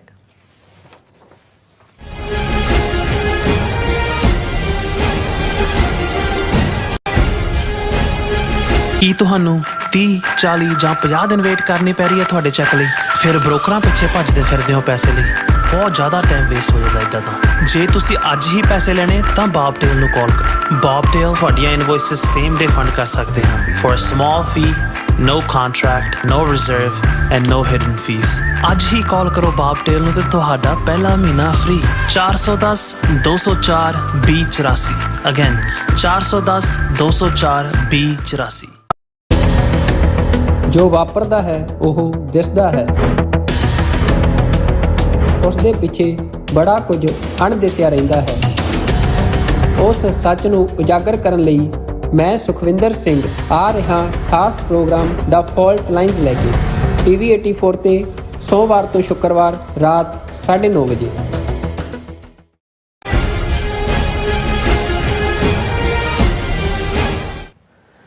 Viewers welcome back to programme. So viewers annual section ਦੇ ਵਿੱਚ ਆਪਾਂ ਗੱਲਬਾਤ ਕਰਨ ਜਾ ਰਹੇ ਹਾਂ ਕਿ ਵਿਊਅਰਸ ਹਾਲਾਤ ਕਿਹੋ ਜਿਹੇ ਹੋਣ, ਅਸੀਂ ਜਿਹੜੀ ਅਸਲੀ ਤਾਕਤ ਦੁਨੀਆ ਨੂੰ ਬਚਾਉਣ ਤੇ ਚਲਾਉਣ ਵਾਲੇ ਜਿਹੜੇ ਅਕਾਲ ਪੁਰਖ ਦੇ ਕੋਲ ਹੀ ਹੁੰਦੀ ਹੈ, ਔਰ ਦੁੱਖ ਦੀ ਘੜੀ ਵਿੱਚ ਵੀ ਅਸੀਂ ਅਰਦਾਸ ਦਾ ਸਹਾਰਾ ਹੀ ਲੈਂਦੇ ਹਾਂ। ਔਰ ਸਾਡੇ ਇੱਕ ਵੀਰ ਜੀ ਨੇ ਪ੍ਰੇਅਰ ਜਾਣੀ ਕਿ ਅਰਦਾਸ ਦੇ ਉੱਪਰ ਲਿਖੀ ਅੰਗਰੇਜ਼ੀ ਨਜ਼ਮ ਸਾਨੂੰ ਭੇਜੇ, ਜਿਹੜੀ ਆਪਾਂ ਸਾਂਝੀ ਕਰਨ ਦੀ ਖੁਸ਼ੀ ਲੈ ਰਹੇ ਹਾਂ। ਔਰ ਨਾਲ ਹੀ ਆਪਾਂ ਜਿਹੜੇ ਤੁਹਾਡੇ ਲਾਈਵ ਮੈਸੇਜ ਨੇ ਉਹ ਵੀ ਤੁਹਾਡੇ ਨਾਲ ਸ਼ੇਅਰ ਕਰਨ ਜਾ ਰਹੇ ਹਾਂ। ਸੋ ਅਸੀਂ ਚਾਹਾਂਗੇ ਕਿ ਤੁਸੀਂ ਇਸੇ ਤਰ੍ਹਾਂ ਬਣੇ ਰਹਿਣਾ, ਦੇਖਣ ਸੁਣਨ ਲਈ ਲਿਖਣ ਲਈ ਤੁਹਾਡਾ ਸਭ ਦਾ ਬਹੁਤ ਬਹੁਤ ਸ਼ੁਕਰੀਆ ਜੀ। ਡਾਕਟਰ ਸਾਹਿਬ ਕੀ ਕਹਿਣਾ ਚਾਹੋਗੇ? ਦੇਖੋ, ਸਟੂਡੀਓ 'ਚ ਆਉਣ ਤੋਂ ਥੋੜ੍ਹੀ ਦੇਰ ਪਹਿਲਾਂ ਹੀ ਸਾਡੇ ਇੱਥੇ ਮੈਨੇਜਮੈਂਟ ਜਿਹੜੀ ਬਿਲਡਿੰਗ ਦੀ ਕਰਦੇ ਨੇ ਕਾਜ਼ੀ ਸਾਹਿਬ, ਉਹ ਆਏ। ਹਾਲਾਤ ਦੇ ਉੱਤੇ ਗੱਲ ਹੋ ਰਹੀ ਸੀ ਵੈਸਟ ਬੈਂਕ 'ਚ ਕੀ ਚੱਲ ਰਿਹਾ ਹੈ, ਕਿਉਂਕਿ ਉਹਨਾਂ ਦਾ ਸਬੰਧ ਮੀਰਪੁਰ ਕਸ਼ਮੀਰ ਨਾਲ ਹੈ। ਸੋ ਪਾਕਿਸਤਾਨ ਬਾਰੇ ਵੀ ਚਰਚਾ ਹੋਈ। ਸੋ ਜ਼ਾਹਰ ਹੈ ਵੀ ਇਸ ਵੇਲੇ ਦੁਨੀਆ 'ਚ ਜਿਹੜੇ ਵੀ ਇਨਸਾਨੀਅਤ ਨੂੰ ਪਿਆਰ ਕਰਨ ਵਾਲੇ ਲੋਕ ਨੇ ਉਹਨਾਂ ਦੇ ਵਿੱਚ ਇੱਕ ਨਿਰਾਸ਼ਤਾ ਹੈ, ਕਿਉਂਕਿ ਜਦੋਂ ਵੀ ਬੇਗੁਨਾਹ ਦਾ ਖੂਨ ਡੁੱਲਦਾ ਹੈ, ਜੋ ਵੈਸਟ ਬੈਂਕ ਦੇ ਵਿੱਚ ਤਾਂ ਚੱਲ ਹੀ ਰਿਹਾ ਸੀ, ਜੋ ਗਜ਼ਾ ਦੇ ਵਿੱਚ 9 ਅਕਤੂਬਰ ਤੋਂ ਬਾਅਦ ਜੋ ਕੁਝ ਦੇਖਣ 'ਚ ਆਇਆ, ਸ਼ਾਇਦ 7 ਅਕਤੂਬਰ ਤੋਂ ਬਾਅਦ, ਇਸ ਵੇਲੇ ਜਿਹੜਾ ਬੇਸ਼ੱਕ ਟੈਂਪਰੇਰੀ ਜਿਹਾ ਸੀਜ਼ ਫਾਇਰ ਵਾਲੀ ਗੱਲ ਹੈ, ਪਰ ਇਜ਼ਰਾਈਲ ਵੇਟ ਕਰ ਰਿਹਾ ਅਗਲਾ ਫੇਜ਼, ਕਿਉਂਕਿ ਉਹਨਾਂ ਨੇ ਗਜ਼ਾ ਵਿਹਲਾ ਕਰਾਉਣਾ ਇਹਨਾਂ ਤੋਂ। ਪਰ ਕਿਉਂਕਿ ਹਮਾਸ ਦੇ ਨਾਲ ਕਤਰ ਦੋਹਾ ਦੀ ਸਰਕਾਰ ਰਾਹੀਂ ਅਮਰੀਕਾ ਵੱਲੋਂ ਨੈਗੋਸ਼ੀਏਸ਼ਨ ਚੱਲ ਰਹੀ ਹੈ ਤਾਂ ਕਿ ਜਿਹੜੇ 260 ਦੇ ਕਰੀਬ ਇਜ਼ਰਾਈਲੀ ਫੜੇ ਹੋਏ ਨੇ, ਅਗਵਾ ਕੀਤੇ ਸੀ ਹਮਾਸ ਨੇ ਪਹਿਲੇ ਅਟੈਕ ਵੇਲੇ, ਉਹਨਾਂ ਦੀ ਰਿਲੀਜ਼ ਹੋ ਸਕੇ। ਉਸ ਰਿਲੀਜ਼ 'ਚੋਂ ਕੋਈ ਸਵੈਪ ਕਰਦੇ ਨੇ ਪ੍ਰਿਜ਼ਨਰਸ ਵੀ, ਜਿਹੜੇ ਫਲਸਤੀਨੀ 10-12 ਹਜ਼ਾਰ ਫਲਸਤੀਨੀ ਪ੍ਰਿਜ਼ਨਰ ਜਿਹੜੇ ਨੇ ਉਹ ਇਜ਼ਰਾਈਲ ਦੀਆਂ ਜੇਲ੍ਹਾਂ 'ਚ ਨੇ, ਖਾਮਖਾ ਫੜੇ ਹੋਏ ਨੇ ਬਹੁਤ ਸਾਰੇ ਉਹਨਾਂ 'ਚੋਂ।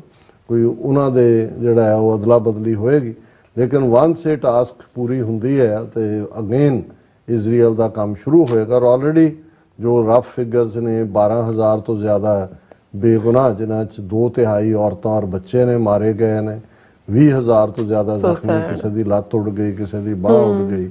ਔਰ ਇਸ ਸਾਰੇ ਦੇ ਨਾਲ ਨਾਲ ਜਿਹੜਾ ਉਹ 10 ਤੋਂ 12 ਲੱਖ ਬਿਲਕੁਲ ਸੜਕ ਦੇ ਉੱਤੇ ਆ ਗਏ ਨੇ।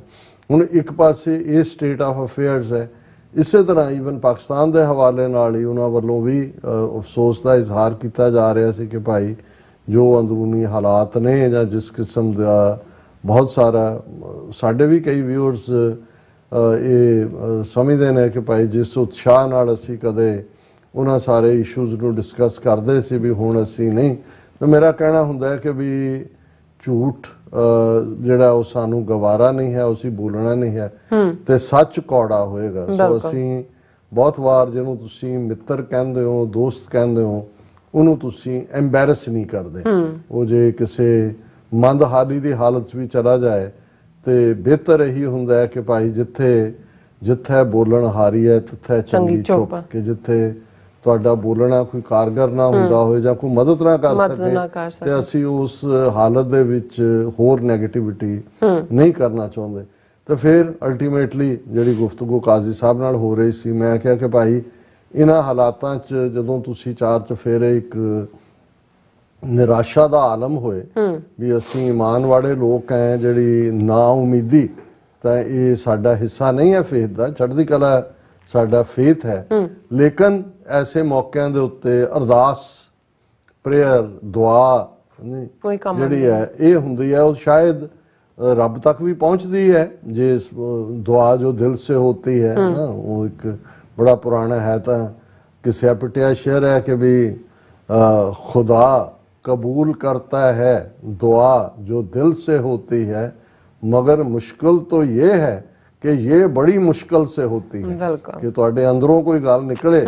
ਹਾਲਾਂ ਅਰਦਾਸ ਦੇ ਵਿੱਚ ਆਪਣੀ ਤਾਕਤ ਹੁੰਦੀ ਹੈ, ਪਰ ਘੱਟੋ ਘੱਟ ਤੁਹਾਨੂੰ ਇੱਕ ਰਿਲੀਫ ਮਿਲਦਾ ਹੈ ਜਦੋਂ ਤੁਸੀਂ ਕਿਸੇ ਵੀ ਸਿਚੁਏਸ਼ਨ ਚੋਂ ਗੁਜ਼ਰ ਰਹੇ ਹੋ ਔਰ ਤੁਸੀਂ ਦੁਆਗੋ ਹੁੰਦੇ ਹੋ, ਬਿਲਕੁਲ ਅਰਦਾਸ ਵਿੱਚ ਜੁੜਦੇ ਹੋ, ਤੁਹਾਨੂੰ ਜਿਹੜਾ ਹੈ ਉਹ ਸਕੂਨ ਦਿੰਦਾ ਹੈ। ਸਕੂਨ ਦਿੰਦਾ ਹੈ। ਤੇ ਸਾਡੇ ਵੀਰ ਸ਼ਾਇਰ ਜਿਨ੍ਹਾਂ ਨੇ ਆਪਣਾ ਨਾਮ ਗੁਪਤ ਰੱਖਣ ਲਈ ਕਿਹਾ, ਅੱਛਾ ਉਹਨਾਂ ਨੇ ਵੀ ਇੱਕ ਨਜ਼ਮ ਛੋਟੀ ਹੈ ਪ੍ਰੇਅਰ ਦੇ ਥੱਲੇ ਨਾਂ ਦੇ ਟਾਈਟਲ ਦੇ ਥੱਲੇ ਲਿਖੀ, ਔਰ ਉਹਨਾਂ ਦਾ ਇਹ ਹੈ ਕਿ in the vast valley of virtue I venture a pilgrim with purpose your promise mighty the with faith as my compass I tread your vast path, yet beneath each step lies a lurking sharp wrath, like daggers unseen beneath my feet's flight. In every dark alley hides a daunting plight. I surrender, O Lord, before you great might, for without your mercy I am lost in the night. Each soul I encounter wears a foe's guise, but you, O kind shepherd, can make friends arise. Have pity, guide me from this twisting storm. In your hands all foes transform to the worm. You, the master of miracles and might, can awaken the lions, set the jungle alight, break the poacher's chains, let freedom take flight. With your guidance I'll find the path pure and bright. है वही आज़ादी दी चाहना, चार चफेरे, एक बेबसी ਦਾ ਆਲਮ। ਅੱਛਾ ਔਰ ਇਹ ਇਹੀ ਹੈ ਕਿ ਭਾਈ ਚਾਰ ਚਫੇਰੇ ਮੈਂ ਜਿਹੜਾ ਵਰਚੂ ਉਹਦੀ ਭਾਲ ਦੇ ਵਿੱਚ, ਚੰਗੀਆਂ ਗੁਣਾਂ ਦੀ ਭਾਲ 'ਚ, ਸ਼ੁਭ ਅਮਲਾਂ ਦੀ ਭਾਲ ਦੇ ਵਿੱਚ ਮੈਂ ਚਾਰ ਚਫੇਰੇ ਜਿਹੜਾ ਉਹ ਘੁੰਮ ਰਿਹਾ, ਮੈਂ ਚਾਰ ਚਫੇਰੇ ਉਸ ਨੂੰ ਲੱਭ ਰਿਹਾ, ਉਸ ਯਾਤਰੂ ਵਾਂਗ ਜਿੱਥੇ ਮੈਂ, ਤੂੰ ਮੇਰਾ ਪਿਓ ਹੈ, ਜਦੋਂ ਅਸੀਂ ਇਹ ਵੀ ਕਹਿੰਦੇ ਹਾਂ ਤੂੰ ਮੇਰਾ ਪਿਤਾ, ਤੂੰ ਹੈ ਮੇਰਾ ਮਾਤਾ, ਤੂੰ ਮੇਰਾ ਬੰਧਵ, ਤੂੰ ਮੇਰਾ ਭਰਾਤਾ, ਤੂੰ ਮੇਰਾ ਰਾਖਾ ਸਭਨੀ ਥਾਈ, ਤਾਂ ਹਉ ਕਿਹਾ ਕਾੜਾ ਜੀਓ। ਫਿਰ ਕੋਈ ਚਿੰਤਾ ਕਾੜਾ ਨਹੀਂ ਹੈ। ਸੋ ਇਹ ਕਿ ਮੇਰਾ ਇੱਕ ਪਰਪਸ ਹੈ ਇਹ ਵਰਚੂ ਦੇ ਮਾਲਕ ਵਾਹਿਗੁਰੂ, ਕਿਉਂਕਿ ਇਕਰਾਰ ਕਿ ਅਲਟੀਮੇਟਲੀ ਕਬੀਰ ਧਰਤੀ ਸਾਧ ਕੀ, ਇਹੀ ਹੈ। ਔਰ ਇਸ ਤੇ ਸੁਜ ਧਰਤੀ ਥਾਪ ਰੱਖੀ ਧਰਮਸਾਲ, ਕਿ ਵੀ ਇਹ ਧਰਮ ਦੀ ਬੁਨਿਆਦ ਦੇ ਉੱਤੇ ਇਹ ਸਾਡੀ ਧਰਤੀ ਹੈ। ਔਰ ਜਦੋਂ ਸਮੁੰਦਰ ਦੇ ਵਿੱਚ ਸ਼ਿਪਸ ਜਾਂ ਦੂਸਰੀਆਂ ਜਾਂਦੀਆਂ ਸੀ, ਹੁਣ ਤਾਂ ਟੈਕਨੋਲੋਜੀ ਬਹੁਤ ਐਡਵਾਂਸ ਹੋ ਗਈ, ਤਾਂ ਕੰਪੈਸ ਸੀ ਜਿਹੜੀ ਤੁਹਾਨੂੰ ਦਿਸ਼ਾ ਦੱਸਦੀ ਸੀ ਕਿ ਕਿਹੜੇ ਪਾਸੇ ਸੇਫ ਹੈ, ਕਿਹੜੇ ਪਾਸੇ ਸਮੁੰਦਰ ਆਇਆ। ਸੋ ਸਾਡੇ ਕੋਲ ਜੇ ਇਹ ਸਾਰੀਆਂ ਮੁਸ਼ਕਲਾਂ ਦੇ ਆਲੇ ਦੁਆਲੇ ਦੇ ਵਿੱਚ ਕੋਈ ਕੰਪੈਸ ਹੈ ਤਾਂ ਫੇਥ ਹੈ, ਈਮਾਨ ਹੈ ਅਕਾਲ ਪੁਰਖ ਦੇ ਉੱਤੇ, ਗੁਰੂ ਦੇ ਉੱਤੇ, ਕਿ with faith as my compass I tread your vast path. ਹਾਂ, ਔਜੜ ਪੈਣ ਦਾ ਵੀ ਡਰ ਹੈ, ਪਰ ਜਦੋਂ ਤੁਹਾਡੇ ਕੋਲ ਕੰਪੈਸ ਹੁੰਦਾ ਹੈ, ਇੱਕ ਜਦੋਂ ਅਸੀਂ ਨਾਮ ਦੇ ਹਵਾਲੇ ਨਾਲ ਵੀ ਇਹ ਕਹਿੰਦੇ ਹਾਂ ਕਿ ਭਾਈ ਜਿੱਥੇ ਕੋਈ ਹੋਰ ਰਾਹ ਨਾ ਹੋਏ ਉੱਥੇ ਰੱਬ ਦਾ ਨਾਂ ਹੀ, ਜਹਾਂ ਪੰਥ ਤੇਰਾ ਕੋ ਨਾ ਸਿੰਜਾਨੂ, ਹਰ ਕਾ ਨਾਮ ਤਹਿ ਨਾਲ ਪਛਾਣ, ਕਿ ਜਿੱਥੇ ਕੋਈ ਹੋਰ ਤੈਨੂੰ ਰਾਹ ਨਜ਼ਰ ਨਹੀਂ ਆਉਂਦਾ, ਕੋਈ ਸਿਆਣ ਨਹੀਂ ਹੈ ਰਾਹ ਦੀ, ਉੱਥੇ ਰੱਬ ਦੇ ਨਾਂ ਦਾ ਕੰਪੈਸ, ਇਹੀ ਈਮਾਨ ਹੈ, ਇਹੀ ਫੇਥ ਹੈ, ਉਹੀ ਤੇਰਾ ਰਸਤਾ ਹੈ।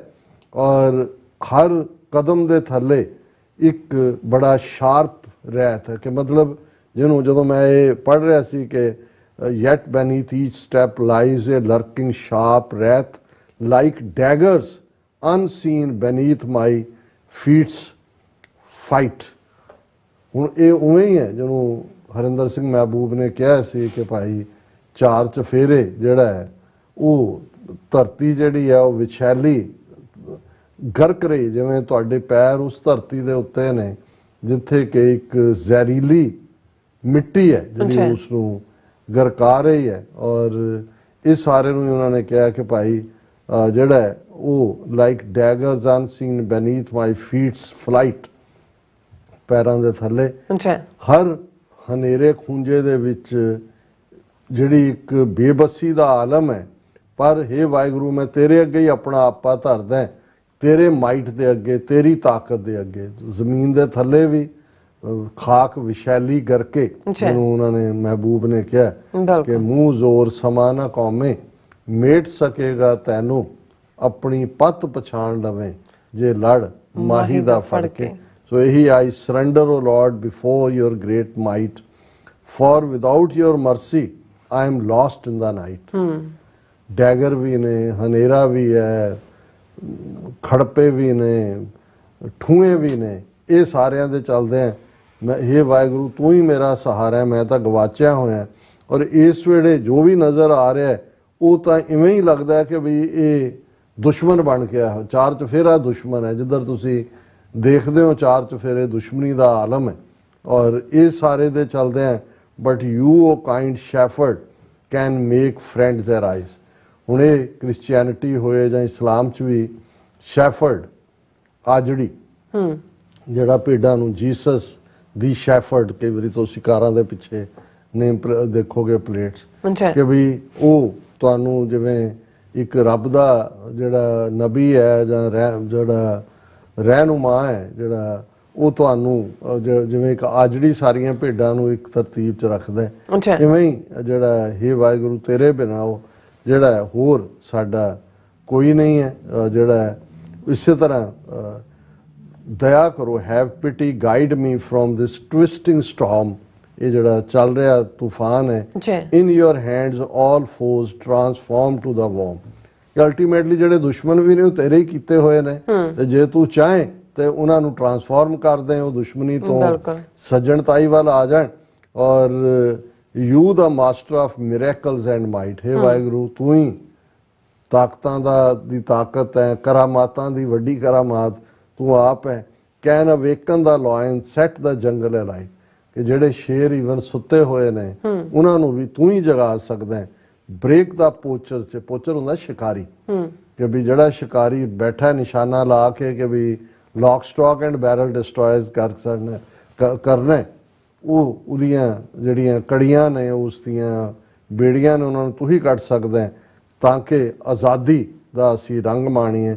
With your guidance I'll find the path pure and bright, ਕਿ ਹੇ ਵਾਹਿਗੁਰੂ ਤੇਰੇ ਸਹਾਰੇ ਨਾਲ ਹੀ ਅਸੀਂ ਉਸ ਰਸਤੇ ਨੂੰ ਜਿਹੜਾ ਕਿ ਬਿਲਕੁਲ ਸ਼ੁੱਧ ਹੈ, ਖਾਲਸ ਹੈ ਔਰ ਪੂਰਾ ਚਾਨਣ ਨਾਲ ਭਰਿਆ, ਉਸ ਰਸਤੇ ਤੇ ਅਸੀਂ ਤੁਰ ਸਕਦੇ। ਜੀ ਡਾਕਟਰ ਸਾਹਿਬ, ਹੁਣ ਆਪਾਂ ਵਿਊਅਰਸ ਦਾ ਮੈਸੇਜ ਲੈਣ ਜਾ ਰਹੇ ਹਾਂ ਔਰ ਸਭ ਦਾ ਸਾਂਝਾ ਸ਼ੁਕਰੀਆ ਅਦਾ ਕਰਦੇ ਹਾਂ। ਸੋ ਤਰਲੋਚਨ ਸਿੰਘ ਜੀ ਸਤਿ ਸ਼੍ਰੀ ਅਕਾਲ ਤੁਹਾਨੂੰ ਕਹਿੰਦੇ ਨੇ, ਔਰ ਅਮਰਜੀਤ ਸਾਨੀ ਵੀ ਫਤਿਹ ਬੁਲਾਉਂਦੇ ਨੇ, all about truth and Sikhism ਵੀ ਫਤਿਹ ਬੁਲਾਉਂਦੇ ਨੇ, ਐਂਡ ਕਹਿੰਦੇ ਨੇ ਕਿ no notification today also again.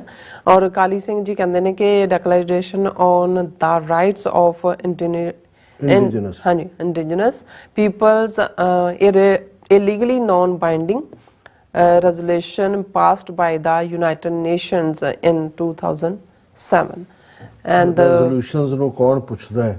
ਸਾਡੇ ਸਾਹਮਣੇ ਜੋ ਕੁਝ ਅਸੀਂ ਗਜ਼ਾ 'ਚ ਦੇਖ ਰਹੇ ਹਾਂ, ਇਹਨੇ ਜਿਹੜਾ ਇੱਕ ਬਹੁਤ ਗਲਤ ਮੈਸੇਜ ਦਿੱਤਾ ਹੈ ਕਿ ਤਾਕਤਵਰ ਜੋ ਮਰਜ਼ੀ ਕਰੇ, ਕੋਈ UN ਚਾਰਟਰ, ਕੋਈ ਇੰਟਰਨੈਸ਼ਨਲ ਲਾਅ, ਕੋਈ ਕ੍ਰਿਮੀਨਲ ਕੋਡ, ਕੋਈ court of justice don't matters. ਬਿਲਕੁਲ। ਖਾਲਸਾ ਦੇਸ਼ ਪੰਜਾਬ ਜੀ, ਵਾਹਿਗੁਰੂ ਜੀ ਕਾ ਖਾਲਸਾ, ਵਾਹਿਗੁਰੂ ਜੀ ਕੀ ਫਤਿਹ। ਕਿਰਪਾ ਕਰਾਂ ਦੇਸ਼ ਪੰਜਾਬ ਤੇ ਸਿੱਖ ਕੌਮ ਦੇ ਉੱਤੇ, ਵਾਹਿਗੁਰੂ ਜੀ ਕਾ ਖਾਲਸਾ, ਵਾਹਿਗੁਰੂ ਜੀ ਕੀ ਫਤਿਹ। ਲਖਵਿੰਦਰ ਸਿੰਘ ਪੰਨੂ ਜੀ, ਪਿੰਡ ਲੋਕਾ, ਤਹਿਸੀਲ ਪੱਟੀ, ਜ਼ਿਲ੍ਹਾ ਤਰਨਤਾਰਨ, ਖਾਲਸਾ ਜ਼ਿੰਦਾਬਾਦ ਕਹਿੰਦੇ ਨੇ। ਐਂਡ ਜੀ ਧੰਨਵਾਦ, ਖਾਲਿਸਤਾਨ ਜ਼ਿੰਦਾਬਾਦ। ਤੁਸੀਂ ਗੁਰੂਆਂ ਦੀ ਪਵਿੱਤਰ ਧਰਤੀ ਤੋਂ ਯਾਦ ਕਰਦੇ ਹੋ ਸਾਨੂੰ, ਤੁਹਾਡਾ ਵੀ ਬਹੁਤ ਬਹੁਤ ਧੰਨਵਾਦ। ਹਾਂਜੀ ਜੀ, ਸੂਰਤੀਆ ਜੀ ਵੀ ਖਾਲਸਾਨ ਐਂਡ ਖਾਲਸਾਨ ਜ਼ਿੰਦਾਬਾਦ, ਟੀਵੀ 84 ਜ਼ਿੰਦਾਬਾਦ। ਐਂਡ ਪਲਵਿੰਦਰ ਸਿੰਘ ਵੀਰ, ਉਹਨਾਂ ਦਾ ਸਨਾਤਨ ਧਰਮ ਦੇ ਗ੍ਰੰਥਾਂ ਤੇ ਗੁਰੂ ਗੋਬਿੰਦ ਸਿੰਘ ਜੀ ਦੀ ਬਾਣੀ ਵਿੱਚ ਵੀ ਜ਼ਿਕਰ ਹੈ। ਕਹਿ ਸਕਦੇ ਹਾਂ ਕਿ ਸੰਸਾਰ ਦੇ ਪਹਿਲੇ ਦੋ ਪੱਤਰਕਾਰ ਜਿਨ੍ਹਾਂ ਸੱਚ ਬੋਲਣ ਦੀ ਜ਼ਰੂਰਤ ਕੀਤੀ। ਸੋ ਵੀਰ ਉਹਨਾਂ ਦਾ ਸਨਾਤਨ ਧਰਮ ਦੇ ਗ੍ਰੰਥਾਂ ਅਤੇ ਗੁਰੂ ਗੋਬਿੰਦ ਸਿੰਘ ਜੀ ਦੀ ਬਾਣੀ ਵਿੱਚ ਵੀ ਜ਼ਿਕਰ ਹੈ। ਕਹਿ ਸਕਦੇ ਹਾਂ ਕਿ ਸੰਸਾਰ ਦੇ ਪਹਿਲੇ ਦੋ ਪੱਤਰਕਾਰ ਜਿਨ੍ਹਾਂ ਸੱਚ। ਫਿਰ ਵੀਰੇ ਬ੍ਰਾਹਮਣ ਅੱਜ ਵੀ ਆਮ ਜਨਤਾ ਨੂੰ ਉਹਨਾਂ ਦੋਹਾਂ ਦਾ ਡਰਾਵਾ ਦਿੰਦੇ ਹਨ। ਕੋਸ਼ਿਸ਼ ਕਰੋ ਤੁਸੀਂ ਨਾਮ ਬੁੱਝ ਲਓਗੇ। ਉਹਨਾਂ ਮੈਂ ਕਿਹਾ ਪੁੱਛਿਆ ਨਹੀਂ ਸੀ, ਮੈਂ ਕਿਹਾ ਲਾਸ ਕੁਛ ਇਦਾਂ ਸਮਝਦੇ। ਚਲੋ ਦੱਸ ਦਿਆ ਕਰੋ, ਹੁਣ ਇਹਨੇ ਵੀ ਨਾ ਬਾਜ਼ਾਰ ਤਾਂ ਪਾਓ। ਸਹੀ ਗੱਲ ਹੈ ਜੀ। ਸੂਰਤਿਆ ਕਹਿੰਦੇ ਮੰਨੂ ਸਾਡੀ ਦਾਤਰੀ, ਮੰਨੂ ਤੇ ਮਨੂਵਾਦ ਕੋਈ ਫਰਕ ਨਹੀਂ।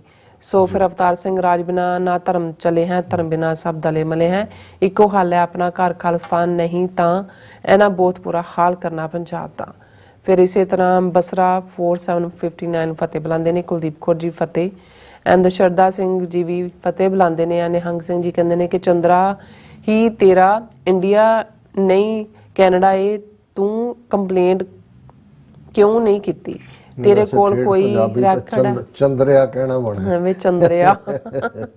ਬਲਦੇਵ ਸਿੰਘ ਬਾਜਵਾ ਜੀ ਵੀ ਫਤਿਹ ਬੁਲਾਉਂਦੇ ਨੇ। ਗੁਰਦੇਵ ਸਿੰਘ ਜੀ ਵੀ ਫਤਿਹ ਬੁਲਾਉਂਦੇ ਨੇ। ਫਿਰ ਪਰਮਜੀਤ ਸਿੰਘ ਖਾਲਸਾ ਜ਼ਿੰਦਾਬਾਦ, ਸੁਖਵਿੰਦਰ ਸਿੰਘ ਖਾਲਸਾ ਜ਼ਿੰਦਾਬਾਦ ਐਂਡ ਫਤਿਹ ਬੁਲਾਉਂਦੇ ਨੇ। ਨਿਹੰਗ ਸਿੰਘ ਜੀ ਕਹਿੰਦੇ ਨੇ ਕਿ ਡਾਕਟਰ ਸਾਹਿਬ ਜੀ ਗੁਲਾਮਾਂ ਨਾਲ ਇਹੀ ਹੋਣਾ, ਇਹੀ ਕੁਝ ਹੁੰਦਾ ਹੈ ਜੀ, ਇੱਕੋ ਹੱਲ ਹੈ, ਆਜ਼ਾਦੀ ਹੱਲ ਹੈ ਕਹਿੰਦੇ ਨੇ। ਤੁਸੀਂ ਠੀਕ ਫਰਮਾਇਆ ਨਿਹੰਗ ਸਿੰਘ ਜੀ। ਅਲਟੀਮੇਟਲੀ ਗੁਲਾਮੀ ਹੀ ਬਿਮਾਰੀ ਹੈ, ਬਾਕੀ ਉਹਦੇ ਬਿਮਾਰੀ ਦੇ ਲੱਛਣ ਨੇ। ਬਿਲਕੁਲ। ਮੋਹਿਤ ਸਲਮਾਨ ਜੀ ਗੁੱਡ ਮਾਰਨਿੰਗ ਕਹਿੰਦੇ ਨੇ ਐਂਡ ਕਹਿੰਦੇ ਵੈਰੀ ਗੁੱਡ ਨਿਊਜ਼, ਬਹੁਤ ਮਿਹਰਬਾਨੀ। ਐਂਡ ਸਤਬਚਨ ਸਿੰਘ ਜੀ ਮੈਂ ਹੁਣ ਫੇਸਬੁੱਕ ਤੇ ਅੱਜ ਬਹੁਤੇ ਫਤਿਹਵਾੜੇ ਵੀਰ ਨੇ ਜੀ।